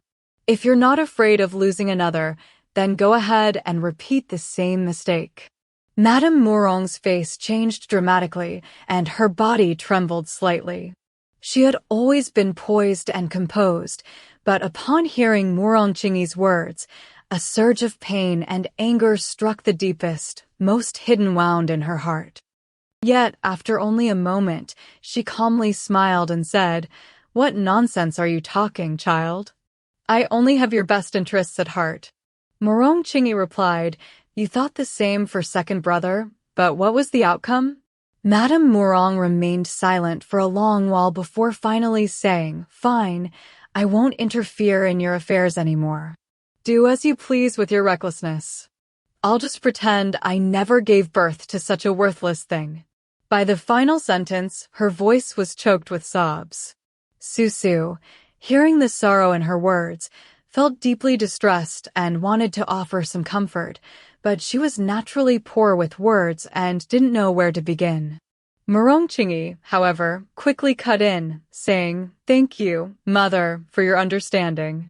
He grabbed Susu's arm and said, "We won't disturb your peace any longer."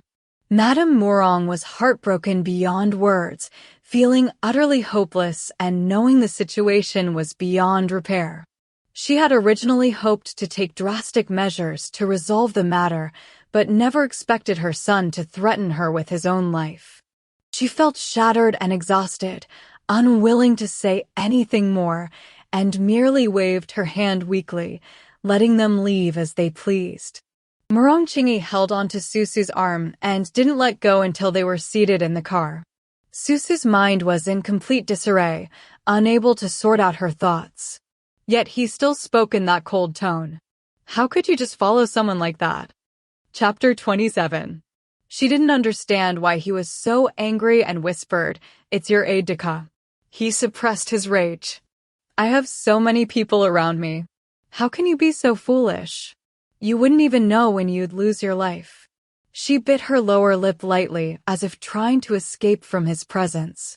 This expression often angered him, but today, for some reason, he restrained himself and ignored her, turning to look out the car window. The car fell into silence. Just as they were about to enter the city, she could no longer bear it and let out a soft moan. Only then did he turn back and immediately sense that something was wrong. Her forehead was already covered in fine beads of sweat. His face changed drastically. "What's wrong?" She shook her head and said, "I'm feeling a bit unwell." He grabbed her hand, his eyes blazing like two flickering flames. "What did they give you?" Lei Xiaogong called out worriedly, "Third young master." He paid no attention, only gripping her hand as if he wanted to crush it. "Tell me quickly. Did you eat or drink anything just now?" The pain made her vision blurry, and all she could see was his face, twisted almost beyond recognition. Why was he asking this? She weakly replied, I didn't eat anything. I only drank milk tea. His expression was terrifying, like a trapped beast filled with despair and fury. He let out a low growl, and Lei Xiaogong immediately said to the driver, turn around. Go to Jiangshan Hospital. The car changed direction and headed toward Jiangshan. She was in excruciating pain and didn't understand why he was acting this way. He held her tightly, his arms like iron bands, as if trying to force her into his very body. She heard his teeth grinding, his demeanor so fierce it seemed he wanted to devour someone. Lei Xiaogong's face was also extremely grim as he said with difficulty, Third young master, it can't be. She didn't understand what they meant, but Rong Qingyi's eyes seemed to spit fire. He gritted his teeth and said, I know you people. You plotted against second brother, and now you're coming after me with the same old tricks. Lei Xiaogong's expression grew even more troubled, and he called out again, Third young master. She broke out in a cold sweat, her ears ringing faintly. She didn't understand his words, but his expression was so terrifying that it filled her with fear. The car arrived at Jiangshan Hospital and drove straight to the emergency building. She was nearly faint with pain when he scooped her into his arms. Lei Xiaogong hurried ahead to find a doctor.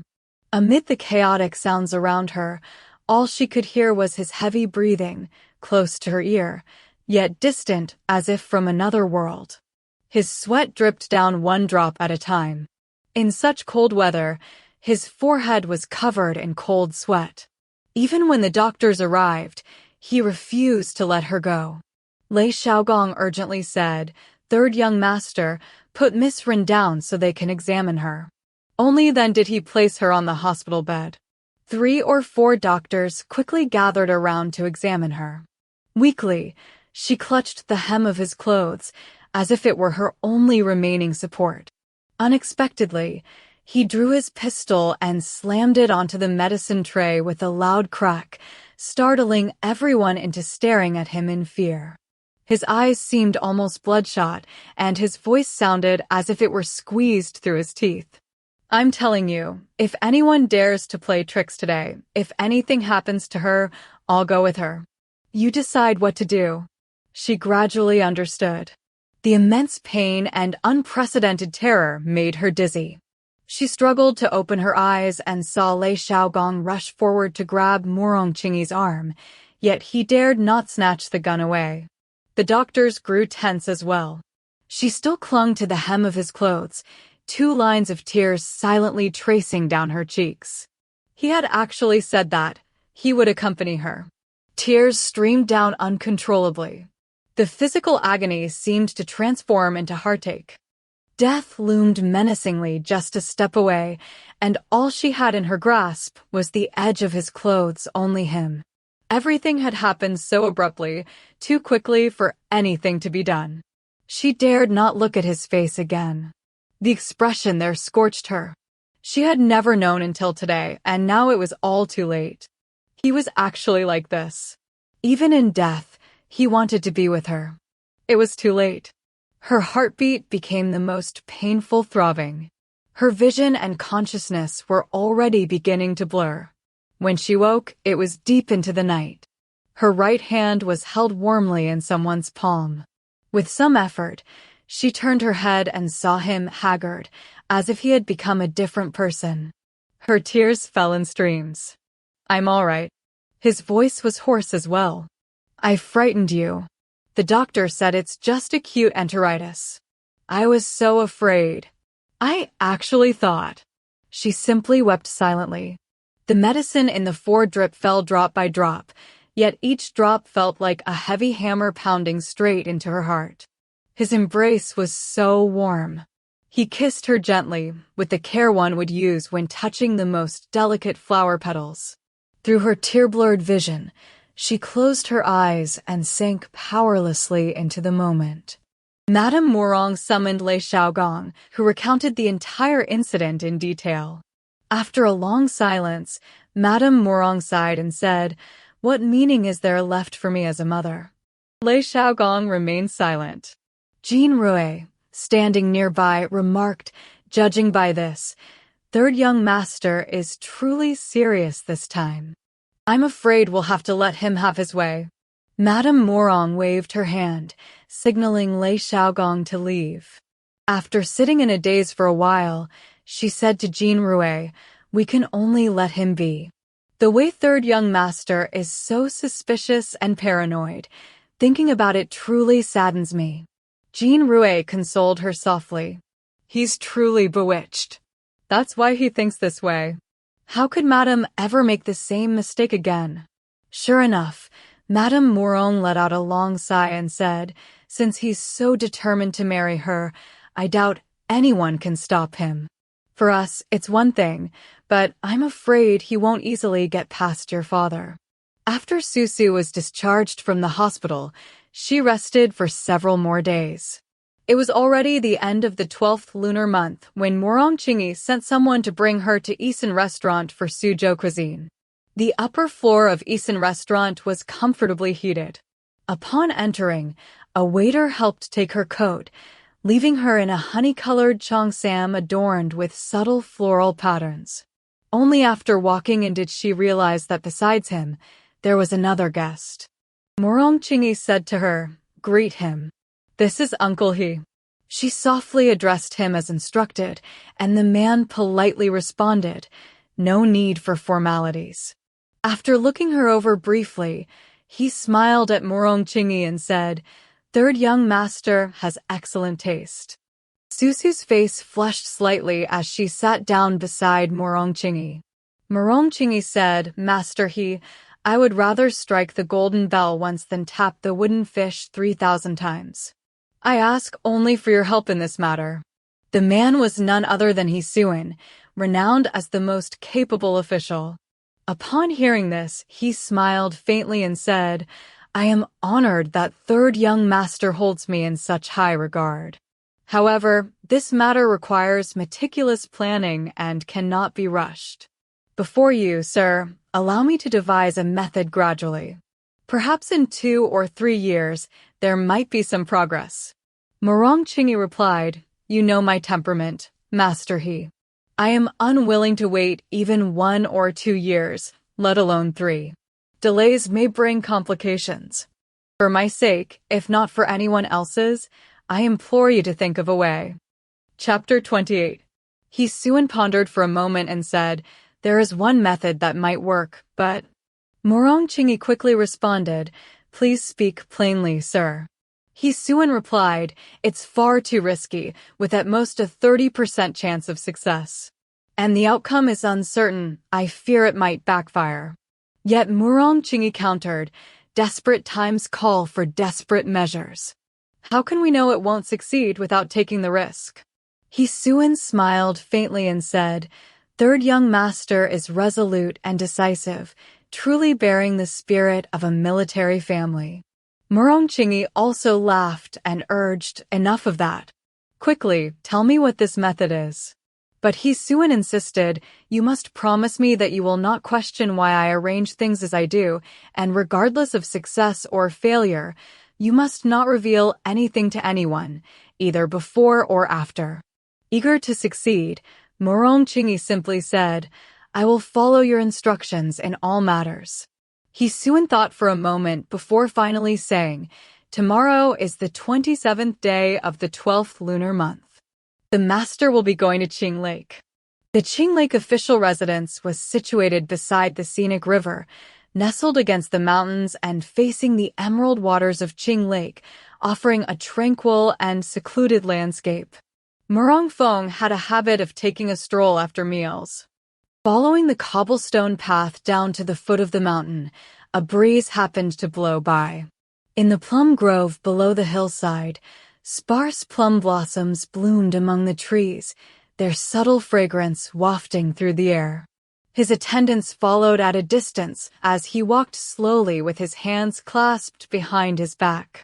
Under one of the plum trees, he spotted a figure in pale green, wearing an old-style cheongsam, graceful and slender like a branch of green calyx plum blossoms. The wind lifted the hair from her forehead, revealing eyes as clear as autumn water, with two small jade butterfly earrings softly brushing against her collar. He stood there, dazed, as if caught in a nightmare, murmuring under his breath, "It's you."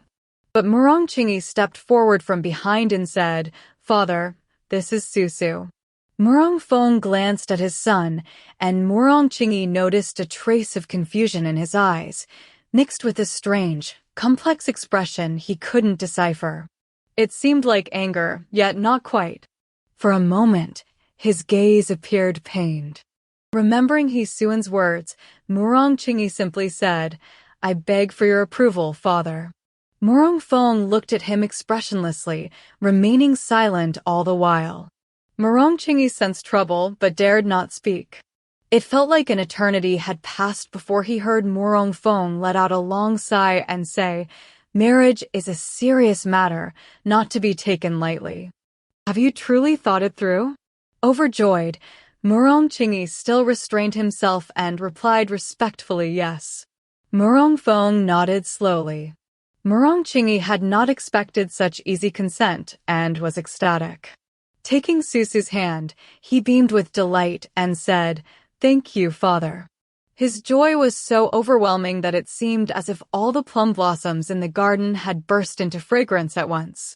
It was as though the heavens and earth had suddenly opened before him, making him feel as if he could leap straight into the highest clouds, his heart brimming with happiness, overflowing into the world. Chapter 29. The spring breeze remains as ever, lovingly caressing the willows along the embankment. It teases the catkins into a tender yellow, just as the weather turns clear and bright for the Qingming season. Last year, we wandered the purple paths and green gates. Tonight, our spirits linger like rain and clouds. A lifetime of sorrow is spent, all for the sake of a few dusks. 13. With the Lunar New Year holiday, the Shuangqiao official residence grew even more tranquil. Madame Murong, having received a Western education from a young age and spent many years abroad, placed little importance on traditional celebrations. However, following custom, she hosted a tea party at home after the New Year to entertain relatives and friends, so she personally supervised the servants in cleaning and decorating. When Rong Qingyi returned home and saw everyone bustling about, he followed the corridor to the door of the small western parlor. Wei spotted him first and called out, "Third brother." She then turned to Susu and made a playful face. "Look at third brother. He's completely changed.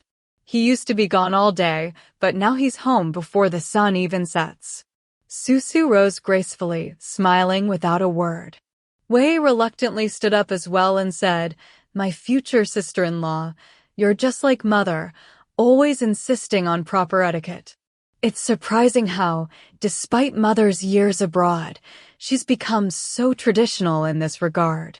At this, Susu blushed and murmured softly, "Household rules should always be observed." Wei grinned and replied, Household rules. Excellent. So you've finally admitted this is your home, haven't you?" Lively by nature, Wei had grown increasingly familiar with Susu and, since the engagement, had spent the most time with her, so she teased her without restraint. Seeing Susu blush only made her beam with delight. Rong Qingyi reached out and gently tapped Wei on the forehead. "I don't mind if you don't stand when you see me, but don't get so lazy that you don't even budge when you see mother." Wei stuck out her tongue at him and said, "I'm off to practice the piano. I'll leave this place for the two of you to talk." She stood up and swept out of the room like a gust of wind. Only then did Susu lift her head and ask with a smile, "Why are you back so early today?" Rong Qingyi noticed that she was wearing an autumn-colored brocade cheongsam embroidered with delicate silver thread patterns, which accentuated her bright eyes and pearly teeth. He found himself staring until she slowly lowered her gaze again. He chuckled and asked, "What did you do today?" She replied, "English and French lessons in the morning and classical studies and etiquette in the afternoon." He let out a soft laugh and said, "Poor child." Susu responded, "It's because I'm too slow that mother has to worry so much." Rong Qingyi took her hand and said, "Those are things you'll need in daily life, which is why mother arranged for you to learn them. In time, you'll naturally master them." He added, "It's the Lantern Festival today. Let's go see the lanterns." On the night of the first full moon, the moon hangs above the willow branches and lovers meet as dusk descends. A faint sweetness stirred in her heart, but she gently shook her head. "I can't. I still have to practice dancing tonight," he said. "It's just the foxtrot and the waltz. I'll teach you later." As he spoke, he caught a subtle, elusive fragrance drifting from her neck, lingering faintly in the air. He couldn't help but ask in a low voice, "What perfume are you wearing?" She answered, "None." After a moment's thought, she added, "There are sachets of lilac flowers in the wardrobe, so maybe my clothes picked up the scent." But he said, "Those sachets have been in the wardrobe for a long time. Why do I only notice the fragrance today?" He was so close that his warm breath stirred the stray hairs at her temples. Two blushes spread across her cheeks like fragments of sunset reflected upon the river, flushing all the way to her ears. She whispered, "How would I know?" After dinner, taking advantage of the moment when no one was paying attention, he indeed went upstairs. Though Susu had some reservations, seeing him dismiss the dance instructor with just a few words, she had no choice but to let him have his way. The two of them slipped quietly out of the house, and he drove the car himself.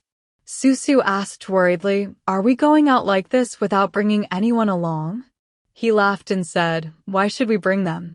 Nothing will happen. We'll just sneak out to enjoy the festivities and come back." The streets were indeed bustling, with people admiring the lanterns and filling the thoroughfares with life. Huading Street was adorned with countless colorful lanterns. Not only were the shops on both sides decorated, but even the trees were densely hung with lights.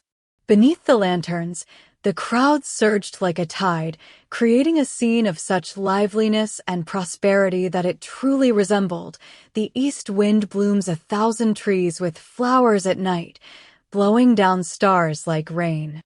Shop fronts vied to set off fireworks, and clusters of sparks lit up the sky here and there, turning the night into a blaze of silver and gold. The flower market was even more crowded. Rong Qingyi held her hand as they wove through the throngs and cautioned her, "Don't let go of my hand. If we get separated, I won't come looking for you." Susu smiled faintly and said, "If we get separated, can't I just find my way back on my own?" Rong Qingyi tightened his grip on her hand and replied, "No. You must stay with me." After walking through the flower market, the crowd had made them break into a sweat. He, however, was delighted. "I never knew before how lively the new year could be." Susu said, "Today is the last of the celebrations. Tomorrow, the New Year festivities will be over." He remarked, "Look at you, always saying such disappointing things." Turning his head, he spotted a vendor selling wontons and asked her, "Are you hungry?" "I am." Susu knew he said this because he had noticed she might not have been accustomed to the Western-style dinner and could still be hungry. Her heart felt full, like a sail billowing with the wind, and she shook her head. "I'm not hungry." But he had already sat down and ordered 1 bowl of wontons. Smiling at her, he said, "Take your time eating. I'll wait here for you." After the wedding, "We probably won't be able to sneak out like this to eat anymore." She whispered, "If mother finds out we're sitting by the street eating, she'll be angry." Rong Qingyi chuckled and said, "Silly, how would she know? Just eat slowly." The wontons were a bit salty, but she finished them bite by bite. He sat there waiting for her, surrounded by the dazzling brilliance of the lanterns, while silver fireworks bloomed one after another in the night sky, casting his face in shifting light and shadow.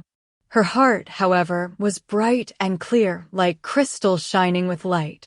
All he saw was her looking up at him with a smile, a smile so dazzling that it made the fireworks behind her pale in comparison.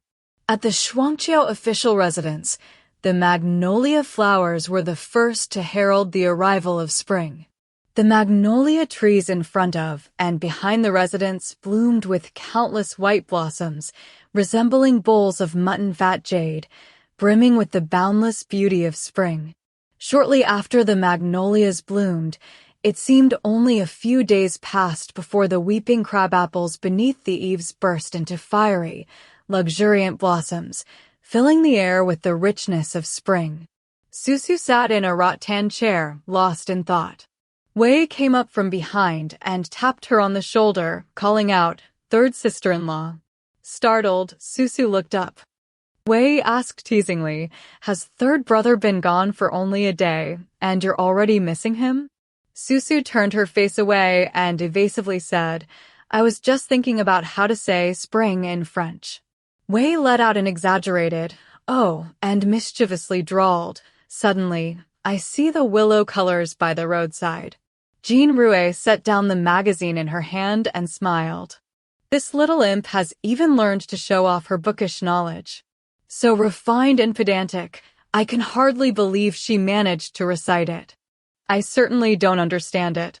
Having grown up abroad herself, her grasp of Chinese was far less fluent than her command of Western languages. Susu, however, had been studying classical literature intensively for months and naturally recognized such a simple verse. Her face immediately flushed crimson as she protested, "Eldest sister, don't listen to fourth sister's nonsense."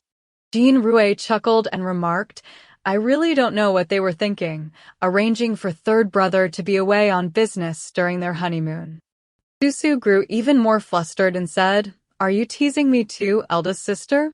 Knowing how shy Susu usually was, Jean Rouet simply smiled and let the matter drop. Wei pulled out a chair and sat down as well. "The weather is so lovely. Let's go out and have some fun." Jean Rouet asked Susu, "Will you come? We could go to Qiyu Mountain to see the cherry blossoms." Susu shook her head. "I can't. I have a French lesson this afternoon." Wei chimed in, "Haste makes waste." "I think you're being too hard on yourself." Susu explained, "Last time I accompanied Mother to meet the ambassador's wife, I nearly embarrassed myself. I still feel deeply ashamed whenever I think about it." Wei clung to Susu's arm like sticky taffy, pleading, "Third sister-in-law, come with us. It's more fun with more people. If you want to learn French, eldest sister and I can teach you. At the very least, starting today, whenever the three of us are together, we'll speak only French. I guarantee you'll learn quickly." Jean Rouet also smiled and added, "Let's go out for a stroll. Staying cooped up at home is terribly dull." Wei, being the youngest, was doted upon by the entire family and even dared to act spoiled in front of Morongfeng.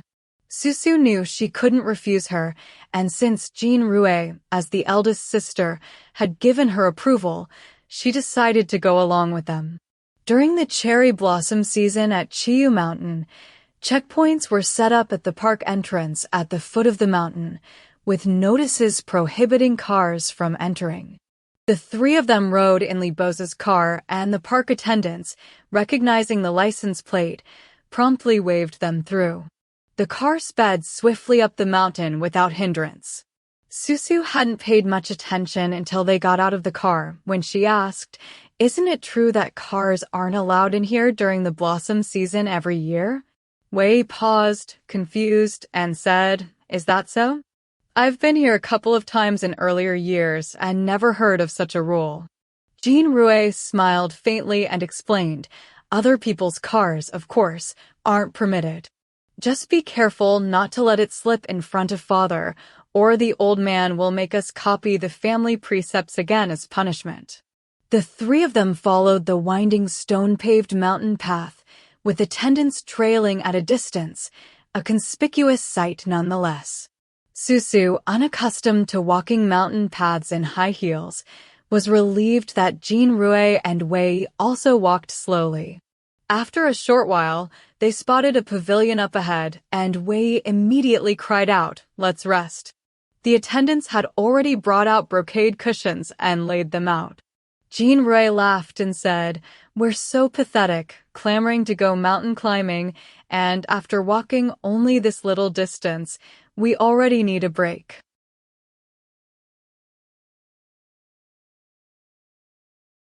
Chapter 30. Wei sat down and said, "I don't know why, but I become lazy as soon as I return home.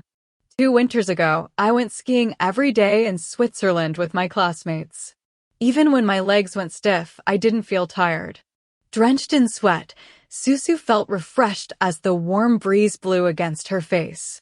She saw cherry blossoms fluttering all around, falling like rain and covering the ground like a thin layer of pink snow. The scene was so beautiful that she couldn't help but sigh softly. Just then, someone called her name. "Susu." She turned her head, both surprised and delighted. "Mulan." Mulan also wore an expression of pleasant surprise and said, "So it really is you." Su Chongning, who was behind her, stepped forward and greeted them with a smile. "Eldest Miss, 3rd young Madam, 4th Mississippi. What a pleasant surprise to see the 3 of you out for a stroll today." Jean Rui smiled at him and said, "Chongning, about what you promised me last time at Rui Pavilion?" Changning replied with a smile, "How could I delay when eldest miss gives an order? I took care of it first thing this morning." He didn't introduce Mulan, and Jean Rui and Wei didn't ask. Instead, Susu said, "Eldest sister, 4th sister, this is my friend, Feng Mulan." Jean Rui and Wei both nodded to Mulan with smiles. Mulan said to Susu, "I saw your wedding photos in the newspaper. You looked so beautiful." Susu didn't know how to respond, so she smiled and asked, "What about you? When will you and young Master Su treat us to a wedding banquet?" As soon as the words left her mouth, she saw Mulan glance at Su Changning, while Su Changning coughed lightly and asked, "3rd young master left yesterday, didn't he?" Susu deeply regretted her thoughtless remark and quickly replied, "Yes, he departed yesterday. He must have arrived by now." Just then, Wei complained of hunger and the attendants opened the food basket. Susu hadn't expected it to be so well prepared. Inside were delicate Western pastries, and when coffee was poured from the thermos, it was still steaming hot. After the 5 of them had coffee, they walked down the mountain together. Seeing Jean Rui and Wei walking ahead, Mulan quietly said to Susu, "You've lost weight." Susu replied, "Really? I hadn't noticed." But Mulan said, "It's just that, as 3rd young master's wife, you shine even more brilliantly. I almost didn't recognize you earlier." Susu smiled. "You're just teasing me." Mulan noticed the string of pearls coiled elegantly into a 3-strand bracelet around Susu's wrist. Though the pearls weren't large, each was perfectly round, uniform in size, and emitted a soft, gentle luster in the sunlight. She couldn't help but remark, "These pearls are exquisite. They must be southern pearls." Susu glanced down at them and said, "I'm not sure whether they're southern pearls. Mother gave them to me, so I wear them every day." Mulan said, "Since Madam gave them to you, they must be of the finest quality, undoubtedly southern pearls." By now, it was nearly noon, and the number of visitors had dwindled. Mulan glanced back at the attendant following at a distance and suddenly said, "Mr. Zhang treated everyone to dinner again recently." Susu gave a non-committal sound and asked, "Has the dance troupe started rehearsing a new production? Is everyone doing well?" Mulan smiled. "Everyone at the dinner spoke of you with great envy." Then she asked, "The Murong family held a Western-style wedding, such a grand event, yet you didn't host a large banquet for relatives and friends?" Susu said, "It's father's wish and mother agrees. Western-style weddings are simpler." When father and mother married, they also had a Western-style ceremony. The elders don't want anything extravagant, but somehow the newspapers still got wind of it. Mulan smiled. For such a grand occasion, the newspapers would naturally make a fuss. As they chatted, they walked to the roadside. Jin Rui and Wei were already waiting by the car. Susu felt rather embarrassed and hurried over, saying, "I was so caught up in talking that I walked so slowly." Jin Rui said, "We just arrived too." The aide-de-camp had already opened the car door. Jin Rui got in first and nodded to Su Chongning from afar. "Come over for tea sometime." Since Jin Rui had entered the car, Wei waited to get in afterward, so Susu quickly bid farewell to Mulan. The three of them got into the car, while the aide-de-camp took the car behind them. The two vehicles sped down the mountain as swiftly as ever. Upon returning home, Wei complained that her feet hurt and immediately curled up on the sofa in the small sitting room. Jin Rui teased her, so young and yet so fragile.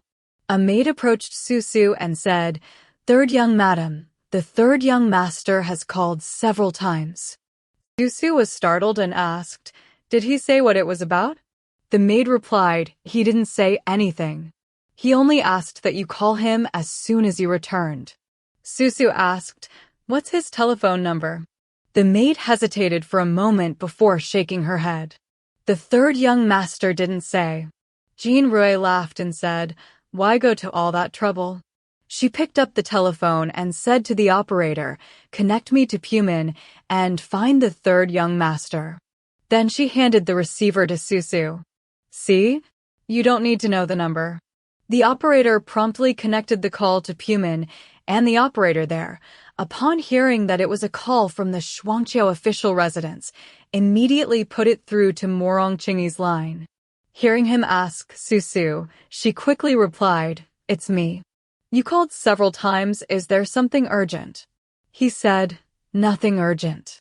I just arrived, so I called to let you know." Susu asked, "Was the journey all right?" He replied, "It was fine. They said you went out with eldest sister and fourth sister. Where did you go?" She answered, "We went to see the cherry blossoms." He then said, "You should go out more often. Staying cooped up at home isn't good for your health. You mentioned a headache yesterday. Did you call a doctor?" Susu said softly, "It was just a chill, and I'm better today." From the other end of the sofa, Jin Rui laughed. "I can't stand these two. All this fuss just to exchange a few idle words. Take your time chatting. Wei, let's go." Wei winked at Susu and said with mock seriousness, "Third sister-in-law, if you have any intimate words, you'd better not say them. The operators on both ends can hear everything." Embarrassed by their teasing, Susu said to Rong Qingyi, "Is there anything else?" "I'll hang up then." Rong Qingyi understood her meaning and said, "I'll call you again tonight." Susu hung up the telephone and turned to find that Jin Rui and Wei had already left. She then asked the maid, "Has Madame returned?" The maid replied, "Yes, she's in the greenhouse."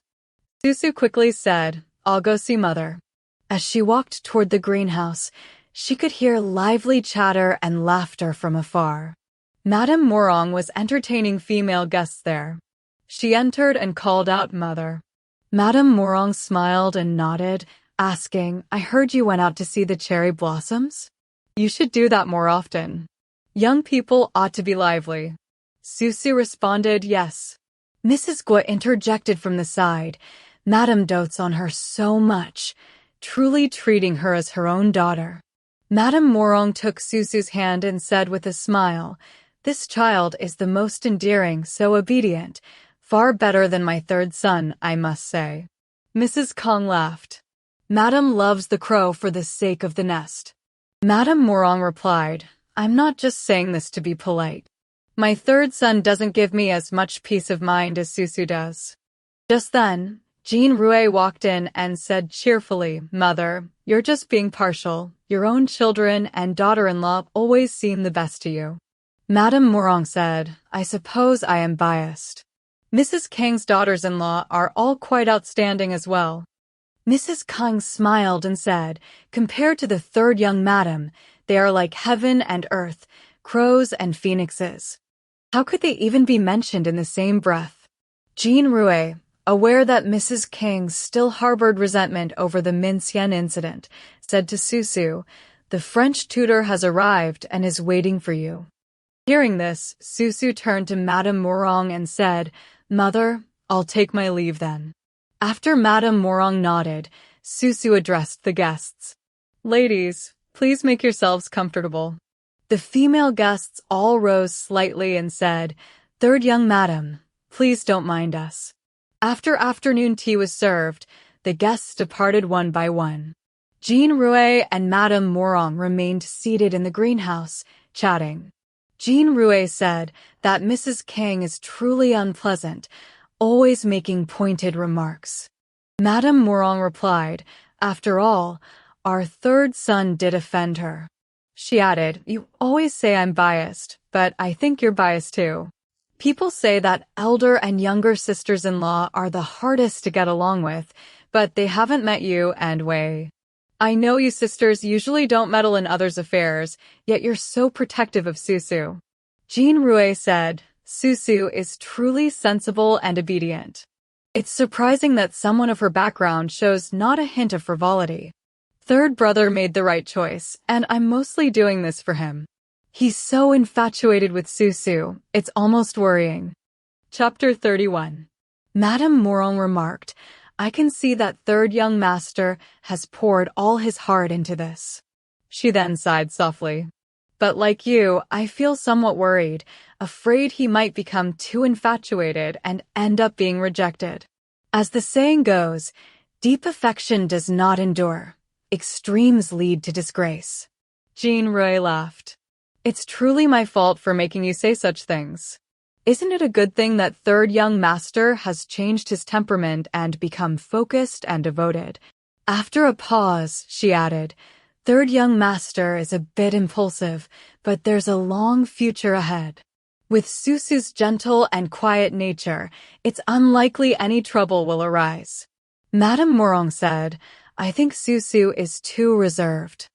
She never speaks up when she's wronged. That's a strength, but it might also be a weakness.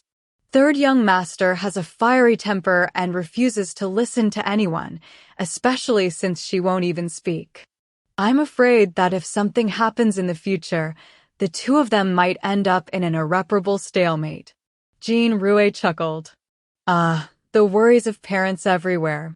Even in peaceful times, mother sits here fretting over imaginary troubles. Madame Morong couldn't help but smile as well. "It's better that I worry unnecessarily." 14. Rong Qingyi had been away for only 4 days, but on the journey home, his heart raced with eagerness. As soon as he got out of the car, he asked, "Is Madame at home?" The aide-de-camp opening the car door beamed and said, "Madame has gone to phone gang. Third young Madame is in the small study." Rong Qingyi, having had his thoughts exposed by the remark, smiled faintly. "Nonsense. Did I ask about her?"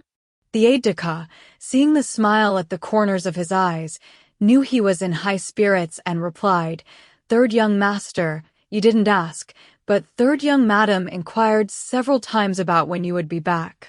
Rong Qingyi knew full well that Susu wouldn't have asked like that, but joy still overflowed from his heart. He hurried upstairs and saw Susu sitting there reciting vocabulary, though her eyes were fixed on the window.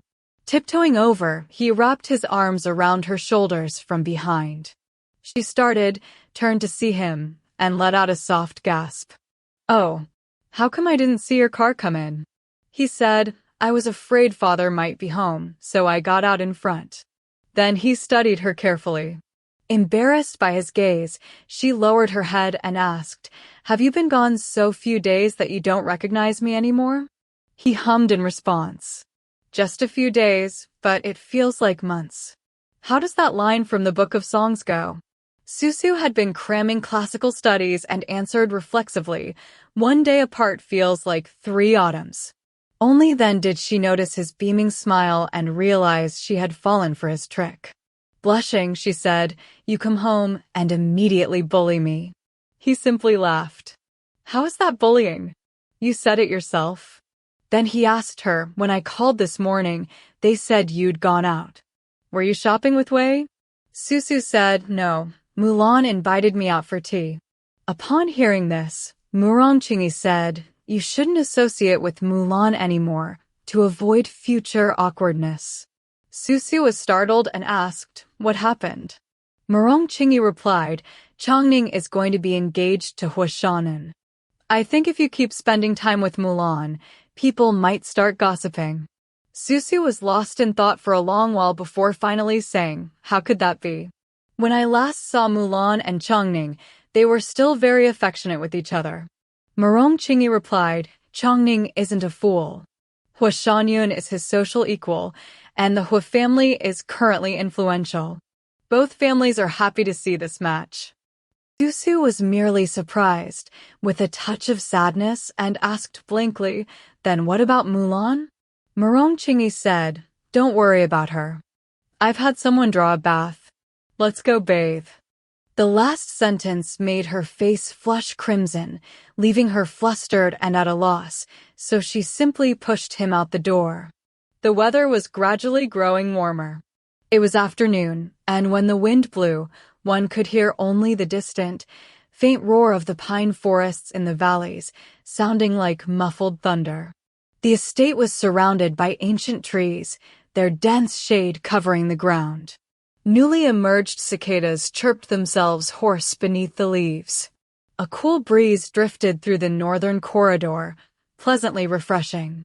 It was one of those long, drowsy afternoons when Susu, reading a magazine, gradually let her hand droop and was nearly asleep when she heard footsteps approaching. Turning to look, she saw it was Wei, dressed in sportswear and holding a racket. With a laugh, Wei said, "Third sister-in-law, I've made plans with friends to play tennis. Come join us." Susu smiled and said, "I don't know how to play. You go ahead." Wei insisted, "The house is so quiet, it's rather dull. Let's go together." Susu replied, "I've made plans to have afternoon tea with a friend." Wei said, "Oh, it's rare to see third sister-in-law's friends visit." Susu explained, "We're meeting at a coffee shop outside." Wei stuck out her tongue and said, "Then I'll be off first." Since they were meeting at a coffee shop, Susu changed into a Western-style dress before going out.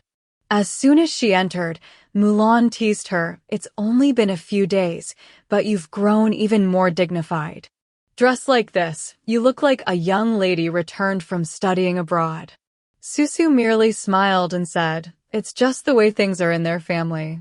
A waiter approached and said with a smile, "Third young madam is a rare guest. Today we have excellent cherry ice cream. Would you like a serving?" Then, turning to Mulan, he added, "The coconut cake Miss Fong likes has just come out of the oven." Mulan exclaimed, "Oh my," and said to Susu, "Look at this. This coffee shop is almost becoming like an old Chinese restaurant." This left the waiter quite embarrassed, and he quickly said, "Yes, I spoke out of turn." Feeling sorry for his discomfort, Susu hurriedly said, "We'll have both the ice cream and the cake you mentioned. You may go." Turning back, she heard Mulan ask, "Is third young master not at home?" A faint trace of melancholy appeared on Susu's face as she said, "He's always very busy." Mulan chuckled lightly. "He's a man of important affairs. It's only natural for him to be busy." Just then, the cake and ice cream were served. Mulan remarked, "The cakes here are getting worse and worse. Even the presentation is poor." Susu took a bite of the ice cream and said, "I ordered this last time I was here. It's thoughtful of them to remember." Mulan said, "It's one thing if others forget, but if they can't even remember what third young madam likes to eat, they're probably not far from closing down." Susu could only smile and say, "They still remember your favorite cake." Mulan replied, "Just old customers and old sentiments." As they were speaking, Susu looked up and saw someone entering through the doorway. Her expression involuntarily changed slightly. Mulan, being highly perceptive, immediately noticed and turned to look. It was none other than Su Chongning. He wasn't alone.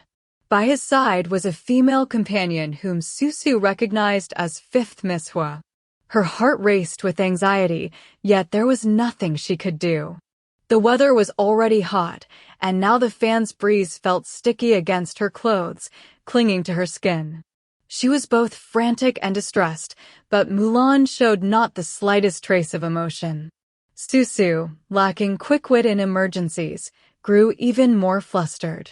Su Changning had also spotted the two of them and slowed his pace, while Hu Shangyun happened to notice them as well. She approached with a cheerful smile and said to Susu, "Third young madam, what a coincidence today." Susu had no choice but to nod and ask with a smile, "Miss Hua, are you here for coffee as well?" Fortunately, Hu Shangyun didn't recognize Mulan and focused solely on chatting with Susu. "Last time, at my engagement party with Qingning, we had a opera performance at home, and I noticed you seemed to enjoy it. The day after tomorrow, the famous opera actress Shen Yulan will be coming to our house. I wonder if third young madam would honor us by joining us for a simple meal." Susu, hearing her polite tone, could only reply, "I'm merely an amateur when it comes to opera, just watching it for the fun of it." Hu Shangyun beamed. "Third young madam, you're too modest. Everyone says that when it comes to the arts, you're the true expert." She added, "The weather is hot, but our house is an old one and quite cool. I'll send you a formal invitation when I return today. I've been rather careless and impolite." Susu had no choice but to agree. Hu Shangyun turned to Su Chongning and said, "Remind me later. I've been so forgetful, it's quite rude." Only then did Su Chongning ask, "Third young master must be very busy lately? We haven't seen him around." Susu said, "Yes, he has a great many official matters these days." She couldn't help but sneak a glance at Mulan, who was calmly eating her cake bite by bite, as if nothing were amiss. Hu Shangyun, ever so polite, chatted for a while longer before finally leaving with Su Chongning.